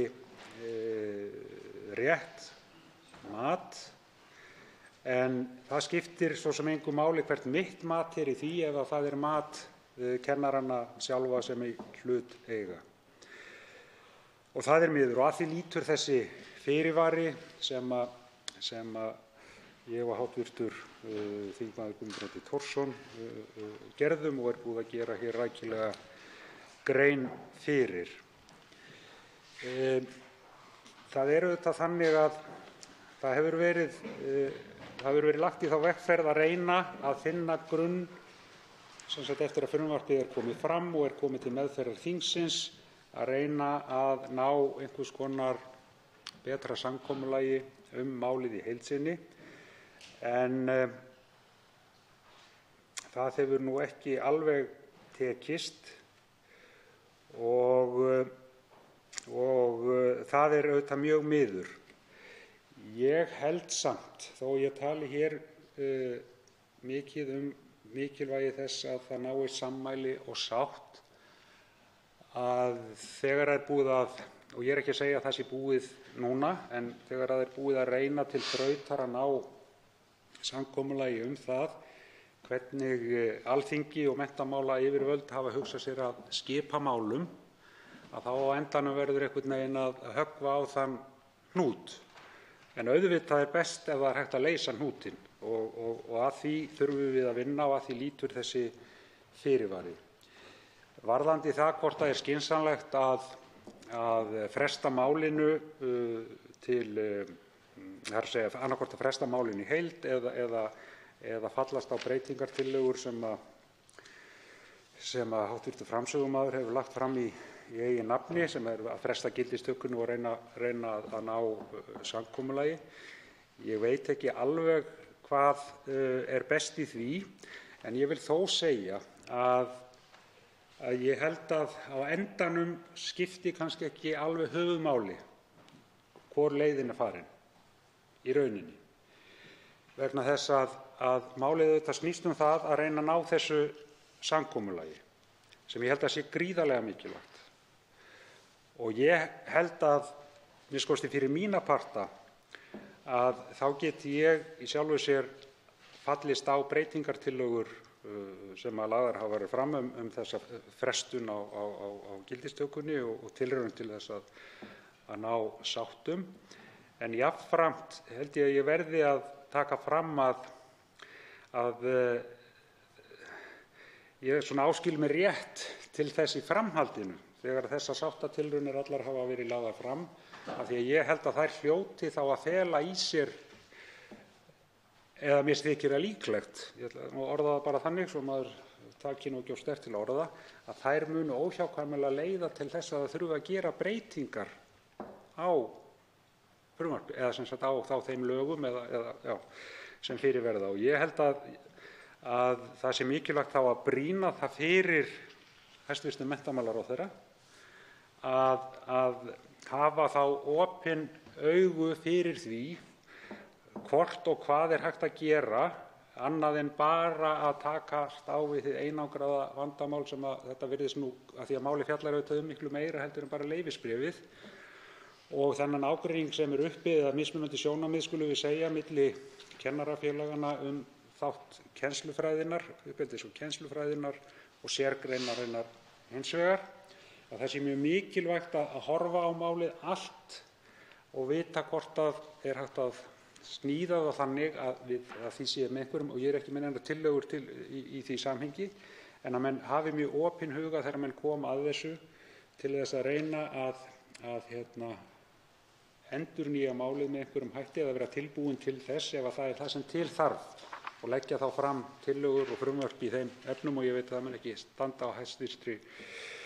allsherjar- og menntamálanefnd að takast á við það verkefni ef að það kemur á hennar borði. Ég held að það sé gríðarlega mikilvægt, þó ég hafi talað á endanum þurfi að höggva hnúta, að þá er gríðarlega mikilvægt að við reynum allt sem við getum til þess að leysa úr þessu máli með farsælum hætti. Og ég ætla eiginlega bara að ljúka máli mínu á þessu, að það er mikil ábyrgð eiginlega sem að hæstv. Menntamálaráðherra fær í fangið, nauðug viljug sjálfsagt, að reyna að koma þessu þannig fyrir að víðtækari sátt geti orðið málið. En ég vil líka að það komi fram úr þessum ræðustól að það er líka mikil ábyrgð á herðum kennarasamtakanna og kennarafélaganna allra að vinna þá að því af opnum huga að vita hvort er hægt að finna leiðir til þess að greiða úr þessu. Þá tekur til máls hv. 11. þingmaður Suðvesturkjördæmis, Ólafur Þór Gunnarsson.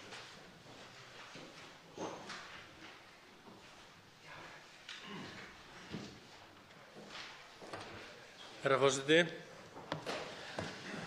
við ræðum hér frumvarp til laga menntun, hæfni og ráðningu kennara og skólastjórnenda í leikskóla, grunnskóla og framhaldsskóla, sem hefur svona í daglegu tali hér í þinghúsinu að minnsta kosti oft er kallað leyfisbréfamálið.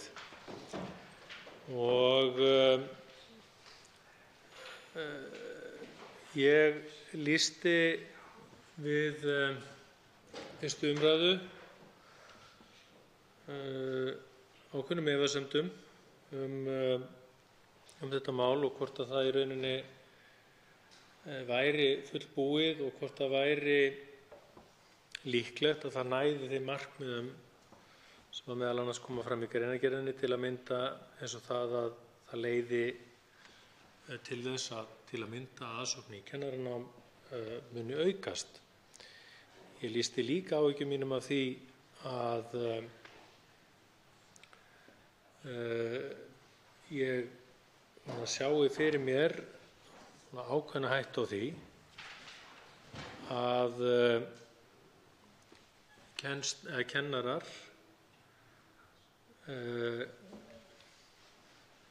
sem að veljast þá í dreifðari byggðir út land eða á svæði sem hafa átt erfitt með að ná til sín kennurum gætu orðið verr sett heldur en þau eru núna, og þá væri kannski ekki nægilega vel af stað farið. Mér finnst nefndin kannski ekki hafa tekið mikið á þessum áhyggjum, og nefndin hefur heldur ekki tekið á þeim áhyggjum nægjanlega sem að framhaldsskólakennarar hafa lýst vegna málsins. Breytingartillögur nefndarinnar og breytingartillaga hv. þm. Þórarins Inga Péturssonar eru hins vegar til bóta. Það er óhætt að segja það, og munu vafalítið hjálpa til. Ég held að það sé mjög mikilvægt að sá samráðshópur sem þarna er talað að skipa, hann skili áliti og hann muni koma tillögum sínum til þingsins og ráðherra, og að þingið eða ráðherrann eftir atvikum, eða þingnefndin eða ráðherrann eftir atvikum, hugleiði að sé ekki komin almennileg sátt í málið þegar að samráðshópurinn skilar af sér, að þá hugleiði ráðherra eða þingnefndin eftir atvikum að minnsta kosti þá að skoða hvort það væri hægt að fresta málinu frekar til þess að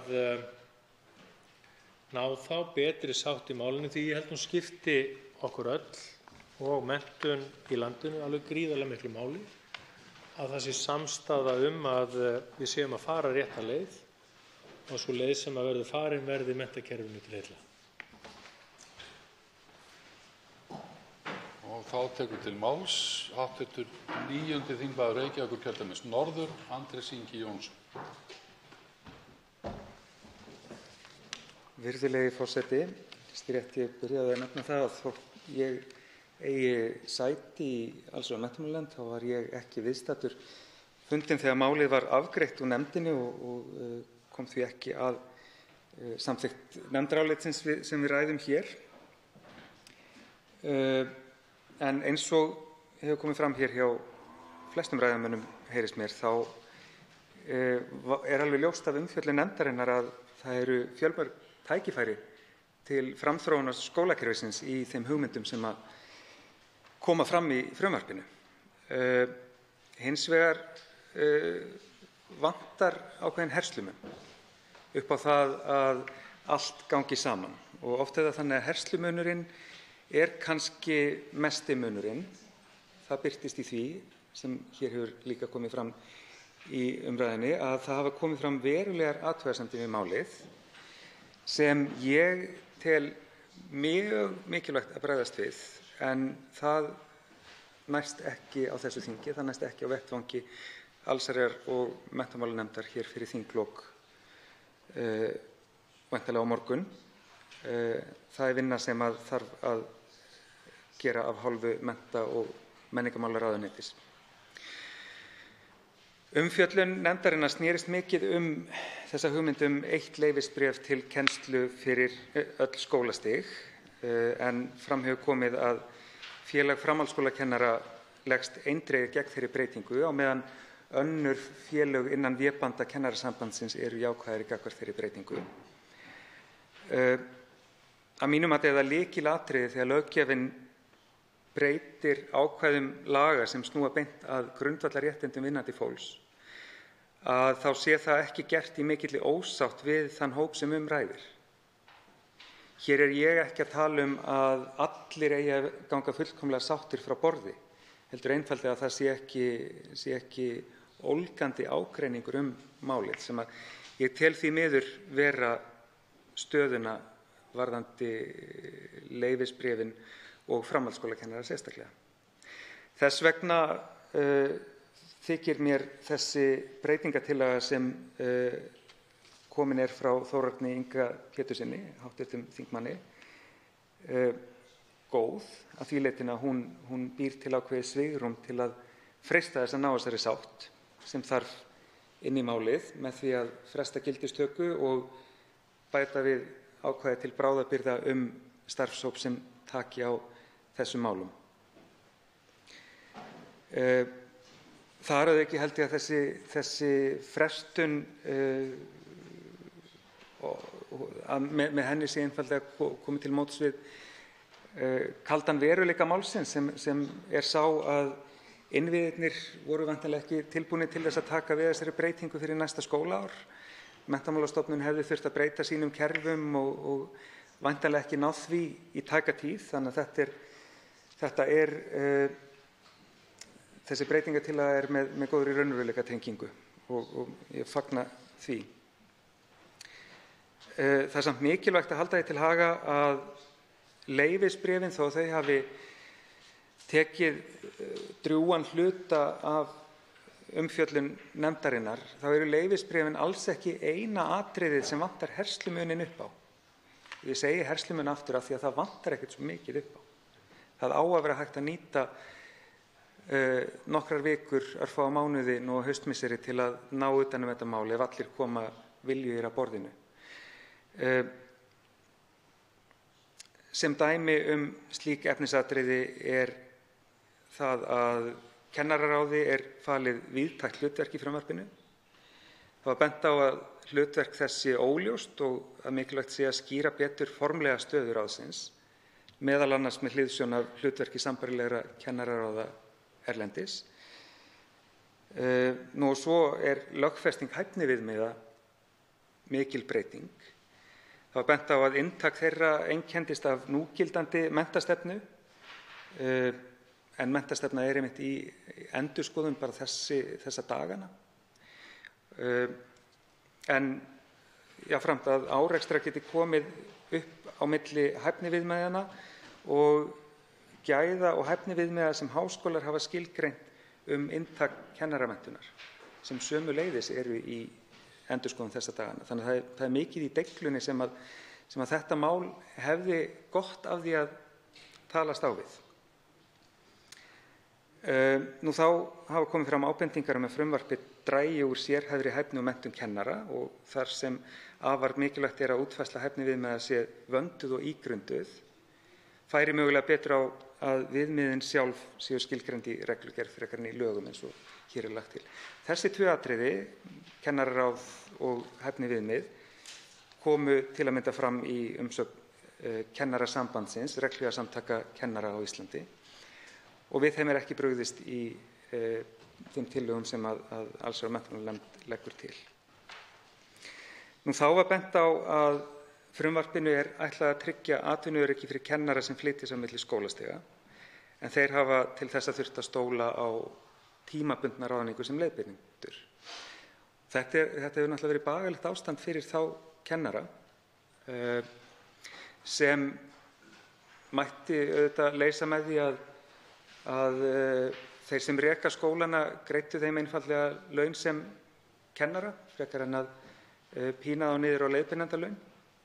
Eða að þeir sem reka skóla myndu meta starf leiðbeinandans nær því sem starf kennarans metið, að framlag einstaklingsins væri metið meira. Það útfærsluatriði sem eiga kannski frekar heima í kjarasamningum, en þetta aukna flæði eitthvað sem að ýmis aðildarfélög Kennarasambandsins fagna. En á móti kemur að Alþýðusambandið til dæmis setur spurningamerki við það hvers vegna ekki sé leita leiða til þess að styrkja stöðu þeirra sem ekki hafa kennaramenntun og leyfisbréf, svo sem leikskólaliða, sem hafa búið við sama óöryggi og aðrir leiðbeinendur að ganga á einsárs ráðningarsamningum, en vera oft mjög góðir í sínu starfi. Eins og hv. þingmaður Guðmundur Andri Thorsson sagði, þú þarft bara að vera flinkur kennari með samkennd og frásagnarhæfileika og bara bara gott hjartalag. Við þessu er ekki brugðist í tillögum allsherjar- og menntamálanefndar en ætti vel heima í þeirri skoðun sem fram undan er. En þá stöndum við eftir með spurninguna sem að hv. þingmaður Guðmundur Andri Thorsson spurði.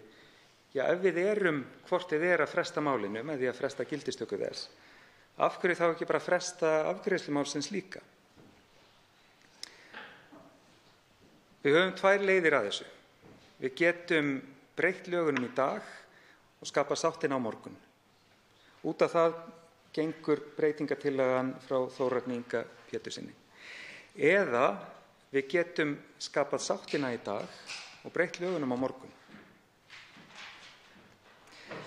Ég er hrifnari af síðari útgáfunni af því að hin útgáfan, sú sem að byggir á breytingartillögunni sem hér liggur fyrir, hún inniber þá áhættu að samtalið í sáttanefndinni renni út í sandinn og þá stöndum við frammi fyrir því í lok þessa árs, þegar lögin taka gildi, að ekki hefur skapast nein sátt og ekki hafa unnist neinar breytingar á málinu. Þar með hefðum við gert það sem að mér þykir svo mikilvægt að við gerum ekki. Þar með höfum við breytt ákvæðum laga sem snúa beint að grundvallarréttindum vinnandi fólks í bullandi ósætti við þann hóp.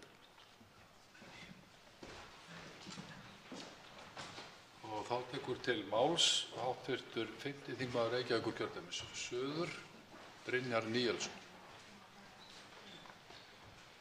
Hæstv. forseti. Ég verð alveg að viðurkenna það að það er engin sérstök hrifning hjá mér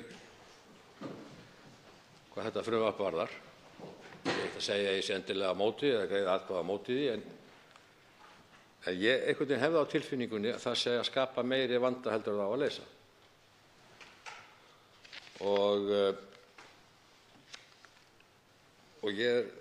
Það segir hér í nefndarálitinu að tilefni frumvarpsins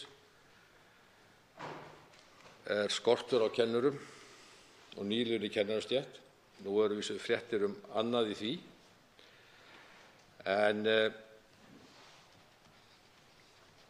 ég verð að vera viss það að hér sé eitthvað sem er til bóta miðað við núverandi aðstæður. Það er heilmikil andstaða við þetta frumvarp. Sérstaklega hjá framhaldsskólakennurum. Og í mínum huga eru skólastigin bara gjörólík. Og ég velti fyrir mér á sama tíma og við erum að lengja kennaranámið, hvort sem það er leikskólakennarar eða grunnskólakennarar. Við erum nýbúin að lengja það úr 3 árum í 5 til að tryggja það að það sé nú góð fagleg þekking að kenna þessum aldurshópi. Og næsta sem við gerum er að heimila fólki sem kannski tekið BA-gráðu eða MA-gráðu eða MBS eða MS-gráðu í háskóla og tekið kennslufræði í 1 vetur að fara að kenna þessi sömu krökkum. Leyfist við upp á það? Til hvers vorum við þá að breyta þessu námi úr 3 árum í 5 ár? Hér er einhvern veginn verið að flakka fram og tilbaka, gefa einn skilaboð það að þetta sé nú svo mikilvægt að þegar við kennum börnunum okkar, yngstu börnunum, að menn þurfa að hafa 5 ára háskólanám eftir stúdentspróf. En svo getum við haft einhvern úr háskóla sem lærir í 3 ár þar eða jafnvel 5 ár. Og 1 vetur í kennslufræði og hann getur farið að kenna. En við getum ekki hugsað okkur það að leyfa leikskólaliða sem er búin að fara í öll námskeið og vera búin að umsjá leikskólakennara, vera þar 30 ár, ekki eru við tilbúin að gefa slíku fólki leyfisbréf til að kenna. Bara alls ekki. Ég skynja það að það er mest andstaða hjá framhaldsskólakennurum við þetta. Ég hefði nú haldið samt að það gæti einna mest gagnast þeim, meiri möguleika fyrir þá af öllum.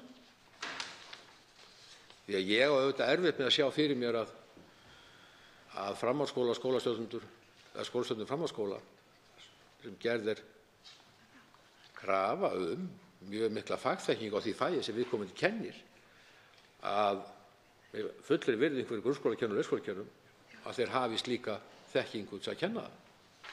Enda er bara gjörólíkt að kenna í framhaldsskóla eða kenna börnum í grunnskóla, ég tala ekki leikskóla. En það kann auðvitað vera einhver skurðpunktur með efstu bekkina í grunnskóla. Þannig að ég tel miklu eðlilegra að skoða þetta nú aðeins betur og fara betur yfir þetta. Það gæti verið einhvers konar eðlilegt að framhaldsskólakennarar gætu kennt líka í efstu bekki grunnskóla. Það sem er svona meira verið að kenna fagið heldur en að vera að halda alveg utan börnin eða úrlingana þá í því tilviki. Þannig að ég bara óttast það að þetta muni skapa meiri vanda heldur það ætlaði að leysa. Og ég tala nú ekki ef öll kennarastéttin sé einhvern veginn upp í loft meira og minna í sambandi við þetta frumvarp. Ég geri mér auðvitað grein fyrir því að þetta er stjórnarfrumvarp og ég er í stjórnarmeirihlutanum og ég er sérstaklega mætur á framsögumanni þessa máls, en þrátt fyrir það er þetta mjög erfitt fyrir mig að samþykkja þetta. En óvíst er að ég setji mig sérstaklega á móti. Ég vildi bara benda á þetta og teldi eðlilegt að skoða þetta betur og tek því undir með hv. þingmönnum Guðmundi Andra Thorssyni og Jóni Steindóri Valdimarssyni sem eru með fyrirvara að þetta eru viðamiklar breytingar. Geta haft ýmsar afleiðingar og við þurfum auðvitað að skoða tilvik sem komu upp og gætu komið upp og freista þess að fara betur yfir þetta, ná meiri samstöðu, hugsanlega finna einhverjar breytingar á því að hafa einhverja skurðpunkta sem gæti verið þá leikskólakennarar og yngstu árin í grunnskóla, það gæti verið sama leyfið, efstu bekkirnir í grunnskólanum og svo framhaldsskólinn gæti verið einhvers konar leyfisbréf. En bara eitt leyfisbréf yfir allt, eins ólíkt þessi skólastig eru að mörgu leyti, allavega ákveðnum aldri, að þá held ég að það væri alveg þjóður á að skoða þetta betur. Þjóður á að skoða þetta betur. Ég vil láta þetta gott heita. Takk fyrir, forseti. Þá veitir andsvar hv. ræða. Þá tekur til máls hv. 7. þingmaður Suðvesturkjördæmis, Þorgerður Katrín Gunnarsdóttir. Hæstv. forseti. Já, þetta er margra hluta sakir áhugavert mál sem rætt er hér. Þetta mál sem við höfum rætt sem eitt leyfisbréf. Hugsunin, pælingin á bak við það er góð að mínu mati, að auka sveigjanleika og möguleika í starfi kennara, hvort sem það er á leikgrunni eða framhaldsskólastigi. Það er verið að halda áfram þeirri hugsun sem hefur verið þverpólitísk samstaða að annars vegar að auka starfsöryggi, fjölbreytni í starfsumhverfi kennara, möguleika á þeirra, eins og ég segi, að fara á milli skólastiga, en leið að nota það í þeim tilgangi að efla og styrkja kerfið, gera það fjölbreyttara þannig að það sé hægt að mæta ólíkum þörfum allra þeirra ólíku einstaklinga sem eru innan skólakerfisins. Og við erum alltaf að taka, að mínu mati, hverju sinni skref fram á við jákvæð í þá átt. Lenging kennaranáms hefur verið umdeild. Ég er enn þeirrar skoðunar að það hafi verið rétt skref, sannfærð það hafi verið rétt skref að lengja kennaranámið, og það eru margir sem segja að það hafi fallið niður umsóknir í kennaranám eftir að það var lengt. Það er ekki rétt. Umsóknir var þegar byrjað að fækka árinu 2003-2004 og það var ákveðin þróun alveg til ársins 2010 í kennaranám sem var kannski ekki nægilega jákvæð. En lenging kennaranámsins var fyrst og fremst sett fram í tengslu við einmitt heildstæða endurskoðun á skólalöggjöfinni í leik-, grunn- og framhaldsskóla, hvaða kröfum við settum fram á sínum tíma, og eins og ég segi, þverpólitísk samstaða það. Lenging kennaranáms í 5 ár, það var mikið talað um Finnland og það var markvisst litið til Finnlands varðandi kennaranámið og í mikilli samstöðu líka við alla kennarastéttina, leik-, grunn- og framhaldsskóla. Og það skiptir gríðarlega miklu máli að hafa það í huga. Það var ekki sjálfgefið, en það skiptir máli að þeirri breytingu var unnið í samstöðu við kennarastéttina og fyrirmyndir meðal annars leita til Finnlands. Ég hef hins vegar gagnrýnt það einu sinni og tvisvar og oftar hér úr þessum ræðustól síðan hvernig eftir gildistöku laganna og síðan má kannski segja að eftir hrun að því hafi ekki verið fylgt nægilega eftir útfærslan á kennaranáminu, og útfærslan ein og sér átti ekki að vera þannig að væri eingöngu lenging á kennslufræðinni sem slíkri, heldur átti að fara í það að auka starfskennslu, vinnu á vettvangi, auka það, en það var ekki gert nægilega markvisst, og því vil ég fagna að það er verið að vinna því í dag. Við erum ekkert að hvika frá 5 ára, eins og ég hef skilið hæstv. Ráðherra rétt, við erum ekki að hvika frá þeirri kröfu, en við erum að gera það í rauninni eins og vilji löggjafans á sínum tíma var, að víkka það út en gera það annars vegar efla fagþekkingu, kennslufræði, en líka að fara út í það að auka reynslu á vettvangi og fara þá í markvissara líka samstarf við sveitarfélögin sem meðal annars bera ábyrgð á leik- og grunnskólastiginu og gera það sama síðan við framhaldsskólastigið. Þetta er bara svona allt sem mér finnst mikilvægt að halda til haga, að við sýnum það að við gerum ekki minni kröfur til kennara og menntunar kennara heldur en til annarra mikilvægra starfa sem við erum að leggja áherslu á í íslensku samfélagi. Þetta er lykilstaða fyrir íslenskt samfélag, framþróun þess og til þess að afla ákveðinna tækifæra og gera börnin okkar og samfélagið í stakk búið til þess að takast á við fjölbreytta framtíð sem bíður okkar og verður að vera þannig. Og það þýðir það að við þurfum að hafa öfluga kennara sem við höfum, sem hafa, eins og hefur verið lýst hér, og ég sé hv. þingmann Guðmund Andra Thorsson vera hér sem einmitt hélt fína ræðu hvernig við sjáum kennarana, hvaða eiginleika þeir eiga að hafa. Og við blessunarlega getum horft upp á það dagsdaglega, við sem eigum meðal annars börn sem hafa farið í gegnum öll skólastig.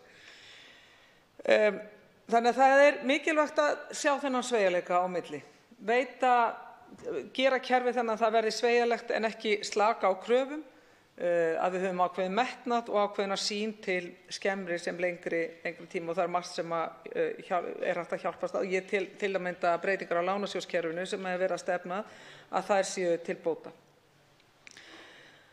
Það sem ég hins vegar staldra við núna er að ég tel að það sé í fyrsta lagi hægt að ná þessu fram undir núverandi fyrirkomulagi og láta á það reyna þennan sveigjanleika sem nú er til staðar í löggjöf. Til að mynda að framhaldsskólakennari geti farið á milli eða grunnskólakennari geti farið á milli. Síðan í öðru lagi að þá tel ég að því að það er alveg ljóst að það eru skiptar skoðanir innan kennarasambandsins. Leik- og grunnskólakennarar vilja þessa breytingu meðan framhaldsskólakennarar hafa varann á sig, og það er skiljanlegt. Ég skynja það þannig að þetta mál, þó að það hafi verið vel unnið af hálfu nefndarinnar, að það muni bara verða betra að gefa því örlítinn meiri tíma. Þó er tillaga hv. þingmanns Þórarins Inga Péturssonar allrar athyglisverð. Ég held að hún sé einmitt, það verði að reyna að nálgast þessi sjónarmið með því að framlengja, og ég held að hún yrði að minnsta kosti til bóta. En ég tel, og bara ef maður hugsar öll þau mál sem hafa verið erfið eða umdeild þvert á flokka í gegnum tíðina, ef þau hafa fengið aðeins meiri tíma til að gerjast og þroskast, veita meira svigrúm, tækifæri til að tala saman viðkomandi hagaðila, kerfið líka sem slíkt, hvort sem það Menntamálastofnun eða menntamálaráðuneyti, að þá hafa þau alltaf batnað. Ég man ekki eftir neinu máli sem hefur verið sett í bið, flutt aftur og síðan samþykkt að það hafi versnað við það. Ég bara í fljótu bragði man ekki eftir því að það hafi versnað við það að verða síðan samþykkt á næsta þingi. Af því mér finnst svo vera mikið undir. Það er svo mikið undir að við náum breytingum í eins mikilli sátt, og ég tala af ágætri reynslu þar, ég vona að það hljómi sig ekki stútfull að hroka hér með það, en ég rak mig á að fara af stað með ákveðnar breytingar og ekki nægilega miklu samráði við bæði kennaraforystuna en líka ýmsa aðra. Það var ágætt að staldra aðeins við og ná meðal annars 10 punkta eða skrifa samkomulaginu á sínu tíma sem skipti mikla þýðingu fyrir síðan alla vinnu síðar varðandi heildstæða löggjöf í skólanum, kennaramenntunina og margt fleira má telja. Þannig að í mestu vinsemd að þá tel ég að það sé betra fyrir þetta mikilvægu hugsun sem er undirliggjandi í frumvarpinu, og ég tek undir, varðandi sveigjanleika í námi, varðandi möguleika kennara að gefa málinu meiri tíma. Og ég veit að hæstv. Menntamálaráðherra myndi gera allt til þess að ná enn ríkari og meiri samstöðu, og ég, eins og ég segi, undirstrika það, ég er sannfærð að það myndi ekki versna málið. Það er þess virði að láta á það reyna, og mér hugnast heldur ekki, miðað við þá tóna sem ég segi eins og hv. þingmaður Andrés Ingi Jónsson sagði, ég er ekki með þær einu sinni vonir og væntingar það sé hægt að ná samstöðu öll mál. Það er ekki þannig, og ekki heldur í þessum, en það er hægt að ná meiri samstöðu heldur en nú er. Það fer ekkert allt hér alveg í gegn mótatkvæðalaust, og ég velti því fyrir mér ef það er rétt sem að maður heyrir og skynjar innan úr kennarastéttinni að kennarastéttin verði sundruð, hugsanlega að kennarasamtökin tvístrist, að þá spyr ég, út af því að við erum að afgreiða þetta núna og með þessum hætti, þá spyr ég, fyrir hverja er það til hagsbóta? Er það til hagsbóta fyrir skólakerfið eða fyrir kennarastéttina sem slíka að hafa ekki látið á enn meiri samstöðu reyna? Fyrir hverja er sundruð kennarastétt til hagsbóta? Hún er ekki til hagsbóta fyrir skólakerfið sem slíkt. Skólana, nemendur sem vita það að þeir fara í leikskóla, grunnskóla og langflestir í framhaldsskóla. Það þarf að vera fallegt samtala þarna á milli, þrátt fyrir ákveðinn ágreining, þá verður að vera teygja og sveigjanleiki þar á milli og samtalsbil líka. Þannig að ég velti því fyrir mig hvað sundruð kennarastétt, fyrir hverja hún er. Hún er kannski best fyrir pólitíkusa. Það er kannski best fyrir menntamálaráðherra og stjórnendur hverju sinni að taka hverja stétt fyrir sig. Það er kannski betra heldur en heildstæða. Mér hugnast ekki sú sýn.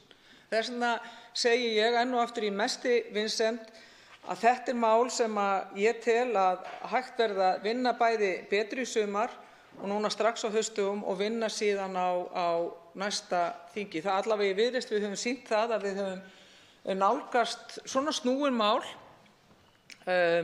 málefnalega, við erum lausnamiðuð. Við erum ekki að gera það til þess að tefja máli, við erum að gera þetta og setja þetta fram, eða ég fyrir mína parta, til þess að það náist meiri samfella í nálgun og samstaða í þessu annars áhugaverðu máli sem snertir eitt leyfisbréf. Þannig að fleira var það nú kannski ekki af minni hálfu, en ég held að sagan hjálpi okkur til þess eða vonandi til þess að skilja meðal annars þessa nálgun mína. Ég held að það sé þess virði að á það reyna að fara í eina yfirferð í viðbót þó að ég undirstriki það að bæði nefndin hefur unnið þetta vel, ráðuneytið ekki spurning en líka tillaga hv. þingmanns Þórarins Inga varðandi breytingu á þessu. En mér finnst þetta meira heldur en umhugsunarvirði og hvet ráðherra og þingið til þess að huga betur að þessu. Það er líka vert að draga það fram að þetta eitt af þeim málum sem að við í henni ábyrgu stjórnarandstöðu drógum fram og sagði þetta getur orðið snúið, þetta getur valdið ákveðnu núningi á síðustu metrum. Þetta mál sem nokkuð umdeilt en á móti kemur að það var alveg skýrt af hálfu forystufólks ríkisstjórnarflokkanna, forsætisráðherra, formanns Framsóknarflokksins og Sjálfstæðisflokksins að menn lögðu áherslu að fá þetta afgreitt. Ég skil það alveg að menn vilja fá málin afgreitt en þetta mál sem ég tel að geti orðið ennþá betra með aðeins meiri yfirlegu og umfjöllun. Fleiri hafa ekki kvatt sér hljóðs og umræðu lokið en atkvæðagreiðslu frestað. Þá tekið fyrir 8. dagskrármálið, mat á umhverfisáhrifum, stjórnarfrumvarp, 775. mál á þingskjali 1235, nefndarálit á þingskjali 1906, breytingartillögur á þingskjali 1907, önnur umræða. Og til máls tekur framsögumaður umhverfis- og samgöngunefndar, hv. 5. þingmaður Suðurkjördæmis, Ari Trausti Guðmundsson. Herra forseti, ég geri grein fyrir þessu nefndaráliti nýtt frumvarp til laga breytingu á lögum mat á umhverfisáhrifum frá 2000, það er númer 106 og ætla herra forseti að fara með örstutt mál til skýringar á þessu frumvarpi. Það var svo að upprunalegt breytingafrumvarp innihélt nokkur ákvæði umfram þau sem að innleiðing EES-gerðarinnar tekur til. En frumvarpið sem hér til afgreiðslu hins vegar hreint innleiðingarfrumvarp þessarar gerðar eins og gerð betur grein fyrir í nefndarálitinu sem ég fer hérna í gegnum á eftir. Nefndin fékk 20 umsagnir og tók á móti 9 gestum og vann svo þetta nefndarálit á nokkuð skömmum tíma. Og með þessu frumvarpi, herra forseti, eru lagðar til breytingar á lögum mat á umhverfisáhrifum til innleiðingar á tilskipun Evrópuþingsins og ráðsins nr. 52 frá 2014, sem frá 16. apríl það ár, breytingu á tilskipun nr. 92 frá 2011 mat á áhrifum sem tilteknar framkvæmdir á vegum hins opinbera og einkaaðila kunna að hafa á umhverfið átti að innleiða fyrir 16. maí 2017 og með frumvarpinu einnig verið að bregðast við dómi EFTA-dómstólsins samningsbrot frá 14. maí síðastliðnum gegn Íslandi. Það er mál númer E6 og 18 þar sem að Ísland hefur ekki innleitt tilskipunina. Frumvarp til innleiðingar á tilskipunum var lagt fram á 148. löggjafarþingi en hlaut þá ekki afgreiðslu. Einnig eru lagðar til breytingar á skipulagslögum númer 123 frá 2010 og lögum umhverfismat áætlana númer 105 frá 2006. Í frumvarpinu eru lagðar til fjölmargar breytingar á lögunum og nýmæli svo sem ákvæði gildistíma ákvörðun matsskyldu, ítarlegri kröfur upplýsingar í frummatsskýrslu, mótvægisaðgerðir og vöktun framkvæmda. Þá er lögð til heimild til að samþætta skýrslugerð og til að sameina mat á umhverfisáhrifum samkvæmt þeim lögum umhverfismat áætlana og skipulagslögum. Fram komu ábendingar að í frumvarpinu sé að sumu leyti verið að ganga lengra en samkvæmt tilskipuninni og að það myndi stuðla að meiri gæðum ef málinu væri frestað og það skoðað samhliða heildarendurskoðun á lögum mat á umhverfisáhrifum. Og fyrir liggur að umhverfis- og auðlindaráðherra hefur skipað starfshóp sem hefur verið falin heildarendurskoðun á lögum mat á umhverfisáhrifum. Samkvæmt skipunarbréfi starfshópsins ber honum að skila drögum að frumvarpi í síðasta lagi 1. janúar 2020.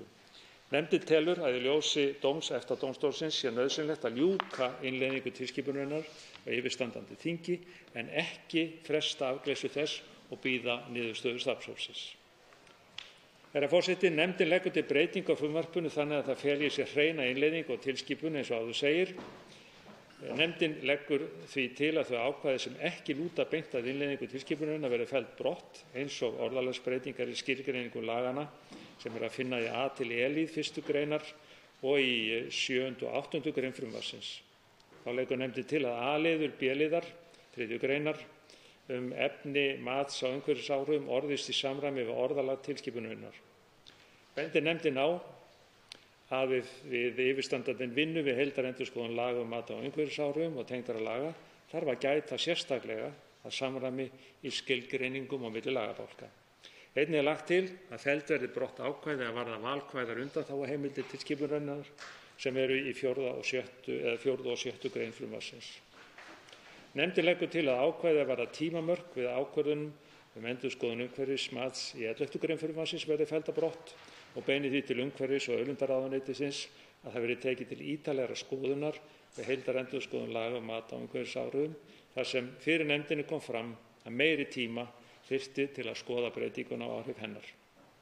Einnig er lagt til að felld verði á brott tillaga að breytingu á ákvæði skipulagslaga er varðar breytingu á gildistíma framkvæmdaleyfa úr 12 mánuðum í 2 ár, en það tengist beint ákvæði frumvarpsins tímamörkun við ákvörðun endurskoðun umhverfismatsins.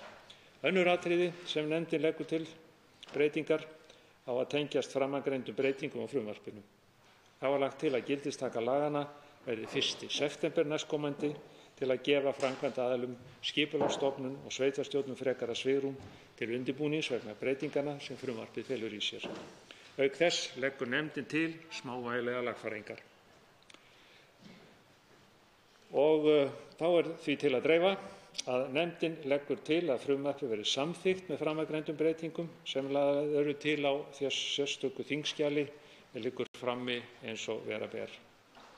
Bergþór Ólason og Karl Gauti Hjaltason voru fjarverandi við afgreiðslu málsins, en Helga Vala Helgadóttir og Hanna Katrín Friðriksson voru fjarverandi við afgreiðslu málsins en skrifa undir álit þetta með heimild samkvæmt 4. málsgrein 18. greinar starfsreglna fyrir fastanefndir Alþingis.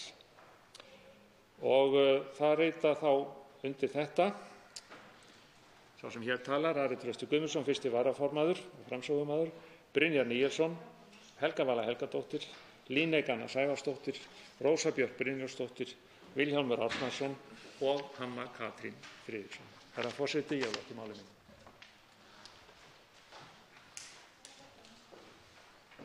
Fleiri hafa ekki kvatt sér hljóðs og umræðu lokið en atkvæðagreiðslu frestað og tekið fyrir 9. dagskrármálið, póstþjónusta, stjórnarfrumvarp, 270. mál á þingskjali 293, nefndarálit á þingskjölum 1916 og 1927, breytingartillögur þingskjölum 1917 og 1928, önnur umræða. Til máls tekur framsögumaður meirihluta umhverfis- og samgöngunefndar, hv. 9. þingmaður Norðausturkjördæmis, Líneik Anna Sævarsdóttir.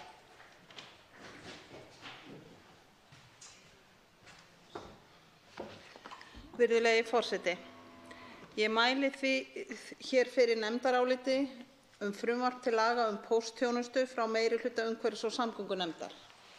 Eins og hæstv. forseti fór yfir þá liggur frumvarpið fyrir á þingskjali nr. 293, nefndarálitið á þingskjali 1916 og breytingartillögur á þingskjali 917. Nefndin hefur fjallað um málið og fengið til sín á fund allmarga gesti og þá bárust 11 umsagnir ásamt minnisblöðum frá ráðuneyti. Með frumvarpinu er lagt til að samþykkt verði ný lög póstþjónustu sem leysa af hólmi lög nr. 19/2002. Meginefni frumvarpsins er afnám einkaréttar ríkisins á póstmarkaði og opnun markaða auk þess sem alþjónusta í pósti er tryggð og kveðið á hvernig fara skuli með kostnað við alþjónustu ef hún er ekki leyst af hendi á markaðslegum forsendum.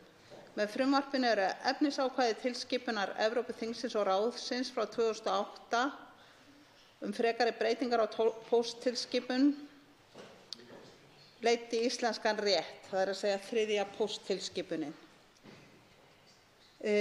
Meirihlutinn telur frumvarpið mikilvægt skref í þróun póstmarkaðar en með því einkaréttur ríkisins á póstmarkaði afnuminn, en Ísland eina ríkið innan EES sem hefur ekki afnumið einkaréttinn og innleitt 3. pósttilskipunina. Umsagnir málið voru að meginstefnu jákvæðar en ljóst að afnámi einkaréttarins fylgja ýmis úrlausnarefni og áskoranir. Það leyti sem nefndin lauk umfjöllun frumvarpið lauk Ríkisendurskoðun úttekt á tilteknum atriðum í rekstri Íslandspóst og skilaði skýrslu til Alþingis. Sú úttekt var gerð í framhaldi af beiðni fjárlaganefndar. Meirihluti bendir á að umfjöllun skýrsluna frá Ríkisendurskoðun og innihald hennar hefur ekki farið fram í nefndum þingsins. Meirihlutinn áréttar að gefi umfjöllun nefnda þingsins tilefni til frekari lagabreytinga eða aðgerða varðandi póstþjónustu getur umhverfis- og samgöngunefnd hvenær sem lagt fram frumvarp til breytinga á lögum póstþjónustu eða tillögur til þingsályktunar. Þá bendir meirihlutinn á að lög póstþjónustu taka gildi næstu áramót og því svigrúm til viðbragða ef þörf reynist. Þó brýnt að ákvörðun Alþingis afnám einkaréttar í póstþjónustu liggi fyrir tímanlega til að nauðsynlegur undirbúningur geti hafist áður en lögin og nægilegt svigrúm gefist til undirbúnings áður en lögin taka gildi. Nefndarálitið allítarlegt en ég mun ekki fara yfir það hér alveg frá orði til orðs, en næsti kafli, eða fyrsti kaflinn, fjallar samkeppni á póstmarkaði. En einn megintilgangur frumvarpsins afnám einkaréttar ríkisins á póstmarkaði. Með frumvarpinu því verið að opna fyrir möguleika á samkeppni á þeim markaði. Að mati meirihlutans afnám einkaréttarins tímabært skref. Óvíst þó hvort og hve mikil samkeppni verður á þessum markaði, enda hefur almennum bréfsendingum fækkað umtalsvert á síðustu árum, auk þess sem hlutverk póstþjónustu hefur breyst mikið með tilkomu rafrænna samskipta. Ljóst þó að póstþjónusta lykilþáttur í verslun einstaklinga sem vex stöðugt, meðal annars á landsbyggðinni, þar sem langt að sækja verslanir. Póstþjónusta einnig mikilvæg fyrir atvinnurekstur sem treystir á þjónustu við aðföng og sölu á vörum, meðal annars í gegnum vefverslun sem getur verið staðsett hvar sem á landinu. Þróun póstmarkaðarins hefur verið hröð síðustu ár og líklegt að svo verði áfram og tíminn verður því að leiða í ljós þá þróun sem verður á póstmarkaði á póstmarkaði sem samkeppnismarkaði. Næsti kafli í álitinu fjallar gildissvið sem að önnur grein frumvarpsins kveður á og í þeim kafla einfaldlega áréttað að með þessu frumvarpi verður engin breyting á skilum milli landflutninga og póstþjónustu. Hún óbreytt með þessu frumvarpi. Þá kemur kafli inntak alþjónustu sem 9. grein frumvarpsins, en mælt fyrir inntak alþjónustu í 9. grein, en alþjónusta lágmarkspóstþjónusta sem allir notendur póstsins skulu eiga aðgang að á jafnræðisgrundvelli. Með ákvæðinu miðað við að dreifing á póstsendingum innan alþjónustu verði 2 dagar að jafnaði í viku, en ráðherra verði veitt heimild til að fækka dreifingadögum með reglugerð. Fram kom mikil gagnrýni á þá heimild ráðherra og bent á fækkun dreifingadaga og þar af leiðandi tæming póstkassa gæti haft mikil áhrif á einstaklinga og atvinnurekstur, ekki síst í dreifbýli.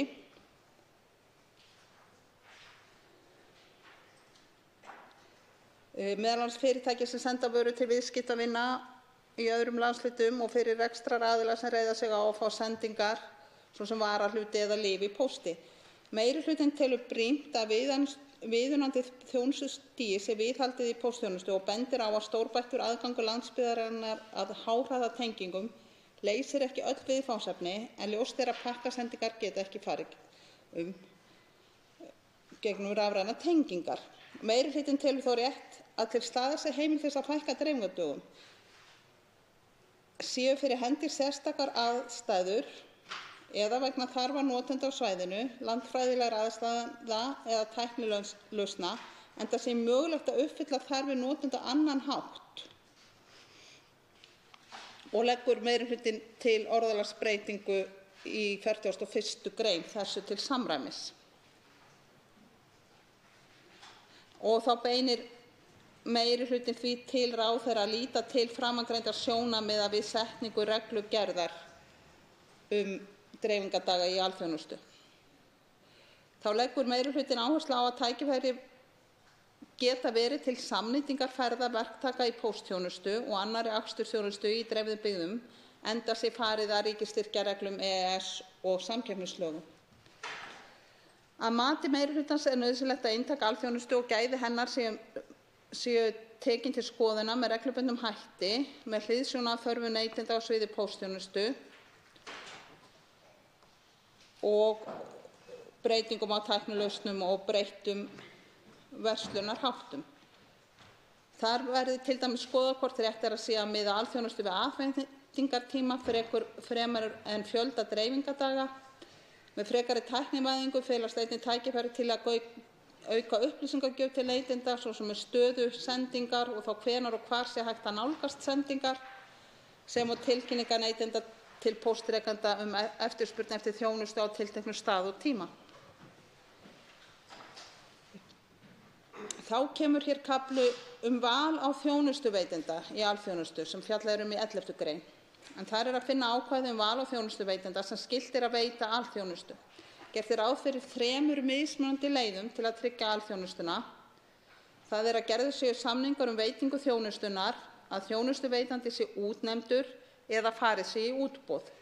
Ráðherra er falið að ákveða hvaða leið er farið. Meirihlutinn leggur áherslu á að við þá ákvörðun verði litið til þess að tryggja að gagnsæi sé til staðar, meðal annars kostnað þjónustu, að auki er nauðsynlegt að ákvörðun byggist á nauðsynlegum upplýsingum.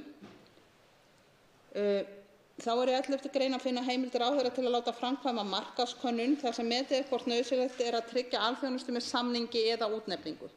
Líkt og fram kemur í greinargerð getur slík markaðskönnun meðal annars leitt í ljós áhuga markaðsaðila á að veita þá þjónustu sem skilgreind er í lögum sem alþjónusta á markaðsforsendum. Leiði könnunin í ljós að markaðurinn mun ekki leysa af hendi lágmarksþjónustu væri það ráðherra að taka ákvörðun næstu skref til að tryggja þjónustuna. Að mati meirihlutans ber að vinna að því fullum fetum að stuðla að því að komið verði á samkeppni á póstmarkaði, enda er það í samræmi við meginefni frumvarpsins opnun póstmarkaðar. Opnun póstmarkaðar fyrir samkeppni með því að afnema einkarétt ríkisins. Telur meirihlutinn því mjög jákvætt að ákvörðun sé tekin á grundvelli markaðskönnunar og áréttar að unnt er að vinna slíkar kannanir fyrir afmörkuð svæði og/eða póstnúmer. Nefndin ræddi hvort erindi væri til að skylda ráðherra til að framkvæma markaðskönnun áður en tekin er ákvörðun val á þjónustuleið. Meirihlutinn telur það ekki tímabært, enda muni það taka markaðan tíma að aðlaga sig að breyttum reglum og aðstæðum. Meirihlutinn leggur því ekki til breytingu hvað þetta varðar, en ítrekar mikilvægi þess að þegar aðstæður leyfa verði ákvarðanir val á leið til að tryggja þjónustu byggðar á slíkum markaðskönnunum. Meirihlutinn leggur þó til breytingu á 3. málsgrein 11. greinar þess efnis að útboði verði bætt við, enda er ákvæðinu vissulega ætlað að ná til allra 3 leiðina sem hægt er að fara til að tryggja lágmarksþjónustu. Þá er hér næst fjallað gjaldskrá alþjónustuveitenda sem með vísan til 17. greinar og þar leggur nefndin til breytingu með vísan til jafnræðis og byggðasjónarmiða. Telur meirihlutinn rétt að gjaldskrá fyrir þjónustu innan alþjónustu sé sú sama allt land og leggur til breytingu á 17. og 18. grein því til samræmis. Næst kemur svo kafli viðurlög, 40. grein, en eins og oft kemur nú fram hér í þessum ræðustól þá er mikilvægt að refsiheimildir laga séu skýrar og afdráttarlausar og uppfylli ákvæði 1. málsgreinar 69. greinar stjórnarskrár lýðveldisins, nr. 33 frá 1944 skýrleika refsiákvæða. Nefndin taldi skorta á að það væri skýrt gegn hvaða ákvæðum brot á hvaða ákvæðum sættu viðurlögum og leggur til breytingu til að þess að skýra það.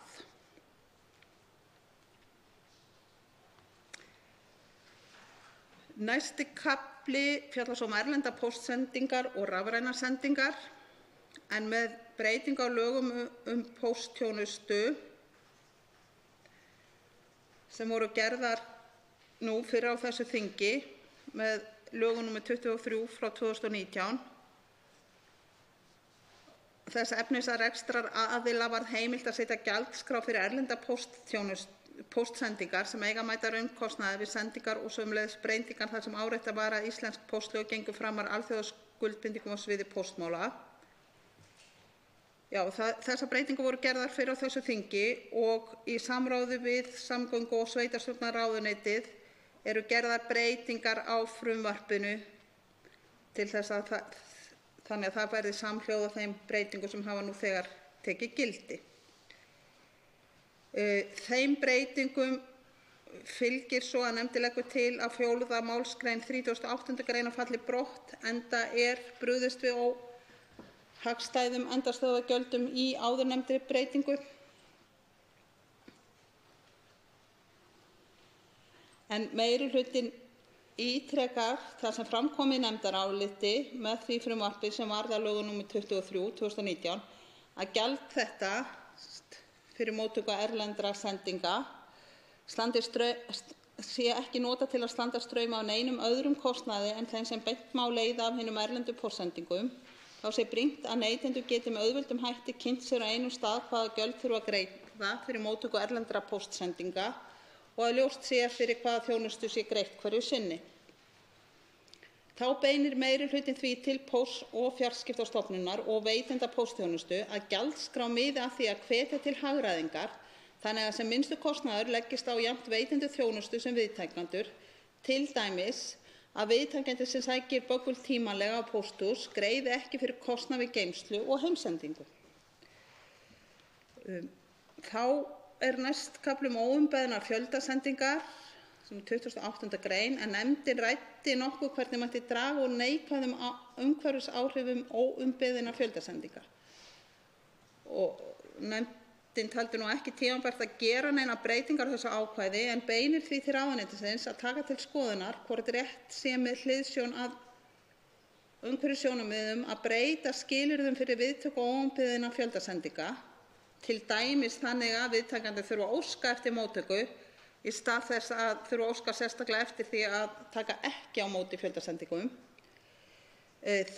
Það samt alveg ljóst að breyting skilyrða af þessu tagi krefðist nokkurs aðdraganda og undirbúnings og kanna þyrfti ýmis sjónarmið.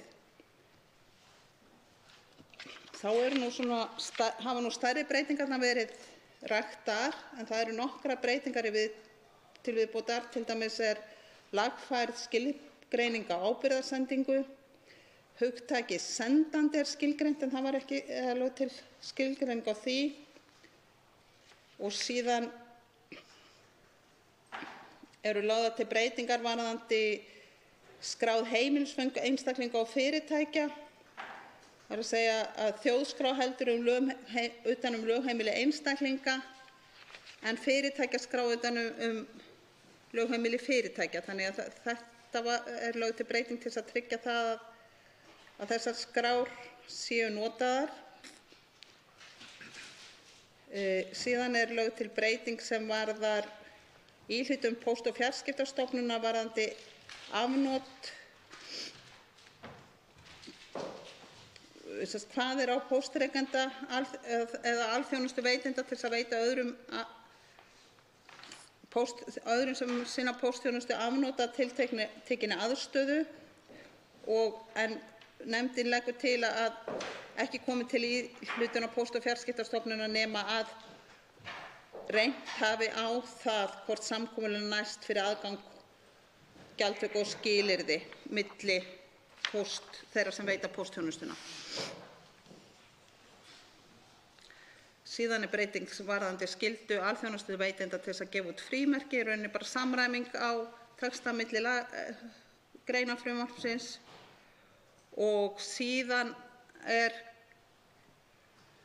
leggur meirihluti til þá breytingu að Póst- og fjarskiptastofnun verði falið að gefa út póstnúmeraskrá og landfræðilega þekju póstnúmera. Það hefur verið Íslandspóstur sem hefur séð póstnúmeraskrána og á sama hátt kveðið á að númeraþekinu verði og staðfangaskrá verði miðlað opið og gjaldfrjálst. Og þá leggur meirihlutinn til breytingu á fresti til handa Póst- og fjarskiptastofnun til að bregðast við tilkynningum breytingar á gjaldskrá. Þessi frestur hefur verið 3 mánuðir en meirihlutinn telur hæfilegt að miða sig við 30 virkadaga með hliðsjón af hagsmunum póstfyrirtækja og neytenda, auk þess sem gera verður ráð fyrir að Póst- og fjarskiptastofnun forgangsraði verkefnum af þessu tagi. Auk þess eru gerðar nokkrar lagatæknilegar breytingar. Að teknu tilliti til framangreindar sjónarmiða leggur meirihlutinn til að frumvarpið verði samþykkt með breytingum sem lagðar eru til í sérstöku þingskjali eins og áður er getið. Undir nefndarálitið skrifa sú sem hér stendur Líneik Anna Sævarsdóttir framsögumaður, Jón Gunnarsson formaður nefndarinnar, Ari Trausti Guðmundsson, Vilhjálmur Árnason, Karl Gauti Hjaltason, Bergþór Ólason og Rósa Björk Brynjólfsdóttir skrifar undir álitið samkvæmt heimild í 4. málsgrein 18. greinar starfsreglna fastanefnda. Og að lokum vil ég þakka gott samstarf í nefndinni vinnuna við frumvarpið. Umfjöllun það fór fram í alllanga tíma og samhliða meðal annars vinnu við fjarskiptastefnu og fjarskiptaáætlun og önnur fjarskiptamál sem að nefndin vann við nú á vorþingi.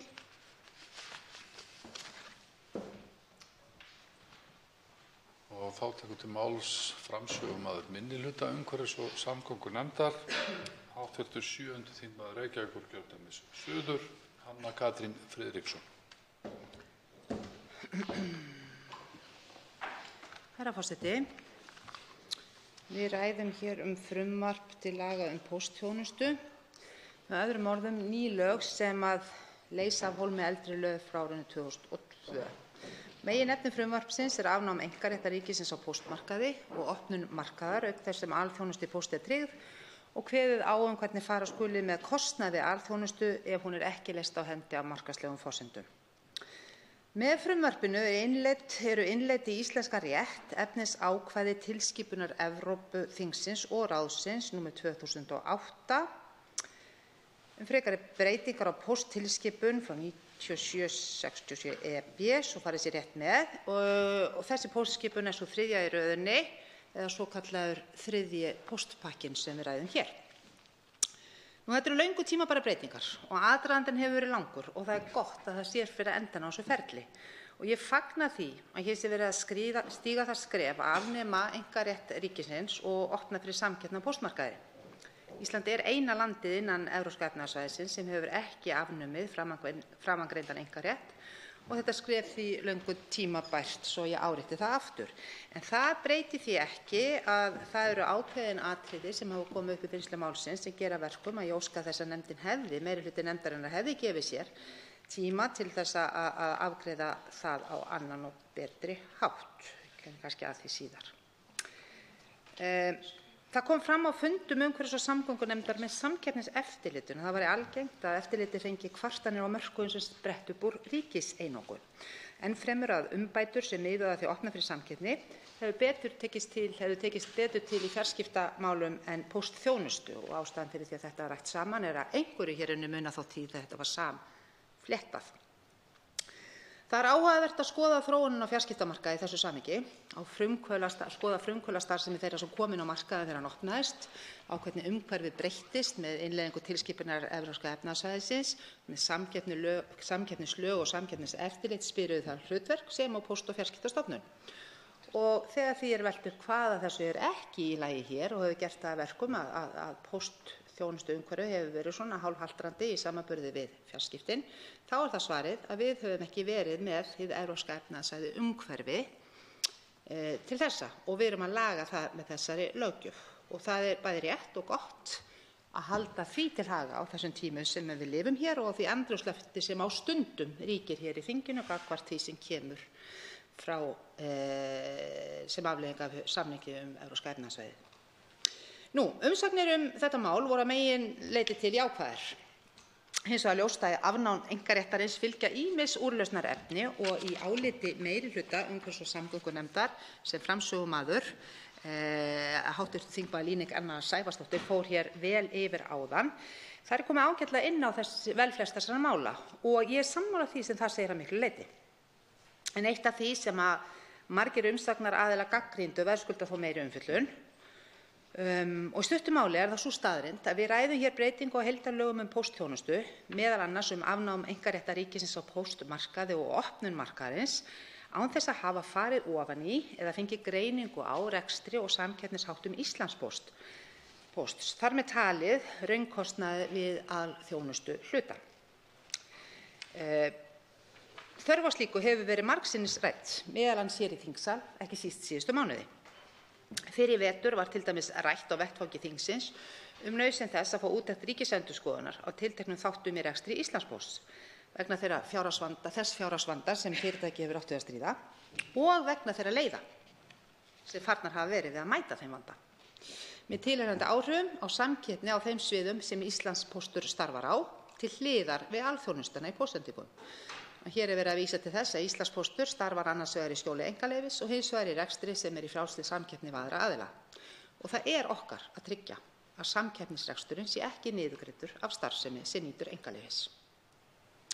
Niðurstaða þessara umræðu var sú að það var fjárlaganefnd Alþingis sem kallaði eftir úttekt Ríkisendurskoðunar og Ríkisendurskoðun skilaði síðan af sér hér í vikunni, eða skýrslu. En það eru vonbrigði og undrunarefni að þau vinnubrögð hafi verið viðhöfð að hálfu meirihluta umhverfis- og samgöngunefndar og reyndar meirihluta stjórnskipunar- og eftirlitsnefndar líka, að koma í veg fyrir að þingmenn gætu nýtt sér þessa úttekt eða skýrslu Ríkisendurskoðunar á tilteknum atriðum í rekstri Íslandspósts við afgreiðslu þessa máls. Vegna þess að það er alveg sama hvernig á það er horft og að í öðru leyti er verið að skoða starfsemi fyrirtæki sem heitir Íslandspóstur og hins vegar frumvarp til laga póstþjónustu. Þetta er samofið og verður ekki skilið í sundur, ekki síst þegar litið er til áhrifa sem að þessi atriði sem ég tiltók hér, þar að segja fjárhagsvandi Íslandspósts og viðbrögð við þeim vanda hafa haft. Á fundi umhverfis- og samgöngunefndar í dag, þegar málið var tekið út úr nefnd, lagði hv. þingmaður Helga Vala Helgadóttir fram bókun sem felur í sér mótmæli við því að frumvarp til laga póstþjónustu sé tekið út úr nefndinni áður en nefndir Alþingis eigi þess kost að fjalla úttekt eða skýrslu Ríkisendurskoðunar á Íslandspósti og ég tek heils hugar undir þá bókun. En, herra forseti, þá er nú komið að því til þess að orðlengja þetta ekki frekar. Eins og ég tiltók áðan, þá hefur svo sem hér talað á undan mér, hv. þingmaður Líneik Anna Sævarsdóttir, framsögumaður meirihlutans, farið vel yfir fjölmörg þeirra mála sem var snerta þetta frumvarp. Margt af því mjög vel unnið, ég tek undir þau mál, en jafnframt stend ég hér að áliti minnihluta umhverfis- og samgöngunefndar ásamt hv. þingmanni Helgu Völu Helgadóttur og áheyrnarfulltrúinn Björn Leví Gunnarsson er samþykkur því áliti. Þessi minnihluti telur innleiðingu EES-tilskipunar afnám einkaréttar á póstþjónustu með frumvarpi þessu löngu tímabæra. Telur þó óheppilegt að breytingarnar gangi í gegn í skugga alvarlegra athugasemda sem gerðar hafa verið við rekstur Íslandspósts ohf. Og við óskilgreindan og ófjármagnaðan kostnað fyrirtækisins við alþjónustu. Telur minnihlutinn ekki ákjósanlegt að frumvarpið sé tekið út úr umhverfis- og samgöngunefnd áður en nefndir Alþingis eigi þess kost að fjalla úttekt Ríkisendurskoðunar á Íslandspósti, þótt hann fagni aðgerðunum sem í frumvarpinu felast til að styrkja samkeppnisaðstæður á póstmarkaði. Ljóst er að til að hægt sé að tryggja sem sterkasta samkeppni og jafnvægi á markaði þurfi kostnaður Íslandspósts ohf. Að vera gerður opinber fyrir alla landsmenn, ekki síst fyrir þann eða þá sem taka við rekstri fyrirtækisins.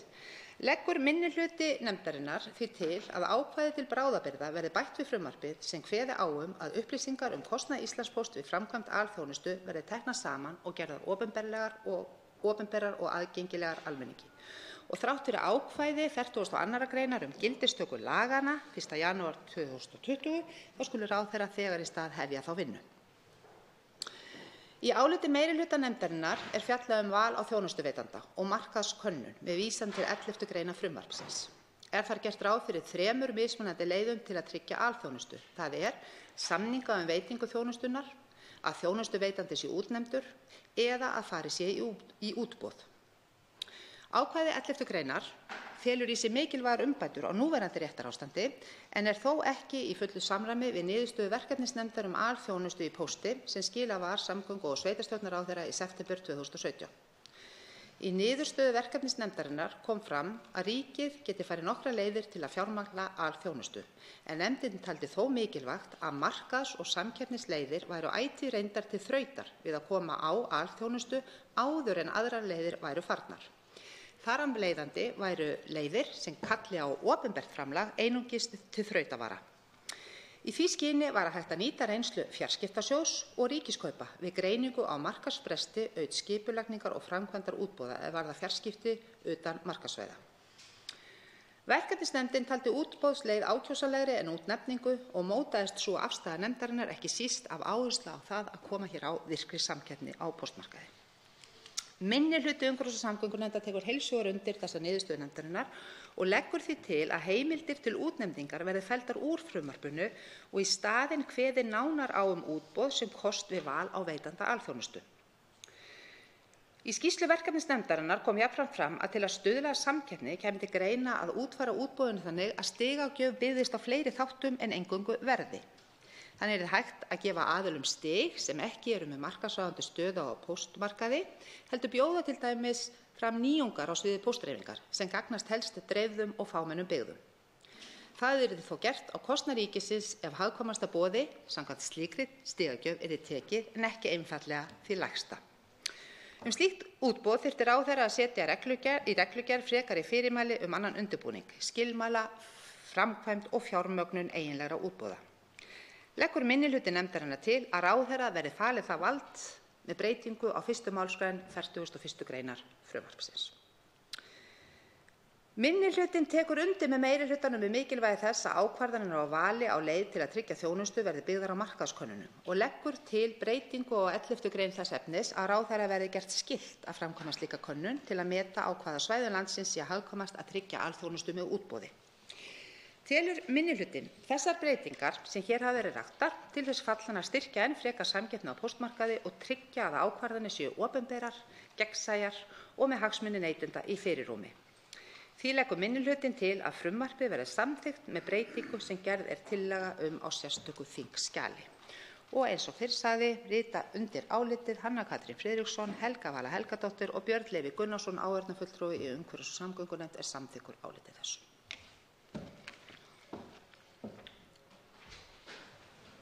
Þá tekur til máls hv.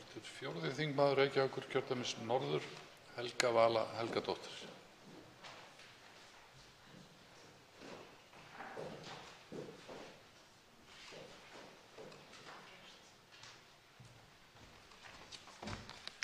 Herra forseti. Hér fjöllum við frumvarp til nýrra heildarlaga póstþjónustu. Heildarlaga sem gjörbreyta umhverfi póstþjónustu á landinu. Fyrir liggur að afnám einkaréttar í póstþjónustu er á næsta leiti og því stendur til að taka ákvörðun hvernig við ætlum að haga málum varðandi dreifingu pósts allt land. Markmið laganna er sagt vera að stuðla að hagkvæmri, virkri og áreiðanlegri póstþjónustu allt land sem og til og frá landinu. Þannig er ætlunin að tryggja notendum aðgang að alþjónustu eins og hún er skilgreind á hverjum tíma og með því að efla samkeppni á markaði fyrir póstþjónustu. Herra forseti, hér er verið að innleiða 3. pósttilskipun Evrópusambandsins og að með því verði einkaréttur ríkisins á póstþjónustu afnuminn og markaðurinn opnaður. Ísland er síðasta EES-ríki til að innleiða þessa tilskipun og má segja að enn einu sinni séum við langt á eftir öðrum Evrópuríkjum við innleiðingu en tilskipunin er frá árinu 2008. Já, herra forseti, það er ekki eins og þessi tilskipun hafi komið af himnum ofan og við þurfum að bregðast við í flýti. Langt í frá, því þetta hefur verið fyrirséð síðasta áratuginn eða svo. Það hefur verið fyrirséð síðasta áratug að einkaréttur íslenska ríkisins á póstdreifingu yrði afnuminn fyrr eða síðar, en núna, þegar þetta er loksins að verða að veruleika, eru stjórnvöld bara ekki alveg tilbúin, því miður. Í umræðum Íslandspóst ohf. Undanfarin ár og þá bágu stöðu sem það félag hefur óneitanlega verið í, hefur ávallt verið talað fyrirhugað afnám einkaréttar og hversu mikilvægt það nú að undirbúa afnámið og tryggja stöðu Íslandspósts og að við séum með einhvern fyrirsjáanleika hér. Og hafa stjórnvöld sinnt þessu hlutverki? Nei, stjórnvöld hafa enn einu sinni sofið svefni hinna réttlátu og eftir stöndum við hér með opinbert hlutafélag sem hvort tveggja í bráðum fjárhagsvanda sem og í þrálátri tilvistakreppu sem ríkisstjórn Íslands bara ekkert að gera í. Og meirihluti umhverfis- og samgöngunefndar háttvirtrar ætlar heldur ekkert að gera í því. Ég ætla ekki að rekja hér nýjungar eða breytingar á lögunum, það margt ágætt í þessum heildarlögum og ýmislegt sem vandlega hefur verið unnið, en það ekki hægt að horfa framhjá þeirri hróplegu staðreynd að fyrir nokkrum dögum, já bara núna fyrir helgi, skilaði ein af eftirlitsstofnunum Alþingis hin sjálfstæða og óháða ríkisendurskoðun heildstæðri skýrslu sem unnin hafði verið undanfarna mánuði þar sem farið yfir stöðu Íslandspósts, rekstrarumhverfi og framtíðarmöguleika. Það líka fjallað afnám einkaréttar og tillögur að framtíðarskipan póstþjónustu á landinu. Og hvað gerir háttvirt umhverfis- og samgöngunefnd sem að fjalla þessi heildarlög póstþjónustu við umrædda skýrslu? Við þær mikilvægu upplýsingar sem í skýrslunni að finna.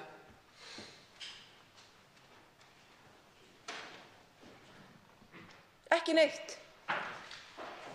Af því að háttvirt umhverfis- og samgöngunefnd hefur ekki séð skýrsluna. Háttvirt umhverfis- og samgöngunefnd vill ekki sjá skýrsluna. Stjórnarmeirihlutinn á Alþingi Íslendinga vill ekki að fagnefndin sjái skýrsluna og vinni skýrsluna og vill ekki að nefndin sé meðvituð hvað í skýrslunni stendur áður en að tekin ákvörðun lagasetningu af þeirri stærðargráðu sem við erum að fást við hér. Það var ekki laust við að sú sem hér stendur hafi bara flissað í morgun þegar þetta var raunin.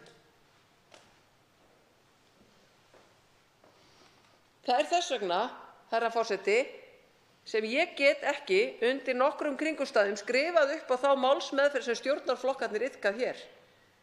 En minnihluti umhverfis- og samgöngunefndar hefur ítrekað óskað eftir því að háttvirt umhverfis- og samgöngunefnd bíði með afgreiðslu frumvarpsins þar til nefndin hefur kynnt sér það sem stendur í skýrslu Ríkisendurskoðunar. Á nefndarfundi í dag bókaði minnihluti umhverfis- og samgöngunefndar að því tilefni mótmæli við því að málið skyldi tekið út úr nefndinni í dag. Þetta ekki dagsetningamál, herra forseti, það engin bráð hætta á ferð, enda eiga lögin að taka gildi 1. janúar 2020. Óskað var sérstaklega eftir því að það yrði beðið með að taka þetta mál út, að nefndin myndi kynna sér innihald skýrslunnar Íslandspóst og póstþjónustuna, alþjónustuna, alþjónustubyrðina. Nei, það betra að kynna sér ekki málin. En málið var tekið út þrátt fyrir að embætti sem Alþingi hefur falið að rannsaka stöðu félagsins hafi skilað af sér skýrslu. Fyrir liggur að lög póstþjónustu eiga samkvæmt frumvarpinu ekki að taka gildi fyrr en næstu áramót og því taldi minnihluti nefndarinnar hægðarleik fyrir Alþingi að reyna nú að einu sinni að vanda verk sitt, bregðast við því sem þar kemur fram ef þörf reynist í stað þess að fara strax í þá næsta löggjafarþingi að lagfæra það sem þegar búið að gera. Laga það áður en að skaðinn skeður, áður en að lögin taka gildi með einhverjum viðbótum eftir að heildarlögin hafi verið samþykkt. Fyrir liggur að afnám einkaréttar í póstþjónustu á næsta leiti. Það hefur legið fyrir lengi, en slík grundvallarbreyting eins og hér á ferðinni krefst yfirvegunar og vandvirkni löggjafans. Herra forseti, það því miður allt og algengt hér á Alþingi Íslendinga farið í lagasetningu án þess að vera búið að sjá fyrir endan á afleiðingum lagasetningar, útfærslum á áhrifum lagasetningar og fleira. Þegar skaðinn skeður, byrjar Alþingi að sauma búta, laga til, snikka til og heildarmyndin tapast og lögin verða því miður verri smíði en nauðsynlegt Þetta höfum við ítrekað séð, því miður. Ítrekað. Póstþjónusta er ein af þessum grunnþjónustum sem íslenska ríkið hefur sinnt og má kalla póstþjónustu sem innviði. Það er því nauðsynlegt að stjórnvöld taki það verkefni alvarlega að tryggja alþjónustu og að ekki verði sköpuð sú aðstaða lík þeirri sem meirihlutinn er meðal annars að leggja til. Að handvalinn verði hérna aðili til þess að sinna þessari þjónustu. Aðili sem íslenskir skattgreiðendur hafa nú þurft að sturta hundruðum og þúsundum milljóna til á undanförnum árum. Já, herra forseti, hvað erum við að tala um? Erum við að tala um vönduð vinnubrögð? Erum við að tala um heildarsýn? Erum við að tala um yfirvegun? Ég ætla að leyfa mér, með leyfi forseta, að lesa upp úr nefndaráliti meirihlutans er varðar val á þjónustuveitenda. Í nefndaráliti meirihluta stendur, með leyfi forseta, gert er ráð fyrir, og er verið að tala um 11. grein frumvarpsins, gert er ráð fyrir 3 mismunandi leiðum til að tryggja alþjónustu. Ráðherra falið að ákveða hvaða leið sé falin.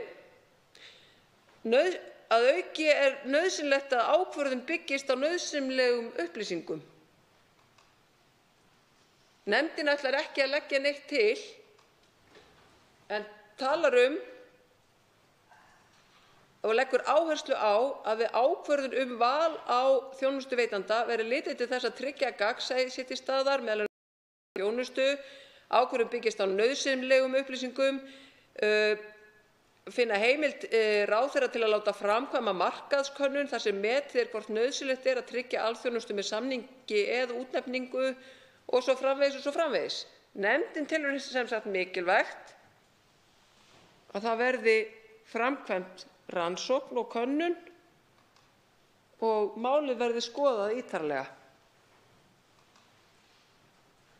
Og þá getur maður ekki sleppt því að spyrja, hvernig má það vera að þessi vinna sé ekki hafin? Hvernig má það vera þegar við erum hér að innleiða tilskipun frá 2008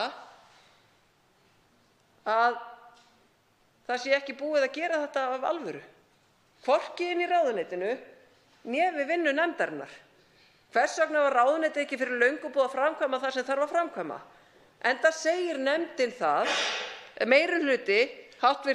umhverfis- og samgöngunefndar í sínu nefndaráliti, að nauðsynlegt sé að ákvörðun val á þjónustuveitanda byggist á nauðsynlegum upplýsingum. Ég endurtek, að auki er nauðsynlegt að ákvörðun byggist á nauðsynlegum upplýsingum. Hvað þýðir þetta, herra forseti? Hvers vegna telur meirihluti nefndarinnar ekki nauðsynlegt að Alþingi Íslendinga, sem er æðsta stofnun landsins, sjálfur löggjafinn, byggi ákvarðanir sínar lagasetningu þegar ákvörðun er tekin svona grunnþjónustu, að Alþingi byggi sínar ákvarðanir á nauðsynlegum upplýsingum? Hvers vegna vill meirihluti hv.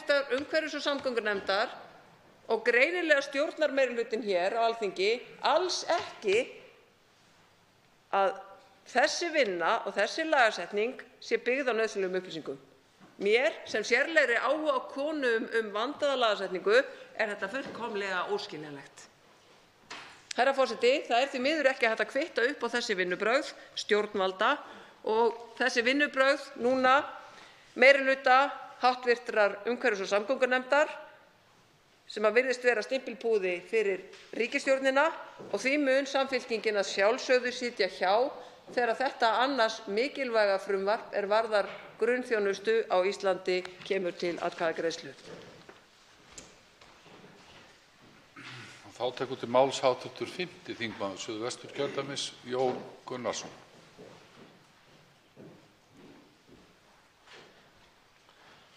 Virðulegur forseti, það er nú ekki annað hægt en að bregðast við í stuttu máli að minnsta kosti þeirri ómálefnalegu ræðu og eiginlega dylgjum og aðdróttunum sem hér eru viðhöfð í garð nefndarmanna í hv. umhverfis- og samgöngunefnd. Menn eru meðvitaðir þá skýrslu sem hv. fjárlaganefnd óskaði eftir að yrði gerð starfsemi fyrirtækisins Íslandspósts. Fréttir bárust af því í vikunni að sú skýrsla hefði borist til Alþingis og á fundi stjórnskipunar- og eftirlitsnefndar var tekin ákvörðun það að vísa þeirri skýrslu til fjárlaganefndar sem ekki hefur tekið hana til efnislegrar umfjöllunar ennþá.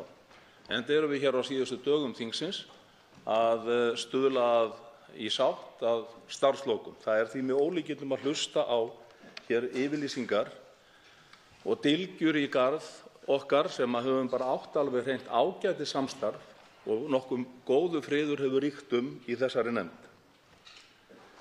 Skýrslan fjallar starfsemi ákveðins fyrirtækis sem hefur verið í póstþjónustu, Íslandspósts. Og vissulega getur það skarast að einhverju leyti á við þetta frumvarp sem hér sem fjallar framtíðarskipulag póstþjónustu á Íslandi. Ekkert sérstaklega þetta fyrirtæki. Það var mat okkar að nálgast þetta með ákveðnu orðalagi eins og hv. framsögumaður nefndarálits meirihlutans fór hér yfir áðan og beina ákveðnum skilaboðum í nefndarálitinu til þeirra sem vinna úr þeirri lagasetningu sem hér staðið fyrir. Að sjálfsögðu verður brugðist við þessari skýrslu með viðeigandi hætti. Nú hef ég ekki séð þessa skýrslu, ég veit ekki hvað kemur fram í henni. Ég geri ráð fyrir því að við munum í umhverfis- og samgöngunefnd þingsins eiga samstarf á vettvangi nefndarstarfsins við hv. fjárlaganefnd þegar kemur að úrvinnslu þeirra á þessari skýrslu. Og það verður þá tækifæri til þess í haust að bregðast við ef að sérstakt tilefni til þess. Það er auðvitað framkvæmdarvaldið sem fer síðan með framkvæmd þessara laga og það er fjallað það með skýrum hætti í þessum lögum og í nefndaráliti meirihluta nefndarinnar með hvaða hætti það skuli gert. Og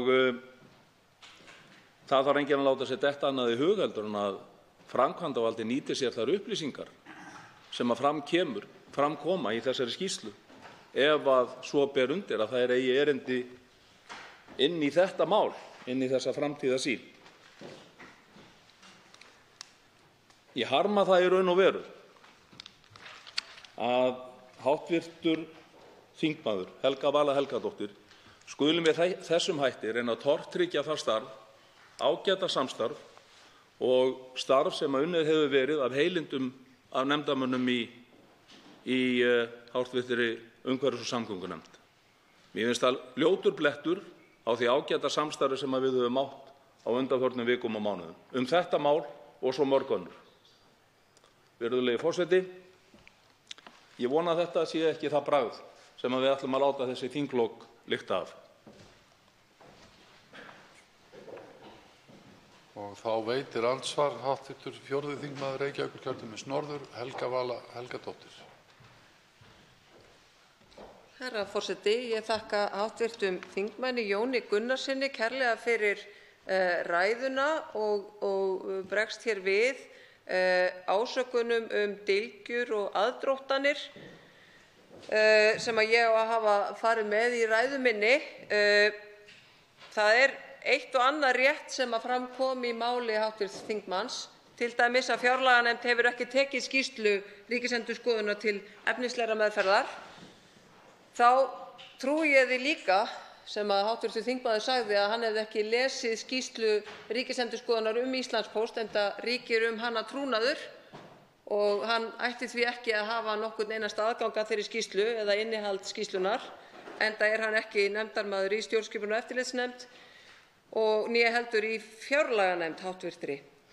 En hér verið að tala að vinna af heilindum og þá verð ég að segja að allir þeir sem hafa setið nefndarfundi í hv. umhverfis- og samgöngunefnd hafa orðið þess áskynja að sú sem hér stendur og aðrir þeir sem standa að minnihlutaálitinu hafa á hverjum einasta fundi þar sem rætt hefur verið þetta frumvarp póstþjónustu nefnt það að þetta mál verði ekki tekið út úr nefndinni og afgreitt nema við séum búin að sjá skýrslu Ríkisendurskoðunar Íslandspóst.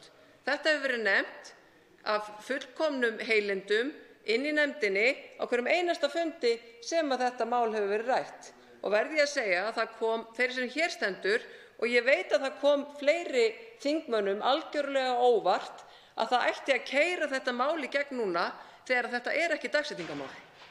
Þetta mál, þetta frumvarp, eða þessi lög eiga að taka gildi 1. janúar 2020. Það er ekkert sem stendur í vegi fyrir því að afnám einkaréttar sé undirbúið fram til næstu áramóta.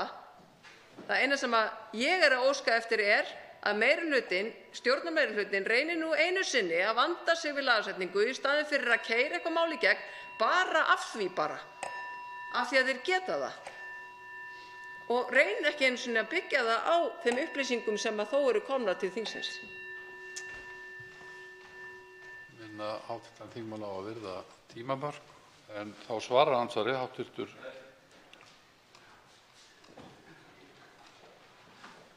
Þá er andsvörum lokið og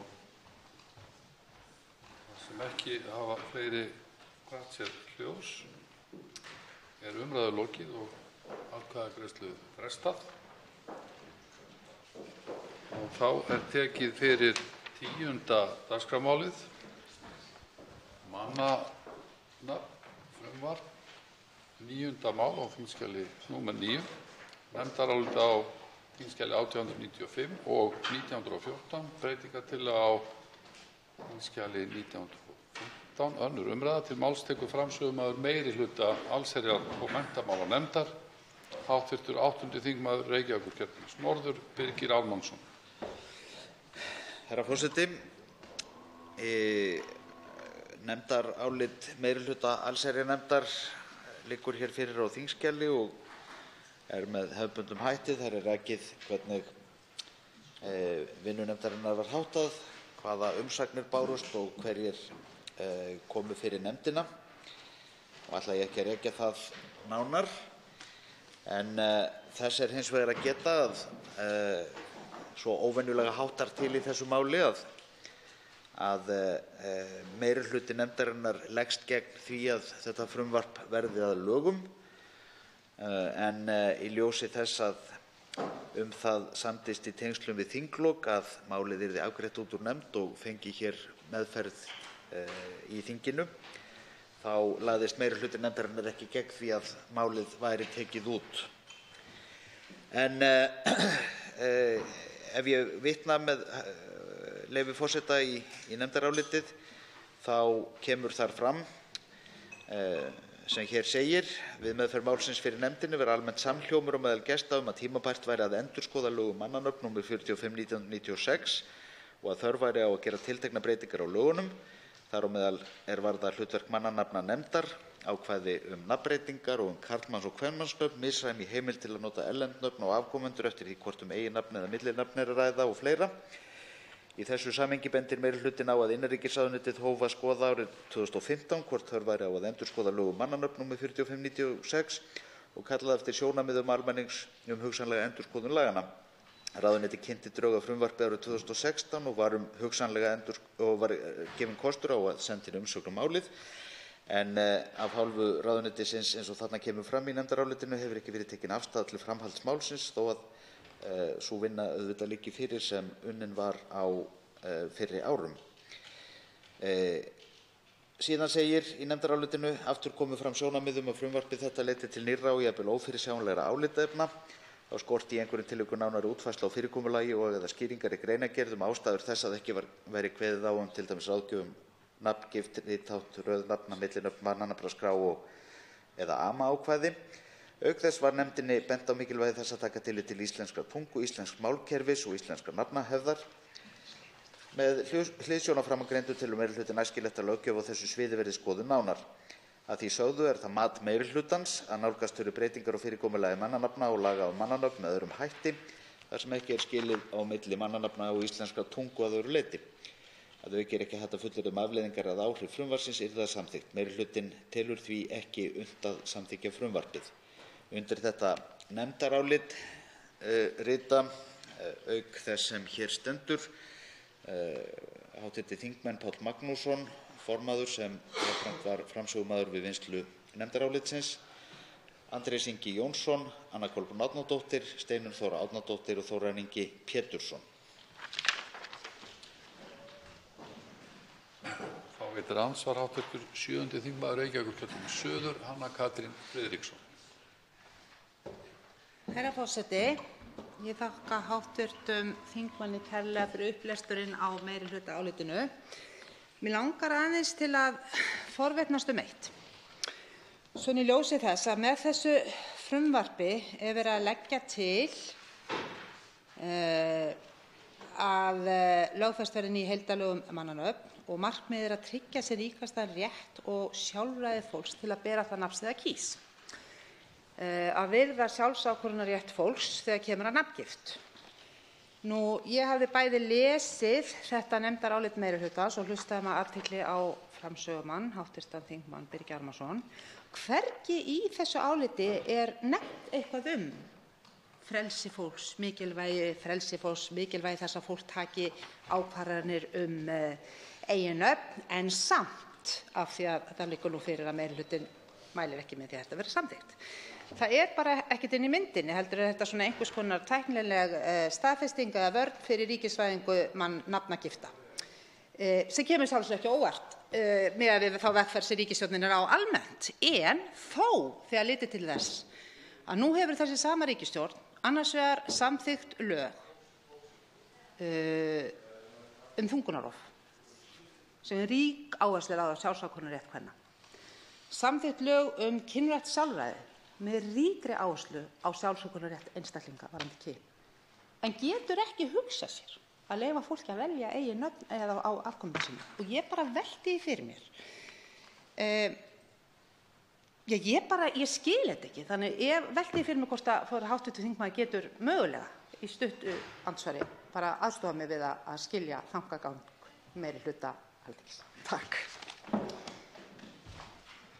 Og þá svarar andsvari hv. 8. þingmaður Reykjavíkurkjördæmis norður, Birgir Ármannsson.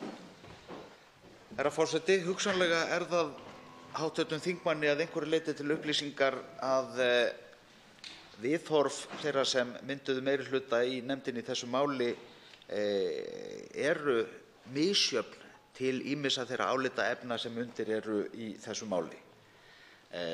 Þannig að meirihlutafulltrúarnir eru ekki hugsanlega endanlega búnir að komast að niðurstöðu það hvert þeir vilja stefna með þetta. Þeir taka þó undir það að það sé þörf á endurskoðun mannanafnalaga, en telja að þetta frumvarp eins og það liggur hér fyrir sé ekki til þess fallið sé ekki í raun og veru tilbúið til þess að samþykkja það. Ég get upplýst það að meðal meirihlutafulltrúanna, og tala ég kannski ekki 100% fyrir alla í meirihlutanum, vegna þess eins og ég segi að viðhorf manna kunna að vera misjöfn að þessu leyti, að þá held ég þó að meirihlutafulltrúarnir eigi það sameiginlegt í þessu máli að afstaða þeirra ráðist að stórum hluta af áhyggjum vegna íslenskrar tungu og þróunar hennar, og ég hugsa að ég tali fyrir munn annarra í meirihlutanum að því leyti að menn telja kannski að breytingarnar sem hér eru lagðar til séu fullróttækar þegar horft er til þeirra þátta. Ég vona að þetta skýri afstöðuna að einhverju leyti, því að það er nú nefnt í nefndarálitinu að meirihlutafulltrúarnir telji að nafnahefð og nafnafyrirkomulag okkar Íslendinga hafi órofa tengsl við íslenska tungu, og það er auðvitað þekkt að kemur fram í umsögnum margra aðila og kom fram í gestakomum í málinu að þeir sem vilja standa vörð íslenska tungu hafa auðvitað áhyggjur af því hversu langt þetta frumvarp gengur. Þá veitir andsvar öðru sinni hv. 7. þingmaður Reykjavíkurkjördæmis norður, Hanna Katrín Friðriksson. Ég þakka hv. þingmanni svarið. Og ég ætla nú bara svona til þess að fyrirbyggja misskilning að fullvissa þingmanninn hv. um það að ég ber mjög hlýjan hug til íslenskrar tungu.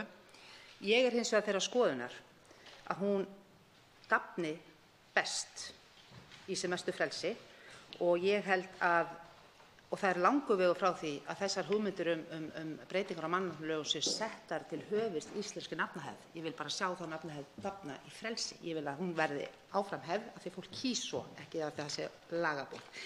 En mér langaði hins vegar að tala um það. Hv. þingmaður talar um að þetta séu full róttækar breytingar. Nú er það svo að frumvarpið tekur breytingum í nefndinni. Og ég sit ekki í þessari nefnd en ég hef það fyrir sagt að þar hafi meirihluti sem stendur að meirihlutaálitinu ekki haft sér mikið í frammi. Þannig að þar fór gott tækifæri forgurum að hafa áhrif á þetta frumvarp í þá átt sem að meirihlutinn hefði mögulega geta látið sætt sig við. En ég staldraði svolítið við það svar hv. þingmanns sem segir að það er ekki endanlega komin niðurstaða hjá meirihlutanum hvert þeir vilja stefna í þessu máli. Ég hef alveg tilfinningu að það sé víst svo og niðurstaðan hafi verið svo að það átti ekki að samþykkja þetta. Og ég byggi það meðal annars á því að í nefndarálitinu er sérstaklega notað sem rök fyrir því að samþykkja þetta mál ekki, að það vantaði þar ákvæði um ráðgjöf, nú er ég að leita á þessu, ráðgjöf mannabreytingar og svo framvegis, ráðgjöf nafngift, rithátt, röð nafna, millinafn og svo framvegis, fyrirgefið með leyfi forseta að lesa þau upp. Staðreyndin er sú að inn í breytingatillögum er akkúrat kveðið á þessa ráðgjöf. Og þetta leiðir nú svona hugann að því að mögulega hafi þessi frágangur verið tilbúinn og nefndarmenn algjörlega meirihlutinn meðvitaður og búinn að komast að endanlegri niðurstöðu með hvert þeir vildu stefna. Þannig að þetta er vægast sagt svolítið sérkennilegt en ég ætla svo sem ekki að brýna hv.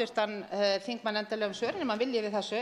Kannski leiðréttir hann mig, kannski er þetta tómur misskilningur og innst inni séu allir viljugir til þess að breyta mannanafnalögum bara eða gert einhvern veginn öðruvísi og einhvern tímann seinna.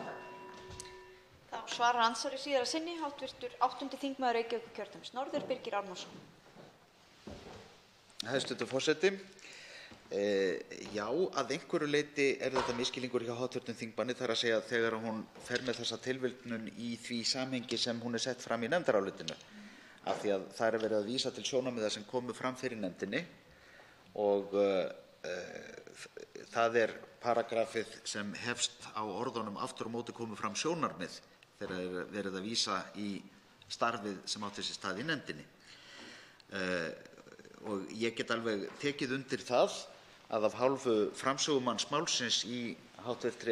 allsherjar- og menntamálanefnd, Jóns Steindórs Valdimarssonar, hv. þingmanns, var mikil vinna unnin í tengslum við málið. Og ég held hins vegar að ég geti talað fyrir minn munn og annarra í nefndinni að fólk hafi kannski ekki fengið sannfæringu fyrir því að þær leiðir sem þar voru lagðar til væru nægilega sannfærandi, þar sem hlutverk er tekið af mannanafnanefnd og önnur, aðrar stofnanir eða stjórnvöld fái að hluta til hlutverk mannanafnanefndar í einhverjum tilvikum og þess háttar. Þannig að ég held að þrátt fyrir að ég virði þá vinnu sem hv. þingmaður Jón Steindór Valdimarsson lagði á sig í þessu starfi, að þá hafi fólk ekki öðlast sannfæringu fyrir því að hin endanlega niðurstaða væri komin þegar að máli var tekið út úr nefndinni. Hvað varðar afstöðu til þess hvernig þessi mál eigi að þróast, þá verð ég bara að endurtaka það sem ég sagði hér áðan, að fulltrúar í meirihluta allsherjar- og menntamálanefndar sem standa að þessu nefndaráliti hafa ekkert endilega sameiginlega sýn á það hversu langt eigi að ganga í þessum málum, en hins vegar held ég að það hafi í starfinu og í þessu nefndaráliti birtist einlægur vilji til þess að fara í endurskoðun á mannanafnalögum og gera breytingar þó að menn hugsanlega eigi eftir að komast að niðurstöðu hversu langt eigi að ganga. Andsvörum er lokið. Til máls tekur framsögumaður minnihluta allsherjar- og menntamálanefndar, hv. 3. þingmaður Reykjavíkurkjördæmis norður, Helgi Hrafn Gunnarsson. Virðulegi forseti. Ég mæli hér fyrir nefndaráliti minnihluta allsherjar- og menntamálanefndar í máli númer 9 mannanöfn. Með frumvarpinu er lagt til að lögfest verði ný heildarlög mannanöfn. Leið falli úr gildi gildandi lög mannanöfn númer 45/1996. Markmið frumvarpsins er að tryggja sem ríkastan rétt og sjálfræði fólks til að bera það nafn eða þau nöfn sem það kýs og jafnframt frelsi fólks til þess að skilgreina kyn sitt. Þá er lagt til að mannanafnanefnd verði lögð niður og öll ákvæði hana felld brott.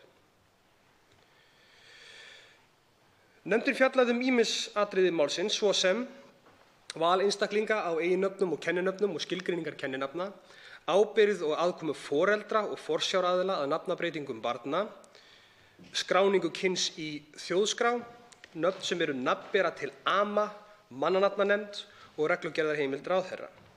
Fyrst skal fjallað íslenska nafnahefð og íslenskt málkerfi. Markmið frumvarpsins er að fólk verði frjálst til að bera þau nöfn sem það vill.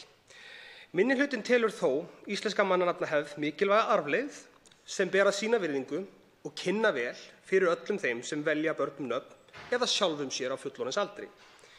Minnihlutinn sér hins vegar ekki hvernig það sé mögulegt að festa slíkt í lög án þess að ganga freklega á það frelsi sem hér er aðstefnt að tryggja. Að mati minnihlutans hafa ekki komið fram nein sannfærandi rök fyrir því að íslensku máli stafi hætta af erlendum mannanöfnum. Erlend mannanöfn hafa bæst í mannanafnaforðann frá upphafi Íslandsbyggðar án þess að skaða málkerfið.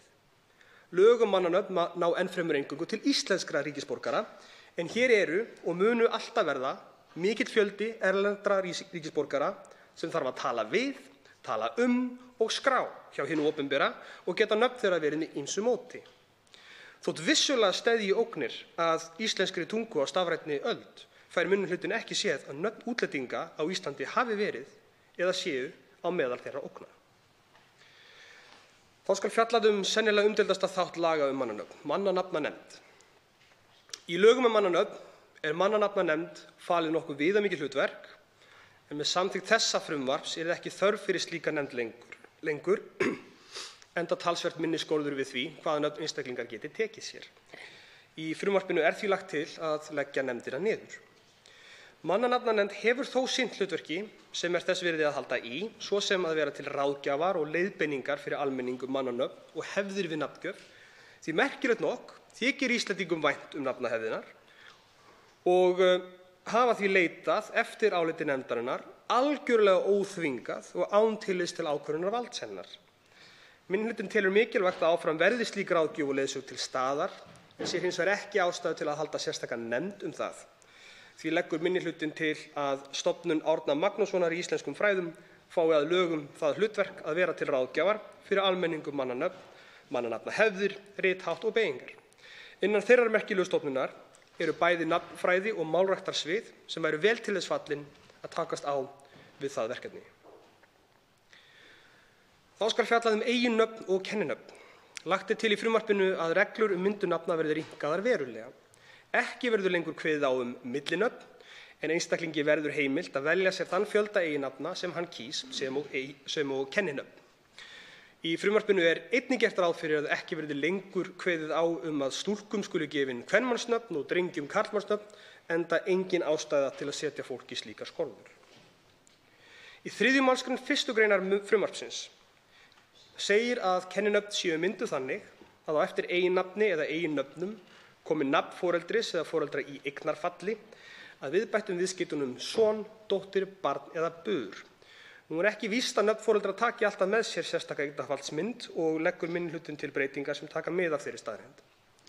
Auk þess leggur minnihlutinn til að einstaklingi sem hefur hlutlausa skráningu kyns í þjóðskrá sé heimilt að nota nafn föður eða móður í eignarfalli í kenninafni án viðbótar. Er sú breyting einnig í samræmi við frumvarp til laga kynrænt sjálfræði sem blessunarlega varð nýlega að lögum.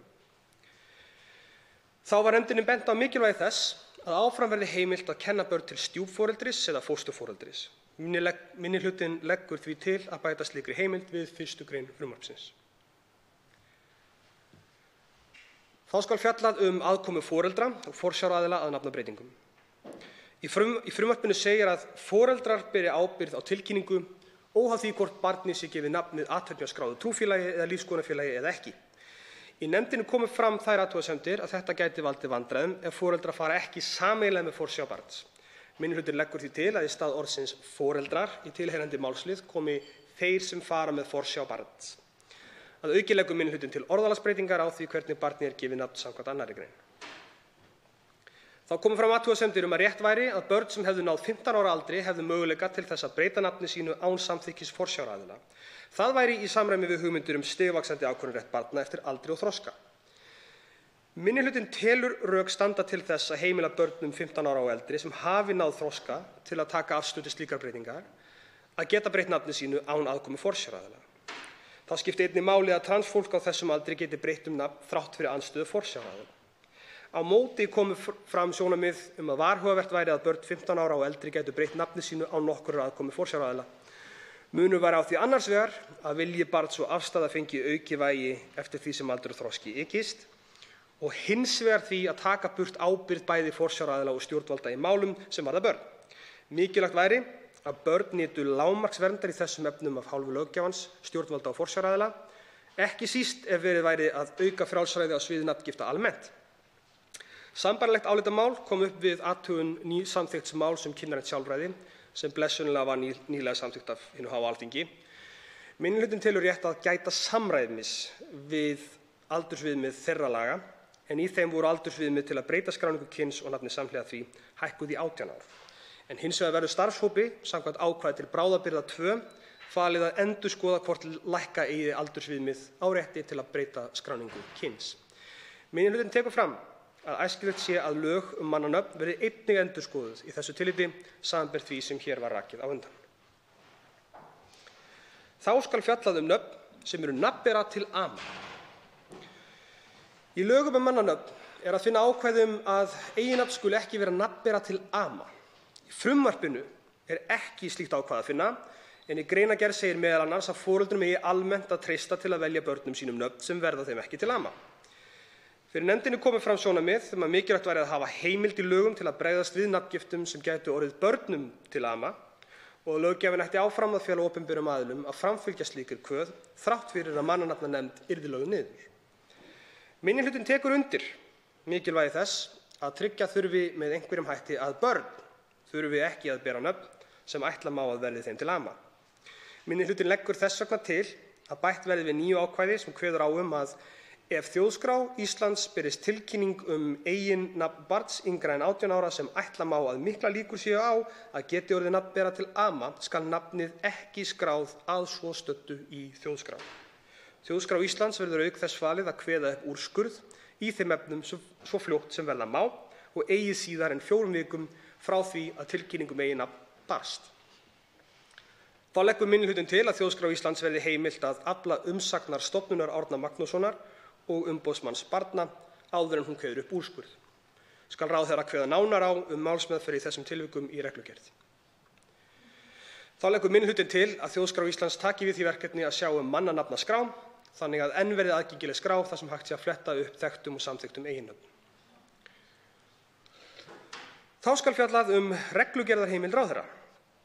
Þau sjónarmið komu fram við umfjöllun nefndarinnar og með því að aflétta takmörkunum sem áður voru á vali einstaklinga á nafni standi eftir ýmsir tæknilegir þættir sem hugað verði að, til dæmis hvort rétt sé að kveða á hámarkslengd nafna, hvort heimilt verði að nota önnur stafróf en hið íslenska og ef svo, hvernig skuli skrá þau, hvort nota megi tákn í nafni og svo framvegis.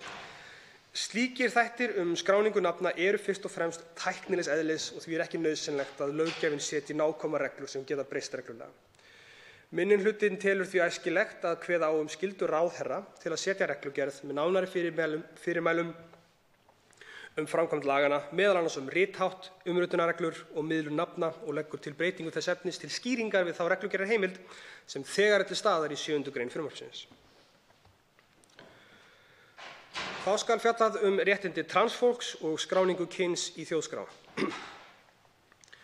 Í dag geta einstaklingar einungis sótt að nafn og kyn verði leiðrétt í þjóðskrá eftir að hafa verið í ferli til kynleiðréttingar í 18 mánuði. Sækja verður slíkt leyfi hjá sérfræðiteymi innan Landspítalans. Nafn er mikilvægur þáttur í sjálfsmynd einstaklings og getur það verið mjög hamlandi ef stjórnvöld standa í vegi fyrir því að transeinstaklingur breyti nafni sínu til samræmis við kynvitund sína. Það að geta ráðið eigin nafni án aðkomu stjórnvalda ætti að vera sjálfsagður réttur hvers einstaklings og myndi leið félagið sér talsverða réttarbót fyrir þennan hóp að mati minnihlutans. Í 9. grein frumvarpsins er fjallað breytingar á öðrum lögum, nefnilega barnalögum og lögum þjóðskrá og almannaskráningu. Í 1. tölulið 9. greinar frumvarpsins er lögð til breyting á barnalögum þess efnis að heimilt verði að skrá kyn barns í þjóðskrá sem karlkyn, kvenkyn eða annað / órætt. Í B-lið 2. töluliðar 9. greinar er jafnframt kveðið á að við 8. grein laga þjóðskrá og almannaskráningu bætist ný málsgrein sem segir að breytingar á skráningu kyns skulu háðar sömu takmörkunum og breytingar á skráningum nafna samkvæmt lögum mannanöfn. Minnihlutinn leggur til að fella brott þessi 2 atriði. Það er 1. tölulið og B-lið 2. töluliðar 9. greinar frumvarpsins með hliðsjón af nýsamþykktum lögum kynrænt sjálfræði, en þar er fjallað heimildir einstaklinga til að breyta skráðu kyni sínu í þjóðskrá. Með því að heimilt verði að skrá kyn hlutlaust fellur sjálft sig skilyrði að allir verði að bera annaðhvort karlmanns- eða kvenmannsnafn. Með frjálsri skráningu og eða hlutlausri skráningu kyns er augljóst að nafn getur ekki lengur verið afgerandi það hvers kyns sá er sem nafnið ber. Þá skal fjallað gildistöku frumvarpsins verði það samþykkt. Fyrir nefndinni kom fram ábendingar vandkvæði þjóðskrár og annarra aðila vegna þess að gagna- og upplýsingakerfi væru ekki í stakk búin til þess að takast á við þær breytingar sem frumvarpið felur í sér. Bæði þyrfti tíma og fjármagn til þess að takast á við nauðsynlegar breytingar og einnig þyrfti stofnun Árna Magnússonar ráðrúm til að undirbúa nýjar skyldur og verkefni. Þó skal þess getið að breytingarnar sem þetta frumvarp felur í sér eru að allnokkru leyti hinar sömu og eru þegar fyrirhugaðar vegna nýsamþykktra laga kynrænt sjálfræði. Minnihlutinn telur þó rétt að koma til móts við þessi sjónarmið og leggur því til að lögin taki ekki gildi fyrr en 1. janúar 2020, en jafnframt verði veittur frestur til 1. júlí 2021 til að laga eyðublöð, skráningarform og þess háttar. Síðast leggur minnihlutinn til bráðabirgðaákvæði sem kveði á að við gildistöku laganna verði millinöfn skráð sem eiginnöfn í þjóðskrá en að nafnberum verði heimilt að breyta þeirri skráningu og láta skrá umrædd nöfn sem kenninöfn í samræmi við ákvæði laganna kjósi þeir svo.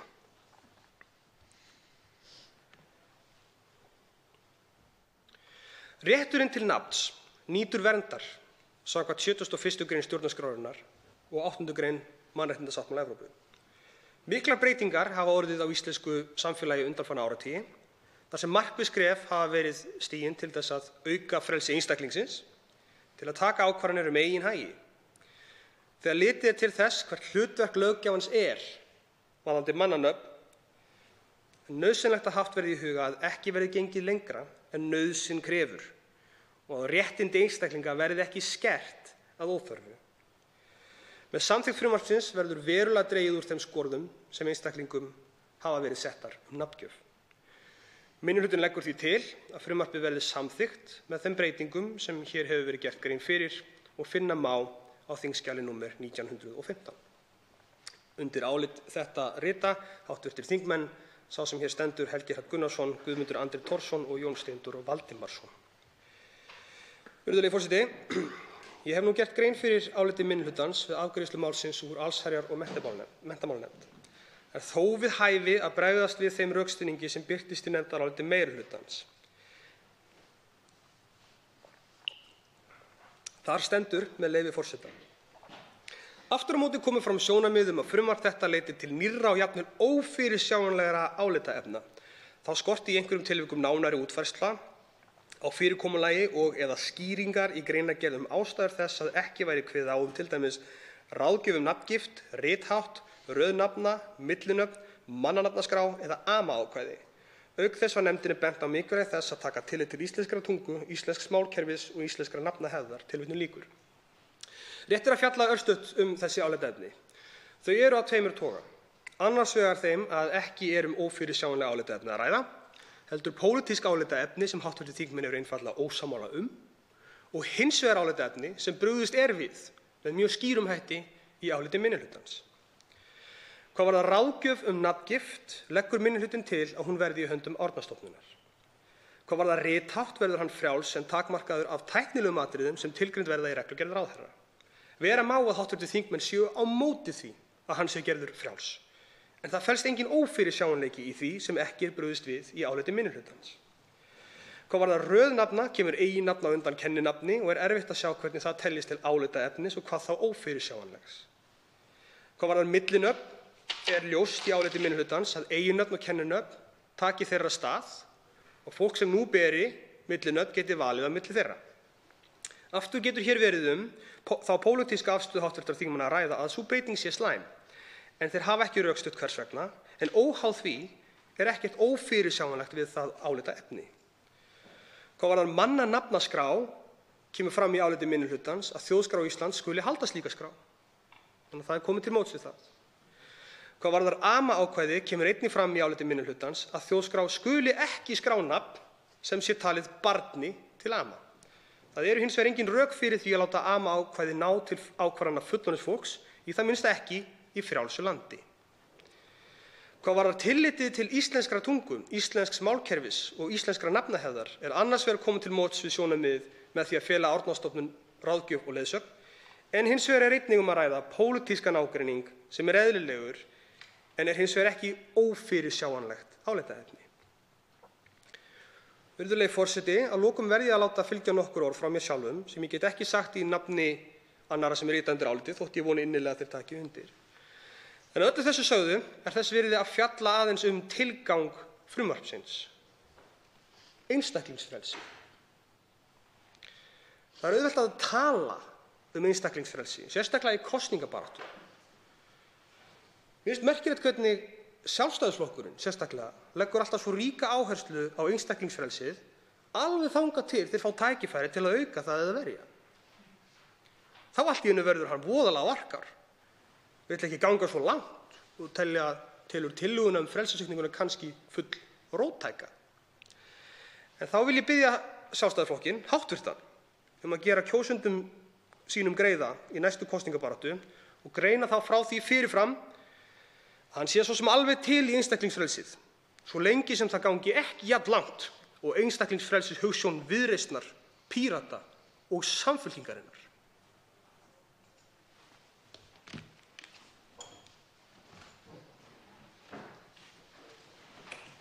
Til máls tekur hv. 13.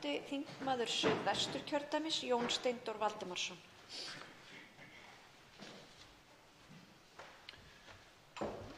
Frú forseti, ég vil hefja mál mitt á því að þakka hv. þingmanni Birgi Ármannssyni fyrir framsögu meirihlutans og síðan hv. þingmanni Helga Hrafni Gunnarssyni fyrir mjög greinargóða yfirferð yfir minnihlutaálitið og tillögur minnihlutans. Mál þetta snýst málefni sem standa eins nærri einstaklingnum eins og hægt að hafa. Kannski ekki alveg rétt og þó. Við vorum með annað mál sem varð að lögum í gær sem fjallaði kynrænt sjálfræði. Framsögumaður þess máls, Steinunn Þóra Árnadóttir, stéð hér í pontu og fagnaði því með réttu að það mál hefði náð fram að ganga. Hún sagði og var mjög glöð og ég tók undir gleði hennar. Þetta gríðarlega mikilvægt. Það gríðarlega mikilvægt að einstaklingur geti skilgreint kyn sitt. Með sama hætti vil ég segja, það gríðarlega mikilvægt að einstaklingur ráði nafni sínu. Frumvarp þetta gengur út á það. Minnihlutinn hefur lagt mjög mikla vinnu í það að gera þetta eins vel úr garði og nokkur kostur er. Mér er einnig til efs að það séu mjög mörg mál sem hafa fengið jafn ítarlega umfjöllun og jafn margar gestakomur og þetta mál. Ég held að ég fari nokkurn veginn rétt með að málið hafi verið tekið fyrir á að minnsta kosti 19 fundum allsherjar- og menntamálanefndar. Það komu fjölmargar umsagnir og fjölmargir gestir.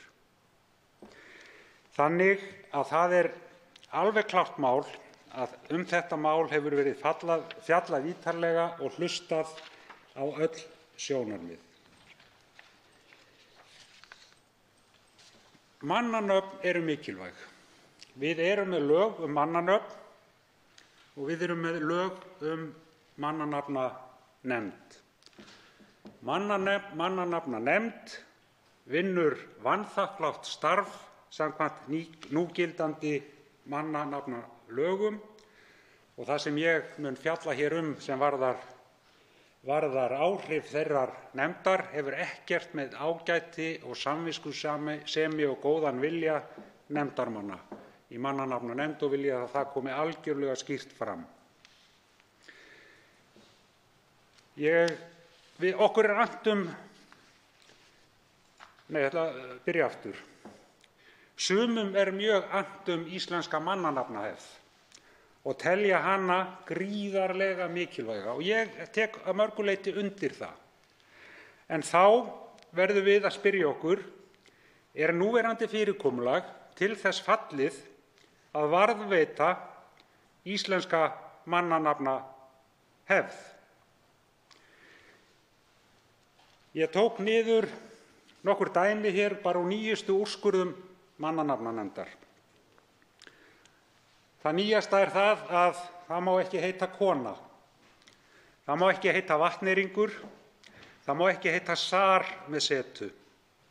Það má ekki heita Inga Dóra í einu orði.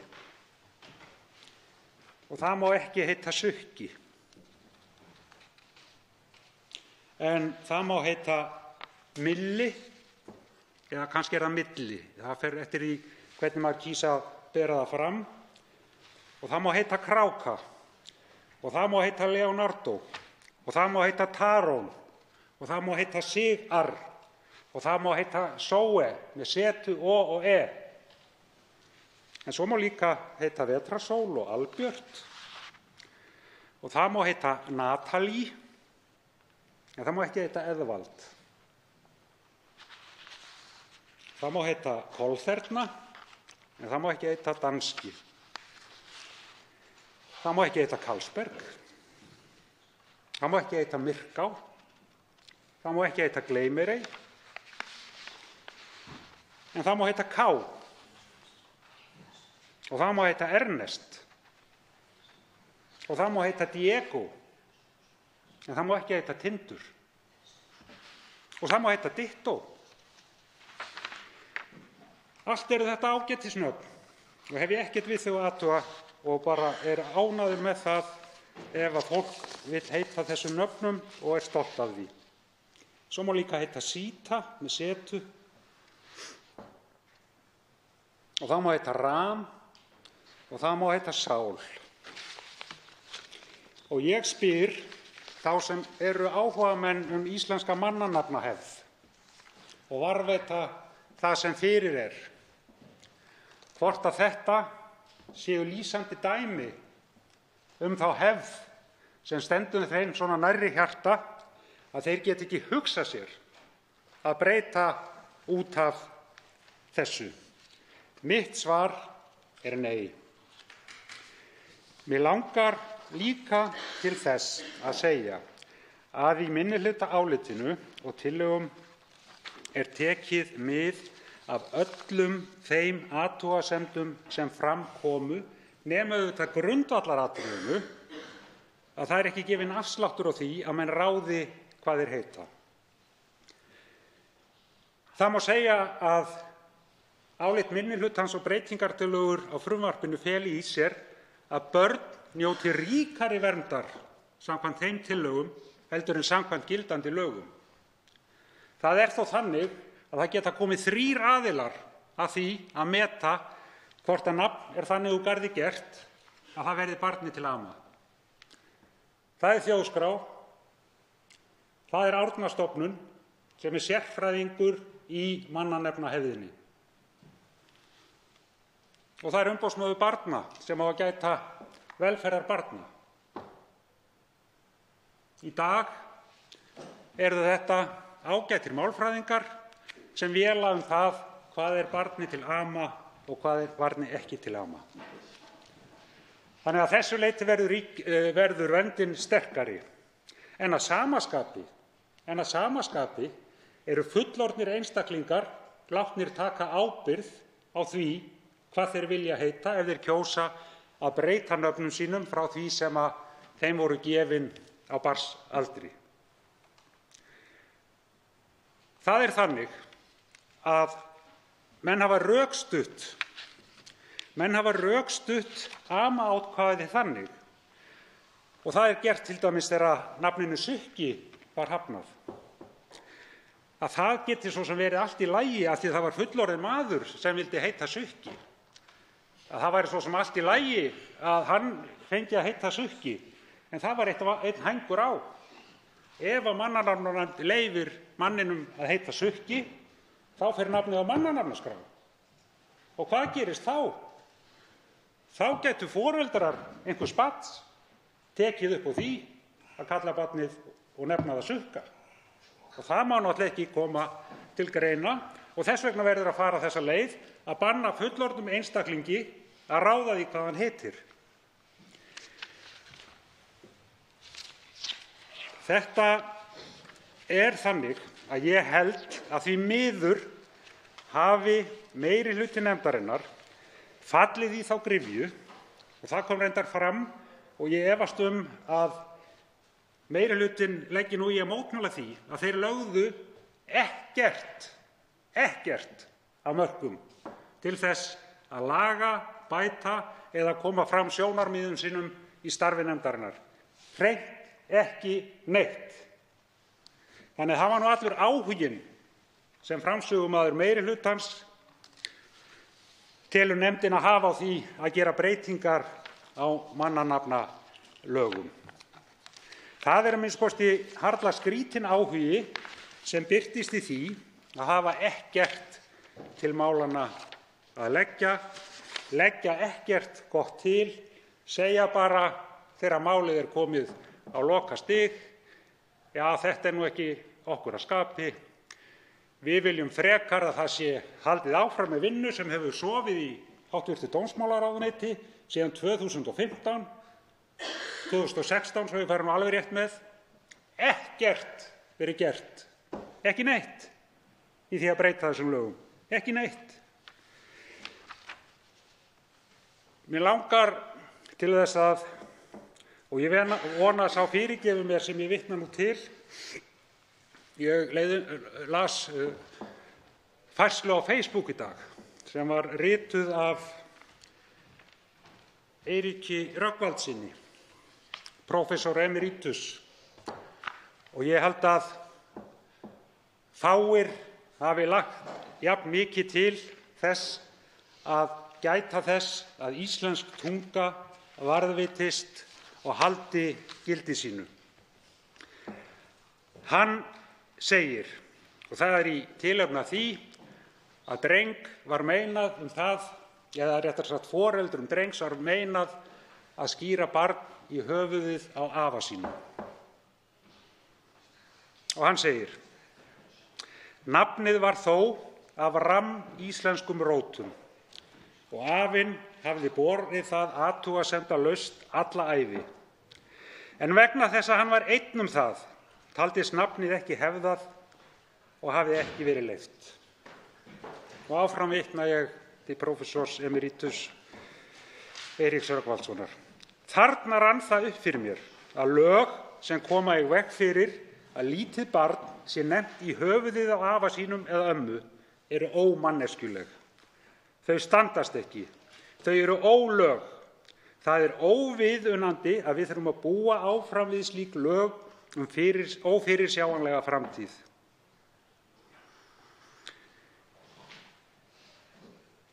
ég sleppi af kurteisisástæðum ummælum sem hann lætur fjalla tiltekinn stjórnmálaflokk í þessu samhengi. En ég ætla að halda áfram, með leyfi forseta. Því haldið fram að það þurfi að fara varlega í breytingar á mannanafnalögum vegna áhrifa sem þær gætu haft á íslenska tungu. Þetta svona tónninn sem sleginn svolítið þegar menn tala þetta. Og Eiríkur Rögnvaldsson, prófessor emeritus, segir áfram: Ég þykist ekki minni áhugamaður en hver annar varðveislu og verndun íslenskunnar. En ég hef aldrei séð nein rök færð fyrir þessum meintu neikvæðu áhrifum, enda hafa erlend mannanöfn flætt inn í málið alla tíð og gera enn án þess að íslenskan skaðist af því. Frú forseti, ég las upp hér áðan nokkur dæmi úr úrskurðum mannanafnanefndar sem starfar eftir núgildandi lögum og gerir það að samviskusemi. Ég hlýt að spyrja háttvirtan þingheim og áhugamenn nafngiftir hvort að íslensk tunga, íslensk málhefð hafi borið tjón af þessum nöfnum. Ég held að svarið sé mjög einfalt. Nei, síður en svo. Ég verð að segja það að ég skil ekki, ég bara skil það ekki í ljósi þess að í gær samþykkti sem betur fer góður meirihluti þingsins ný lög kynrænt sjálfræði. Þar fallast menn á það að fólk hafi sjálft það að segja hvers kyns það og það gott. Það mjög róttæk breyting. Í þeim lögum sem að þingið samþykkti í gær voru felld niður ákvæði mannanafnalaga það að stúlkum skuli gefa stúlkunöfn og drengjum drengjanöfn. Ég spyr, hvar var mannanafnahefðin þá og áhyggjur manna af því að íslensk tunga myndi bera varanlegt tjón af þeirri þá væntanlega, eins og fram kemur hér,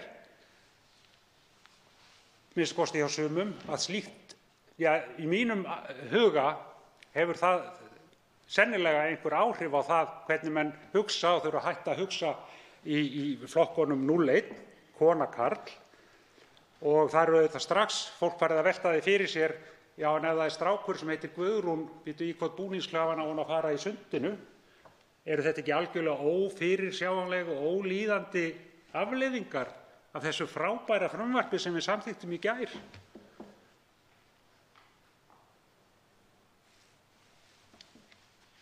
Ég myndi halda að það væri býsna róttæk og djörf breyting hjá þinginu í gær að taka þessa merku ákvörðun sem ég styð fullkomlega og mjög ánægður með. En nú vilja menn fara svo varlega af því að menn telja að þetta frumvarp með áorðnum breytingum sem koma fram í áliti minnihlutans, að þá sé orðin stór hætta á því að íslensk menning, íslensk tunga muni bera verulegan skaða af. En á sama tíma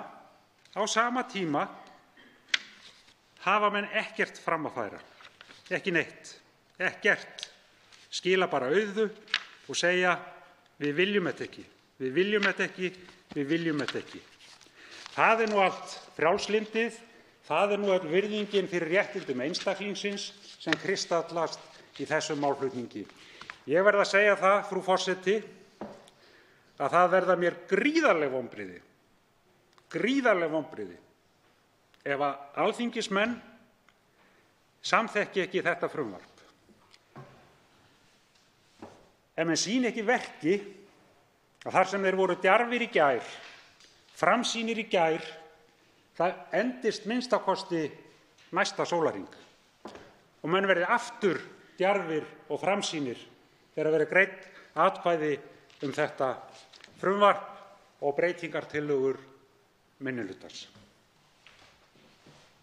Þá veitir andsvar hv. 8. þingmaður Reykjavíkurkjördæmis norður, Birgir Ármannsson. Herra forseti, hæstv. forseti. Í tilefni af ræðu hv. þingmanns Jóns Steindórs Valdimarssonar þá nú kannski eitt atriði sem ég vil undirstrika sem ég held að við hv. þingmaður eigum sameiginlegt í þessu máli, og það það að þau dæmi sem hann nefnir úrskurði mannanafnanefndar undirstrika að það þörf á endurskoðun á löggjöfinni. Ég er sammála honum það að mannanafnanefnd hefur ábyggilega og reynir ábyggilega að rækja hlutverk sitt af samviskusemi og kostgæfni í samræmi við þau lög sem gilda. Ég myndi kannski vilja taka þannig til orða að stundum hafi mannanafnanefnd lent í ógöngum með framfylgd þeirra ákvæða sem nú gilda, og það hægt að nefna fjölmörg dæmi mjög skrýtnar niðurstöður í hennar störfum og margt sem í raun og veru hefur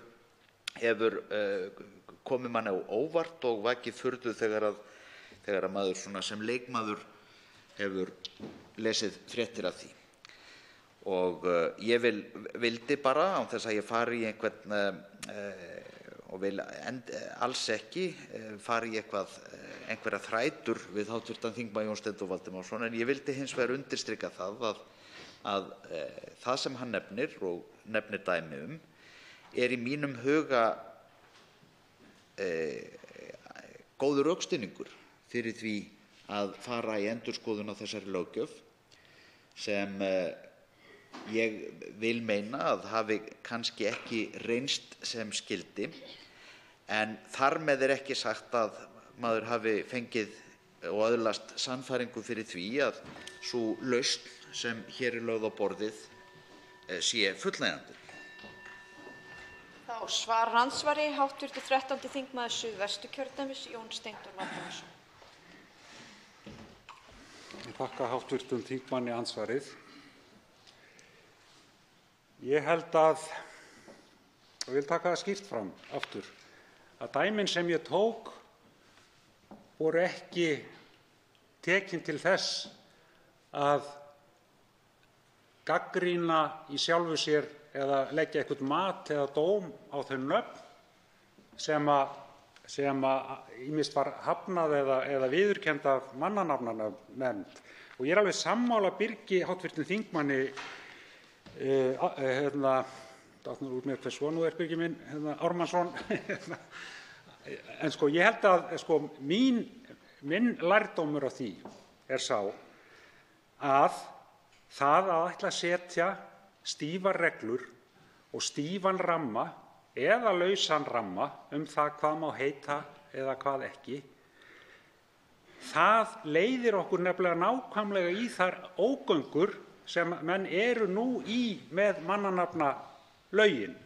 Þess vegna held ég að einhvers konar smáskammtalækningar í því að gefa frelsi á þessu sviði muni alltaf leiða okkur aftur í þessar sömu ógöngur. Og það sem mér finnst vera aðalatriði þessa máls það að við horfumst einfaldlega í augu við það að nútíma samfélag, frjálslynt samfélag, það mælir einfaldlega eða setur ekki nafngiftum skorður. Ég er 100% viss það að í flestum tilvikum verða nafnberum til sóma og þeim sem veita nöfnin eða taka þau. Stundum verða þau svolítið skrítin að manni finnst, svo venjast þau. Ég tel engar líkur á því að svona frjálsræði muni leiða til þess að menn fari umvörpum að skýra eða nefna börn sín eða sjálfa sig einhverjum algjörum ónefnum. Ég held að þetta sé algjörlega ástæðulaus ótti. þingmaðurinn hefur fallið frá síðari andsvörum og andsvörum því lokið. Til máls tekur hv. 4. þingmaður Suðvesturkjördæmis, Guðmundur Andri Thorsson.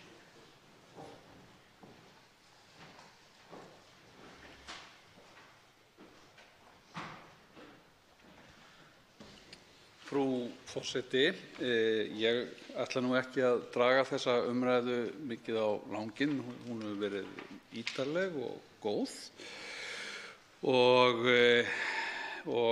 verið gerð mjög skilmerkileg og góð grein fyrir helstu álitaefnum og ég ætla ekki að endurtaka það hér. Ég hef tekið þátt í vinnu í allsherjar- og menntamálanefnd við þetta mál og reynt að leggja mig fram við að leita lausna á vandamálum sem upp hafa komið og ég tel að í núverandi búningi sé þetta gott frumvarp og ég styð það heils hugar. Það vakti, við erum daglega, nánast vikulega er einhver umræða skrítin nöfn sem má heita og skrítin nöfn sem má ekki heita og af hverju má heita þessu nafni og ekki þessu nafni. Og þetta verður svona dálítið inntak umræðu mannanöfn og nánast bara inntak umræðu íslenskt mál. Það eru einkennileg nöfn og svona einhver svona mörk, alltaf verið að reyna á einhver mörk hjá einhverri opinberri nefnd og þjóðin bíður svo í ofvæni hvort að nefndin muni leyfa þetta nafn eða banna þetta nafn og svo skilur aldrei neitt í neinu þegar úrskurðirnir koma. Og síðasta dæmi þetta var sem sé þegar að kona nafni Elín Eddudóttir vildi fá að heita kona og ég rifja þetta nú upp í tilefni dagsins því að í dag 19. júní og hún fékk synjun.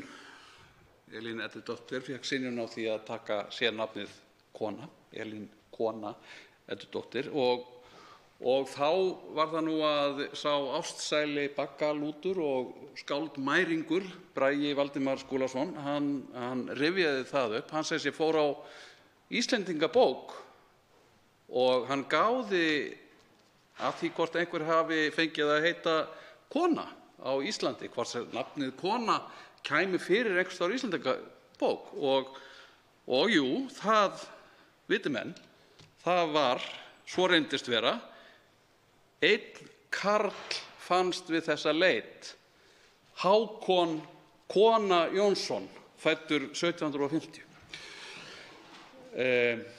Og þetta rifja ég nú upp í tilefni af kvenréttindadeginum. Og kannski ástæða til þess að bara í ljósi þessa til þess að íhuga það hvort að ekki sé orðið tímabært að fara að breyta þessum lögum vegna þess að mannanefnanefnd og ég tek undir heils hugar það sem að hv. þingmaður Jón Steindór Valdimarsson segir það góða fólk sem skipar þá nefnd og vinnur sín störf af heilindum, fullum heilindum og reynir að gera það eins vel og kostur er. Og ég vil alls ekki gera lítið úr þeirra starfi. En mannanafnanefnd engu að síður barn síns tíma og þetta er nefnd sem ber vitni mjög einsleitt samfélag. Þar sem að frekar fátt fólk og reglur eru skýrar og það svona litið svo á að það sé best að það sé ráðið fram úr málum svona að bestu manna yfirsýn. Það séu svona sumir hafi bara meira vit á vissum hlutum og eigi bara að skera úr það sem öllum fyrir bestu. Og það litið svo á að samfélagið eigi svona að hafa meiri svona hönd í bagga með svona hvernig fólk hagar sínu daglega lífi og bara hvernig fólk, til dæmis hvað fólk heitir. það sé samfélagslegt verkefni að finna hvernig því verður best fyrir komið. Og mér finnst þetta, mannanafnanefnd var ekki að störfum árið 1750 þegar að Hákon kona Jónsson var á dögum. Mér finnst mannanafnanefnd og þetta úrræði vera svona afurð haftatímanna. Og þetta svona skömmtunar hugsunarháttur. Og það einhvern veginn eins og nöfn séu takmörkuð auðlind sem að þarf svona nefnd bestu manna sem svona sjá útdeilingu úr þessum takmarkaða sjóði sem við höfum hérna sem eru íslensk mannanöfn og þeir passa upp á það, þessir bestu menn og vísustu menn, þeir passa upp á það hvaða nöfn komast inn á mannanafnaskrána sem að hefur að geyma þau nöfn sem má heita. Og það passa mjög vel upp á til dæmis nafn eins og Sukki komist ekki inn á slíka skrá þó þetta nafn kom reyndar upp í umræðum í nefndinni og ég hef fyrir satt að hér sé ekki vísað til óhóflegrar áfengisneyslu heldur sé nafnið komið til öðruvísi. En nafnið sem við berum, það einhvers konar persónulegt kennimark okkar. Og þá góðum maður sem að sagði að nafnið sem við berum það sé svona nafnið sem okkur gefið af foreldrum okkar oftast nær. Það svona eins og forsíðan í lífsbók okkar og það erfitt að hugsa sér vandasamara verkefni en það að gefa barni sínu nafn. Þetta er ein stærsta ákvörðun sem fólk getur tekið í lífinu, það að gefa börnum sínu nöfn. Og slíka ákvörðun tekur fólk ekki alla jafna af léttúð. Þetta djúp persónuleg ákvörðun sem það tekur og það kemur sér yfirleitt saman.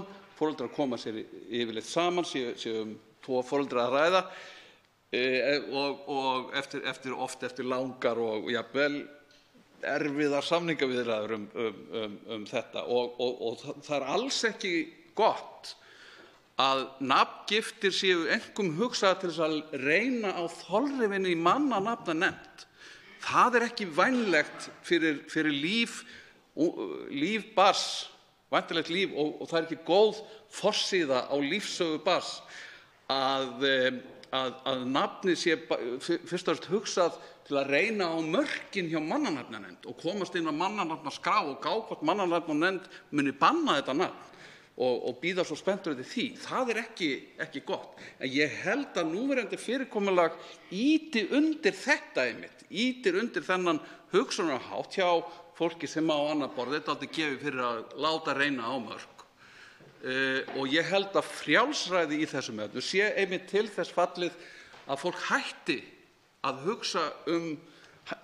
hugsa svona mikið skrýtin nöfn, hætti að reyna að finna sem afkáralegust eða skrýtnust eða einkennilegust eða sjaldgæfust nöfn eða frumlegust nöfn á börnin sín og reyna að finna nafn sem hæfi vel því barni sem að það á í vændum að hjálpa við að vaxa og dafna.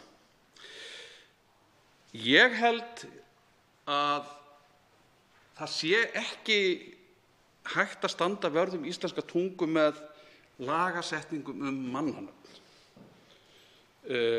Ég held að löggjafinn geti vissulega gert ýmislegt til þess að styrkja íslenska tungu og auka veg hennar eins og dæmin sanna og eins og hæstv. Menntamálaráðherra í óðaönn að reyna að gera þessar mundir. Það þarf að ýta undir notkun íslenskunnar bara í daglegu lífi og notana. En ég held að það sé ekki vænlegt að hún verði ræktuð með úrskurðum ýmiss konar ráða eða nefnda. Ég held ég hafi þetta ekki lengra. Ég vísa enn og aftur til ágætra ræðna hjá hv.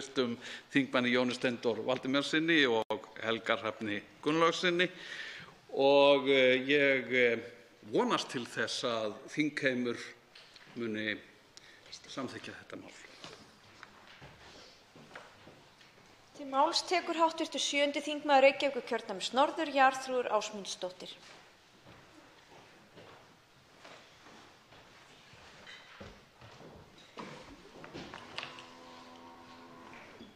Frú forseti.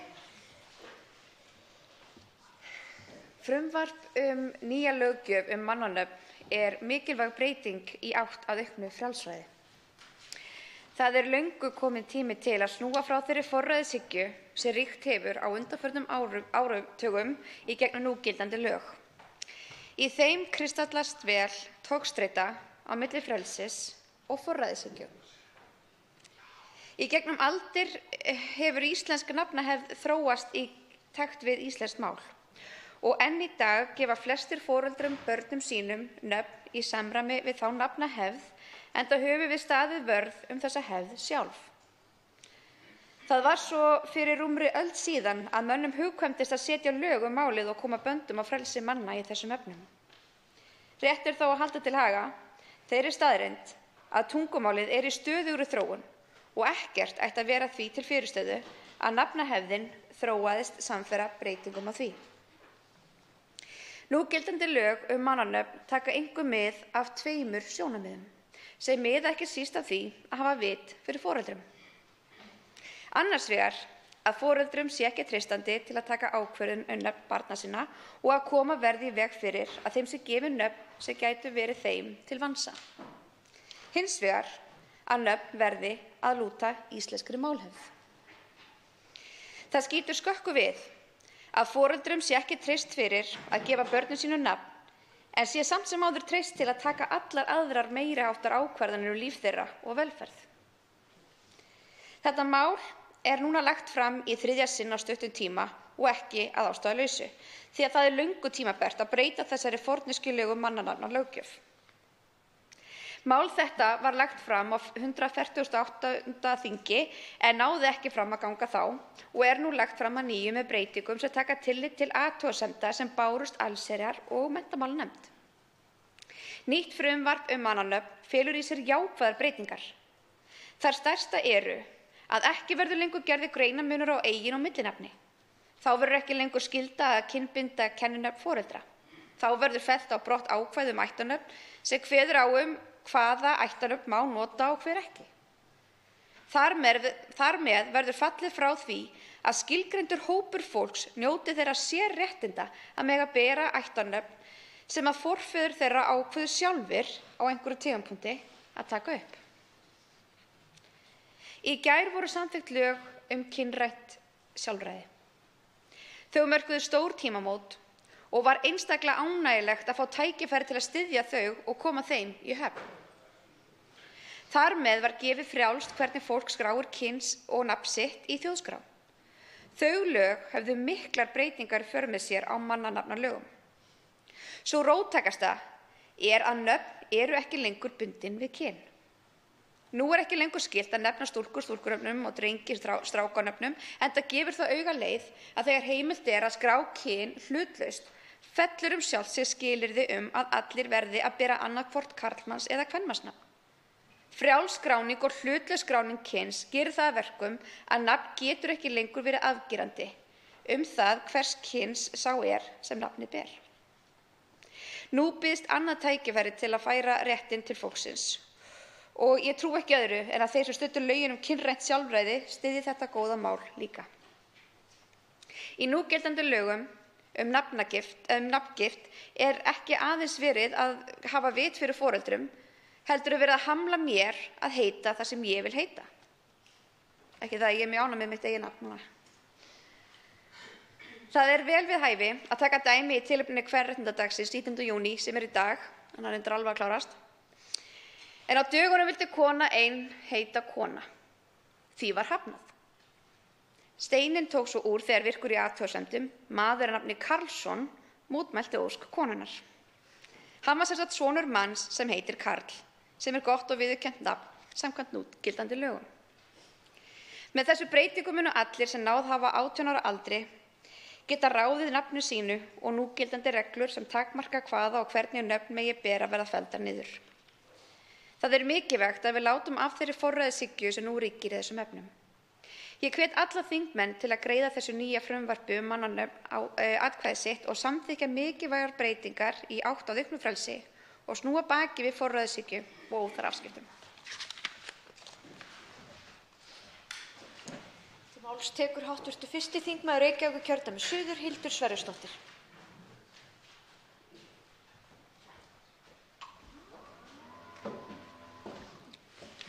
Frú forseti.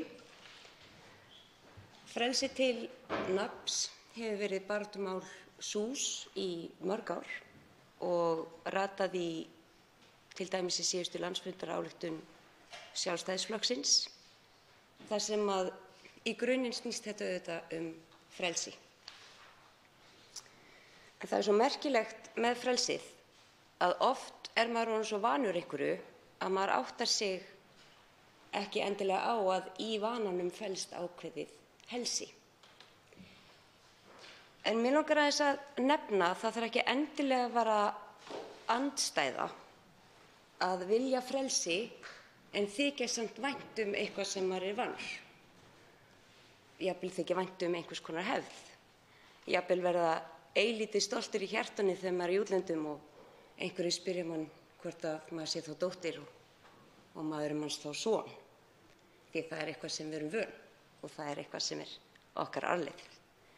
Og ég átta mig á að þetta einungis brot af okkar nafnahefð en samt partur af okkar sögu og ég tel það ekki vera andstæður að vilja þykja vænt það, að vilja hins vegar meira frelsi. Ég tel heldur ekki það þurfa að vera mikill greinarmunur á sem að kalli á mjög mörg gífuryrði að þegar talað að vanda þurfi til verka. Það ekki andstætt frelsi að vilja vanda til verka gagnvart menningararfi sem okkur þykir vænt Að því sögðu get ég ekki betur séð en að breytingartillaga sú sem búið að fara mjög vel yfir hér sé þessu frumvarpi til mikilla bóta og mig langaði að koma hingað upp og þakka fyrir virðingarverða viðleitni í átt að meira frelsi. Fleiri hafa ekki kvatt sér hljóðs og umræðu lokið en atkvæðagreiðslu frestað. Tekið fyrir 11. dagskrármálið, úttekt á fjárhagslegum áhrifum þess fyrir ríkissjóð að afnema skerðingu ellilífeyris almannatrygginga vegna tekna af atvinnu, þingsályktunartillaga, mál nr. 993 á þingskjali 1882, fyrri umræða. Til máls tekur hv. 12. þingmaður Suðvesturkjördæmis Guðmundur Ingi Kristinsson.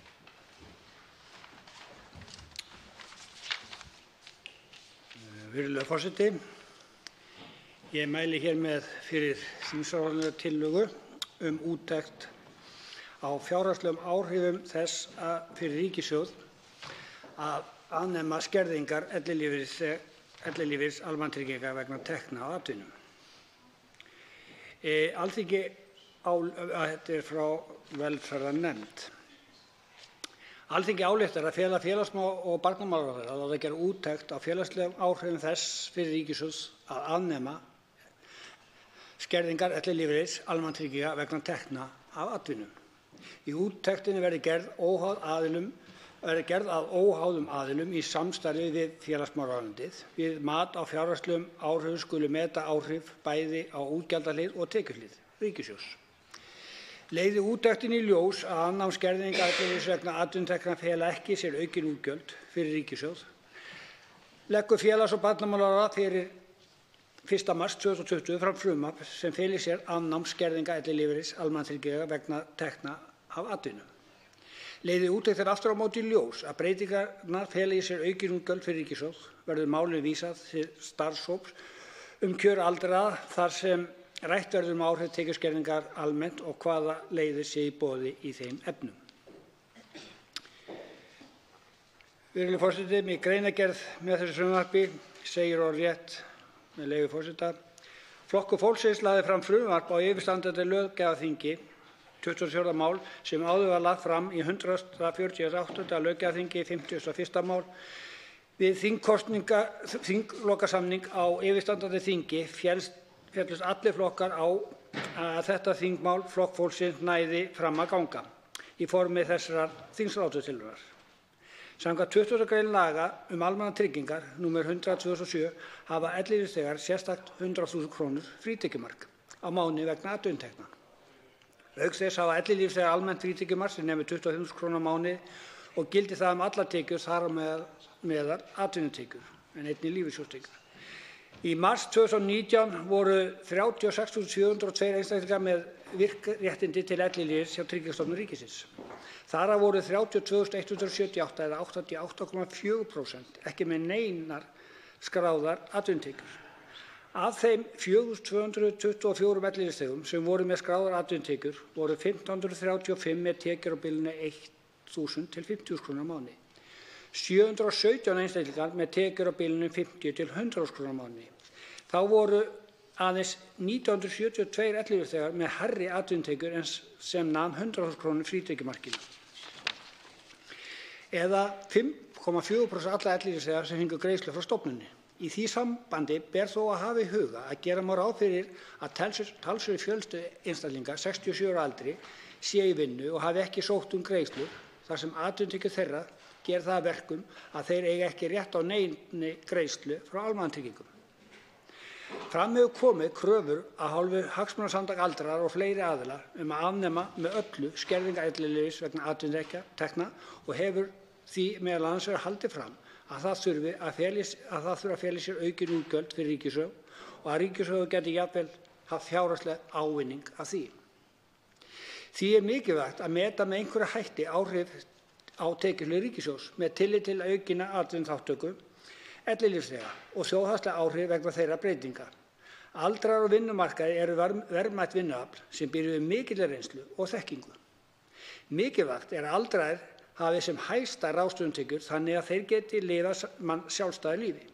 Áframhaldandi vinna eftir að ellilífeyrisaldri er náð eykur möguleika aldraðra til að bæta kjör sín, einkum þeirra sem lægst hafa tekjurnar. Þá hefur rannsóknir sýnt fram á að vinna og virkni á efri árum stuðlar að betri heilsu, dregur úr einangrun og hefur almennt mikið félagslegt gildi fyrir eldri borgara og eykur lífsgæði þeirra.